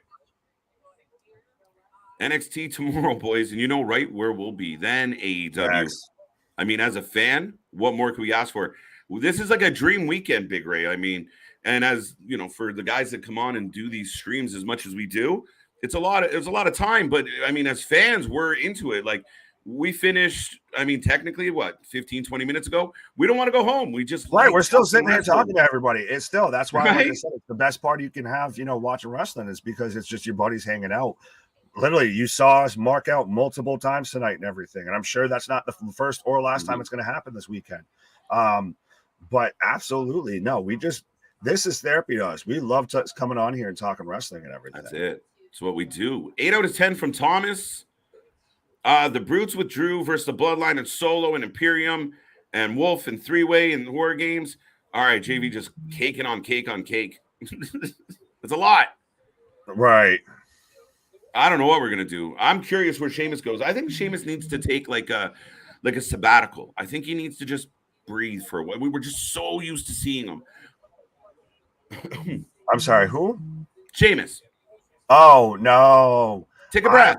Honestly, it was, that one was so hard to call. That to me was fantastic to try and call that match because Sheamus, if the babyface response and everything that he got after that, just, you're like, you watch that and you're like, shit, he should have won that match. But then still you had the fantastic, come together, the reintroduction of Imperium. Right. And that crowd that instantly lets you know this is going to be a special show. That felt like a special moment. So it's one of those of like, you both need to win. I don't know how to make it happen. Right. 8 out of 10 from Cheap Pop. By the way, Cheap Pop, thank you for being here on the stream today. Big shout out to Luke. Yeah, shout out to the boys. Thank you, Nick. Sorry. Well, we'll let them know that, like I said, we're all about community, all about family. It was a pleasure to have Luke stop in. So go check out Cheap Pop, folks. Don't miss out. The Gunther versus Sheamus match was so much fun to watch. No, not one dive. It was amazing. Amazing. No tope suicidas, no, 630s, no, none of that. Just big beefy boys slapping meat. Pause. But absolutely. And how red Sheamus's chest was. He was about to have that Cody Rhodes, the purple peck going on. Right. Breaking those blood vessels. And to Ray's point, I mean, we talked about this with AEW to kind of tie it into the whole weekend. The two, kind of the top two matches of AEW this year that people talk about are the Briscoes and FTR. It had a couple of high spots and such, but it's just good, solid wrestling that everybody kind of latches onto and loves and promotes and wants to see. And that's, we were thrilled with that match. That might have been the match of the night if other things didn't kind of play out the way they did. And it's really close. Some would argue it was, with very minimal tricks, flips, blood. We've got some broken blood vessels. A lot of men just beating the shit out of each other. Right. Well, and then too, even look at Riddle and Rollins. That match it started off a little bit slow. We're like, okay, it started off a little sloppy jalopy when they were going up on the top turnbuckle and everything. But then it just instantly just picked up heat, picked up traction, and that ending sequence was phenomenal. And, Riddle's, looking like Franken Riddle right now, but right. There's three solid contenders for match of the night. Absolutely. Easy. Yeah, no, I don't disagree with that. 8.5 tonight for me. CJ says, I was kind of going 8.5 overall. I haven't given my rating yet, but you know what? Just under the circumstances and how it feels, and it was a good vibe all around, feeling a little friendly, I will go 9. I'll go 9. Okay. So there we go. I'll pocket it in. Times we agree. Yeah, why not? Oh, and I think that, and especially, I'll go up and down a lot more than you will. For them to get a 9, I don't think any show has gotten a 10 so far. No, I mean, it's been a minute since somebody got a 10, and I mean, I just, I know it's not super serious, but if you start giving out 9s and 10s all the time, you kind of got nowhere to go when things get better. So, right. But tonight, overall, the vibe, the feel, the pops that we did get, I mean, we got, Imperium back in the fold real quick, and out of the gate, I'll kind of set the tone for the rest, and I liked it. The only thing I would have done different, Nick, is I would have switched those two segments. I was literally just about to say that is the only thing I would have done different, and is I would have started the show off like you said before with Imperium comes out. You start off with Ludwig introducing him, and just instantly, if that's the first pop and everything, you go dark, and then that's the first thing is just a spotlight and him, and he's getting all emotional. Just the fucking place would go unglued. Yeah, I like that idea because if you get the lights out to start the show and everybody's anticipating all these wrestlers that could be coming back, and you get that moment of what's about to, oh shit, what's this? And then when it hits at its Imperium, like you heard the crowd, you saw us in the chat, you saw you and I live where we were like, right. Ah! You know, and it wasn't even a big... that was a holy SHIT moment. Right? It was giving wrestlers you already have a rub. You didn't have to bring in anybody to get that pop. You just, here you go, guys. We know you like this. Right. It's just here. We're giving you back what you like. And especially, you know, in the UK, you're going to get that insane response because that was another great component of tonight was the UK crowd. Every time they pulled out for that wide shot, it was impressive. Like there were so many good visuals, like Rollins, you know, conducting the crowd, singing his song, and they close up in on him, and all you get is just a sea of hands behind him. Like that visually, production-wise, top to bottom was a great show. Yeah, absolutely. And it's entertainment value. It's what you take away from it. So CJ wants to remind everybody, welcome all to the Wrestling for Life Network, the fastest growing YouTube channel. Please be sure to drop a like on the video and subscribe to the channel. We are creeping ever so close to 700 subscribers. And we've had a crazy Weren't we just at like 5 not too long ago? And now we're knocking on the doorstep of 7. And keep in mind, we keep getting the bot yo-yo. So we're big things popping, little things stopping over here. Absolutely. Be a friend, tell a friend. Always on the grind, ladies and gentlemen. So, yes, to CJ's point, go subscribe. Go join the family. Go be a part of this growing brand. Get on now because we're just starting, folks. Right. You don't want fear of missing out, folks. You don't want to be kicking yourself, 2 months down the road to just shit. What if I stayed there? Look at how big they are now. Shit. Yeah. Mike Matthews says, how can you be proud to be a champion when all you do is cheat? Oh, wait. That's what our president did. I forgot. Oh, things are going that way. We're going to avoid the president comment, but we will touch on the point that as a heel, you're expected to cheat. A lot of times when the heels just cleanly get over the babyface all the time, it's rough. Now there's a reason where Drew can come back and say, well, that's bullshit.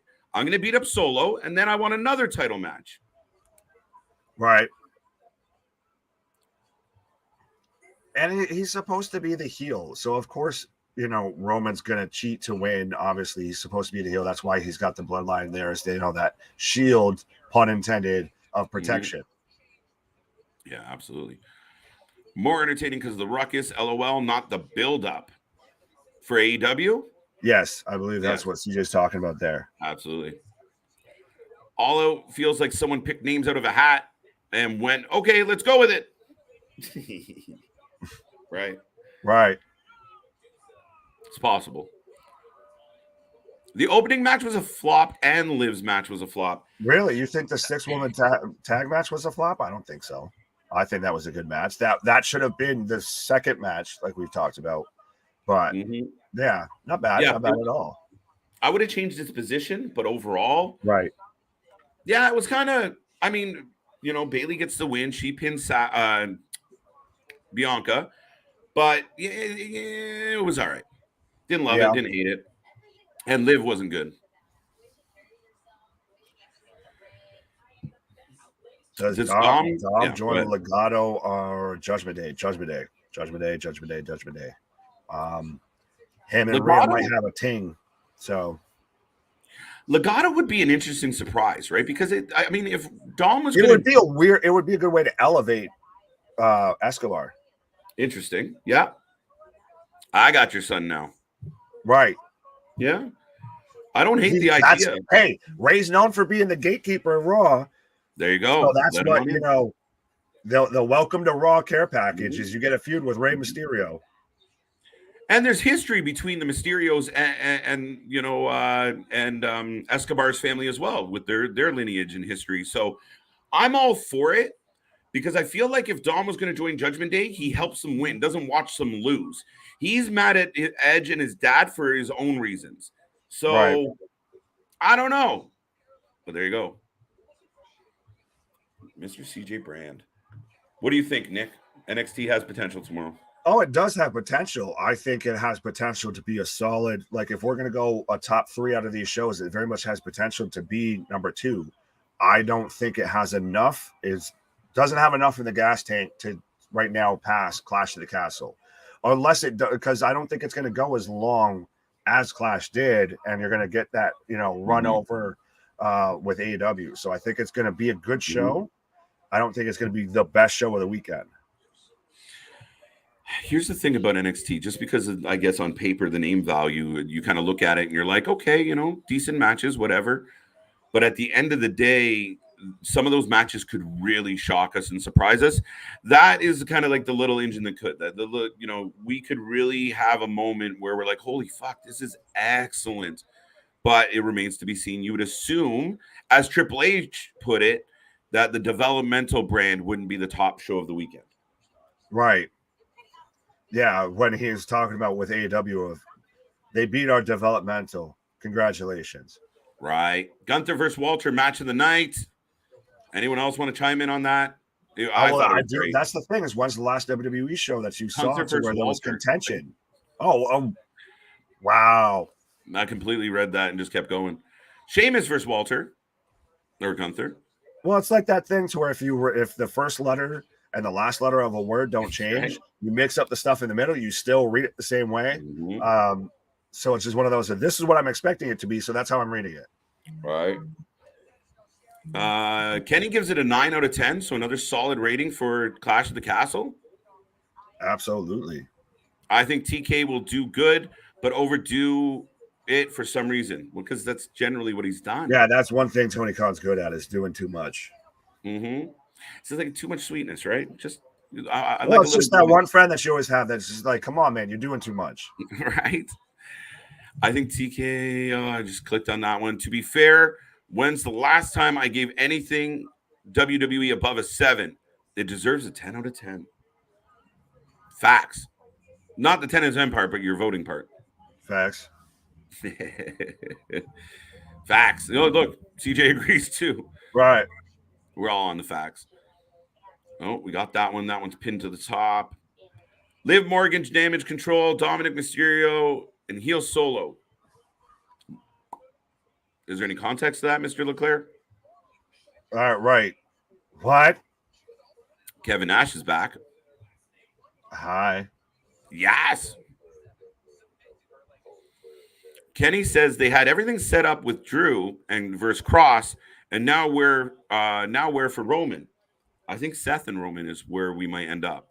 Honestly, I mean, it's going to be interesting to see how much this carries over when we get back to the U.S. and we get back in front of U.S. crowds. Mm-hmm. But to see that, I think Rollins very much has made a case of, well, see, I could be going after Roman. Mm-hmm. Yeah, I mean, we still have the possibility of the Imperium angle going up against the Bloodline, heading into towards Survivor Series. There's Seth in the works. Does Drew get a rematch? Where's Cross go?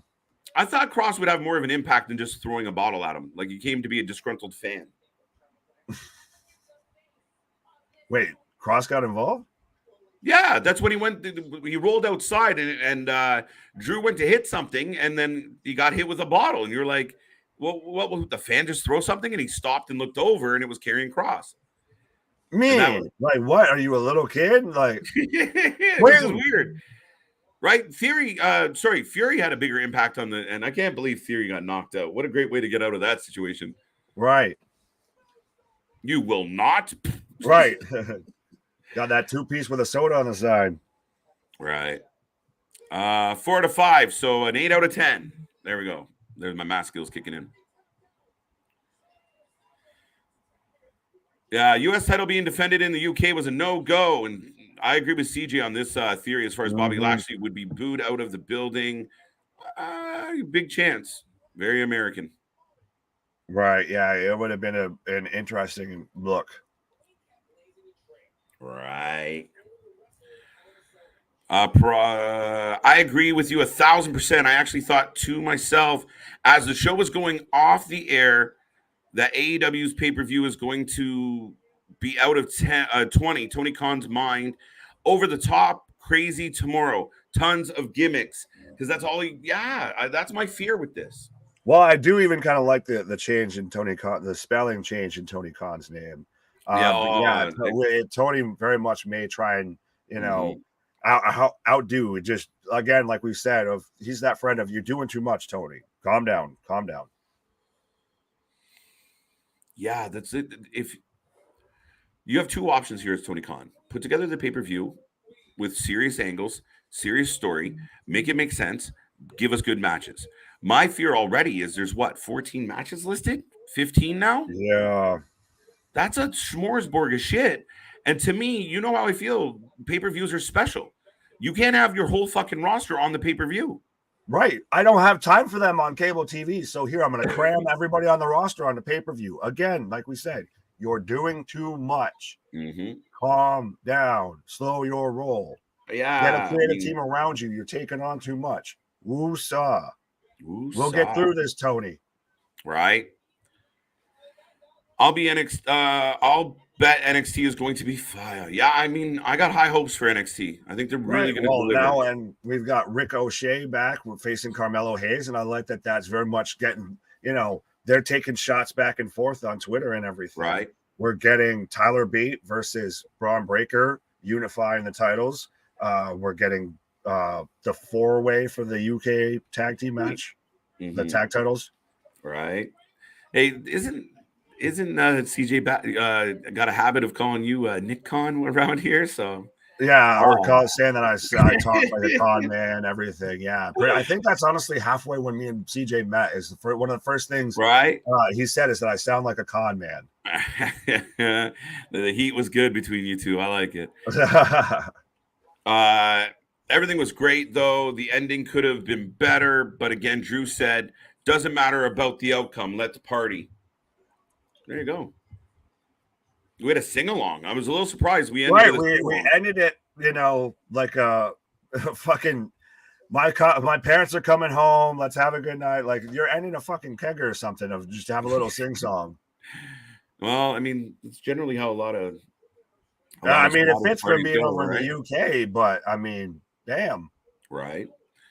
AEW noticed no blood.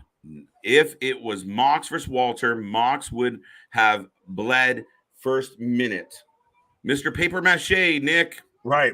Paper Mache forehead. He would have taken a chop to the forehead and would have just been Crimson Mask from the minute the bell rang. Yeah, no, absolutely. And I mean, that man would have somehow managed to gig himself on a chop onto his chest, and somehow he's bleeding from the forehead. Well, we'll turn it into a drinking game during All Out. Is every time someone bleeds, take a drink. No, we're too many Jeff Hardys. No. Oh shit. Still mad at Liv Morgan. I'm still mad that Liv Morgan won. She's mild or mid. I don't know why I added an L. It's mid. Mid, like MJF said, mid. I'm going cross. Well, it's so weird, and you get random wrestlers like that WWE fans kind of get fickle on of like, we love you chasing for it, but the second you win it, boo! Like, granted, they didn't help her out with that, but it's literally like next night she comes out like cutting a promo, or no, this was a little after, but she comes out cutting a promo, and instantly the crowd's like, go away when you were just cheering for her, and probably was moment of the pay-per-view when she won the title at Money in the Bank. Yeah, no, she definitely had that opportunity, but again, she kind of fell flat. So I don't know where they go with this, but I don't know. I mean, you got Charlotte on the horizon, and it's not a knock on Liv. There's just a lot of talent coming around. Like, I don't know if she keeps that belt much longer, because just being pretty and being a good babyface isn't enough for me. And she's not a great wrestler. She's good, not great. Right. That's my opinion. Big Ray says, I agree. Liv Morgan brought the show down, but was it just me, or Shayna Baszler look extremely slow and out of gas early in the match, almost out of shape? I don't know about... I felt like the whole match kind of had a slower pace to it. And maybe she does have some ring rust. Sorry, Nick? I said jet lag? Jet lag? That's the cop. There's no way. But yeah, she did look a bit slow. There was a lot of moves that looked a little sloppy. And to Ray's point, it did overall. I mean, if that match is a barn burner, we might be spitting out tens. Oh yeah. Well, that's the thing is it's that middle section. Like I said, you started hot and you ended hot. It's that middle you took a little dip.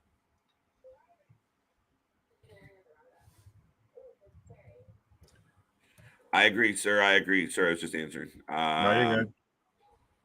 Not gonna lie, 6 hours is way too long for All Out. They go make everybody sleepy. They're gonna make everyone sleepy and forget about the matches.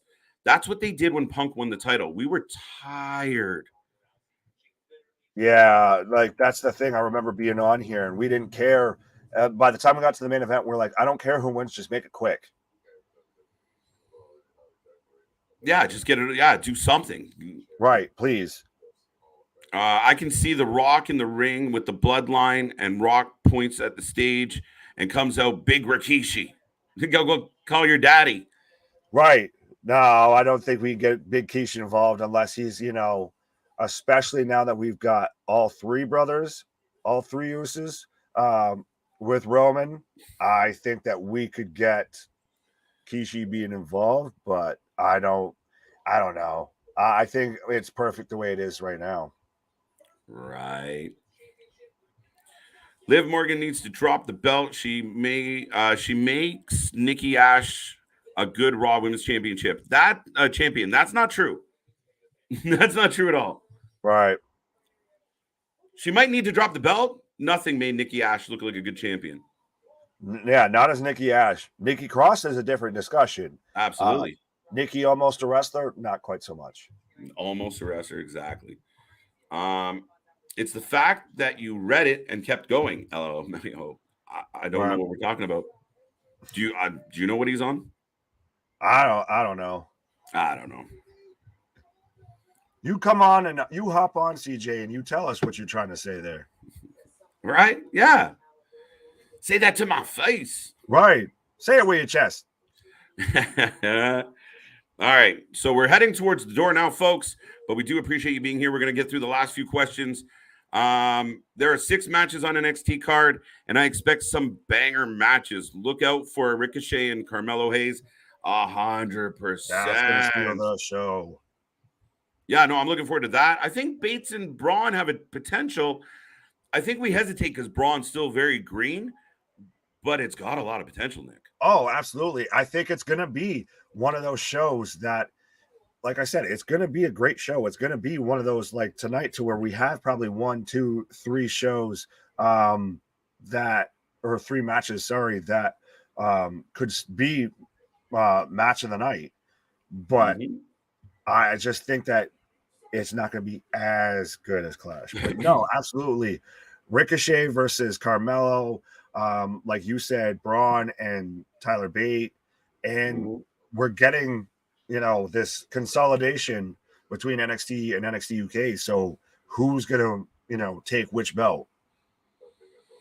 Yeah, I mean, I think we are going to have some surprises. It's not going to be straightforward. And I think there was a time where anybody signed or associated with one brand over the other they were pretty much going to run it. But I really think we're going to get some surprises with how all of this plays out. Right. As Ray said, 6 matches, nice and clean. And let's get to the point. We'll be here for a few hours, and it's got a lot of potential. I ain't here for a long time, but I'm here for a good time. That's it. His contract expires only if he doesn't use it he gets 1 year. You got it. Yeah. Yeah, and he hasn't cashed it in. Sorry. No, you're fine. I just honestly, I don't care. I don't care about Austin Theory. I don't care about his Money in the Bank contract. Right. I honestly half the time forget about it because they've obviously because they have to they need to repackage him. He was his whole character was he's Vince's guy. So, that and he's the guy who takes selfies. So they need to repackage him. They need to, scrub it up, wash the Vince off him. So take your time, do whatever. I don't care. Money in the Bank contract 1 year. So yeah, no, we got all year. I still think Johnny Gargano takes the Money in the Bank away from Theory. as a real that nice, would be a bad shout. Hey, Vince, they're allowed to say wrestler. We're going to push the envelope on the cursing. We're going to get some better story angles. We're going to bring back wrestlers you didn't like. And oh, by the way, your boy's going to lose to one of my boys. Right. I like it. Hour 10. Hey, guys, is it all done yet? Nope. Yeah, is all out done yet? Right. Is all out done yet? Yeah. Saying it's going to be a 10-hour show. Christ, don't give Tony Khan the idea. Please don't. Please don't. Don't wish that upon us. Because we will right. stay here. Don't you put that evil on me, Ricky Bobby. Right. Extreme Rules is next month in October, Halloween season. It's funny. Now we've transitioned. It's literally the Bray Wyatt Fiend rumors are like seasonal, like the fucking retail store. Exactly. Like, oh, we're done with Clash. Bray Wyatt is the Santa Claus of wrestling. Oh, but he does exist. Right. Rock exist. Right. Thank you, buddy.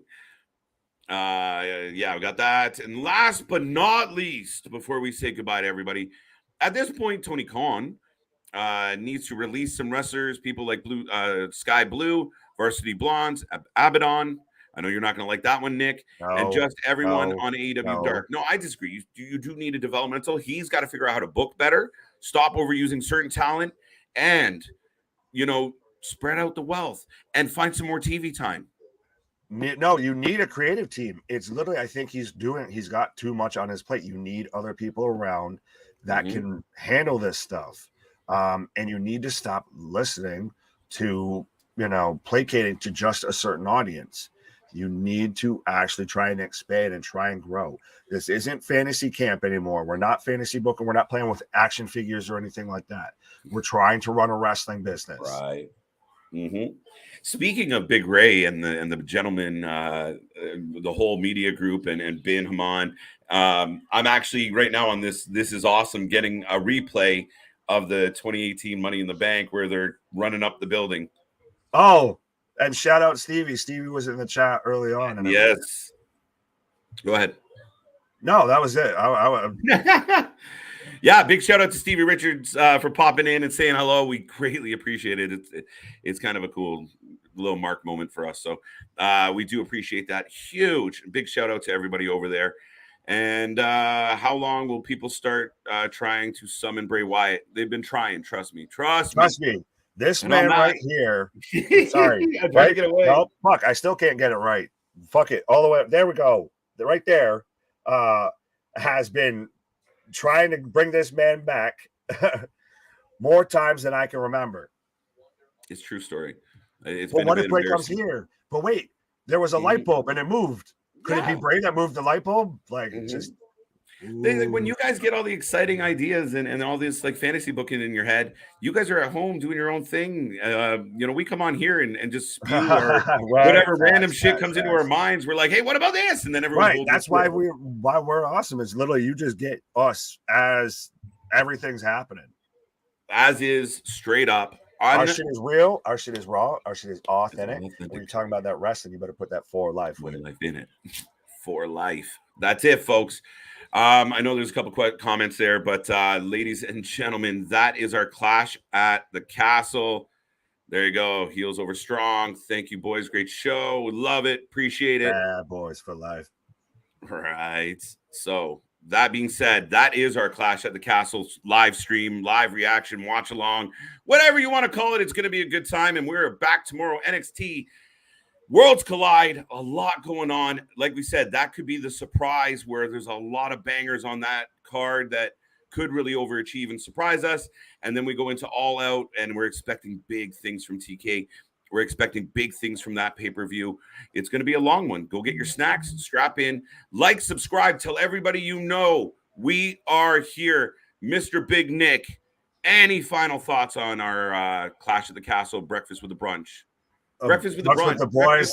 No, it was just, it's a fantastic afternoon. It's a fantastic way. Like I said before, when I first went during the intro and everything, there is no place I'd rather be. And hopefully there's no place you'd rather be than right here with us. So absolutely, I'm still just now looking forward to the whole rest of the weekend. I'm absolutely jazzed.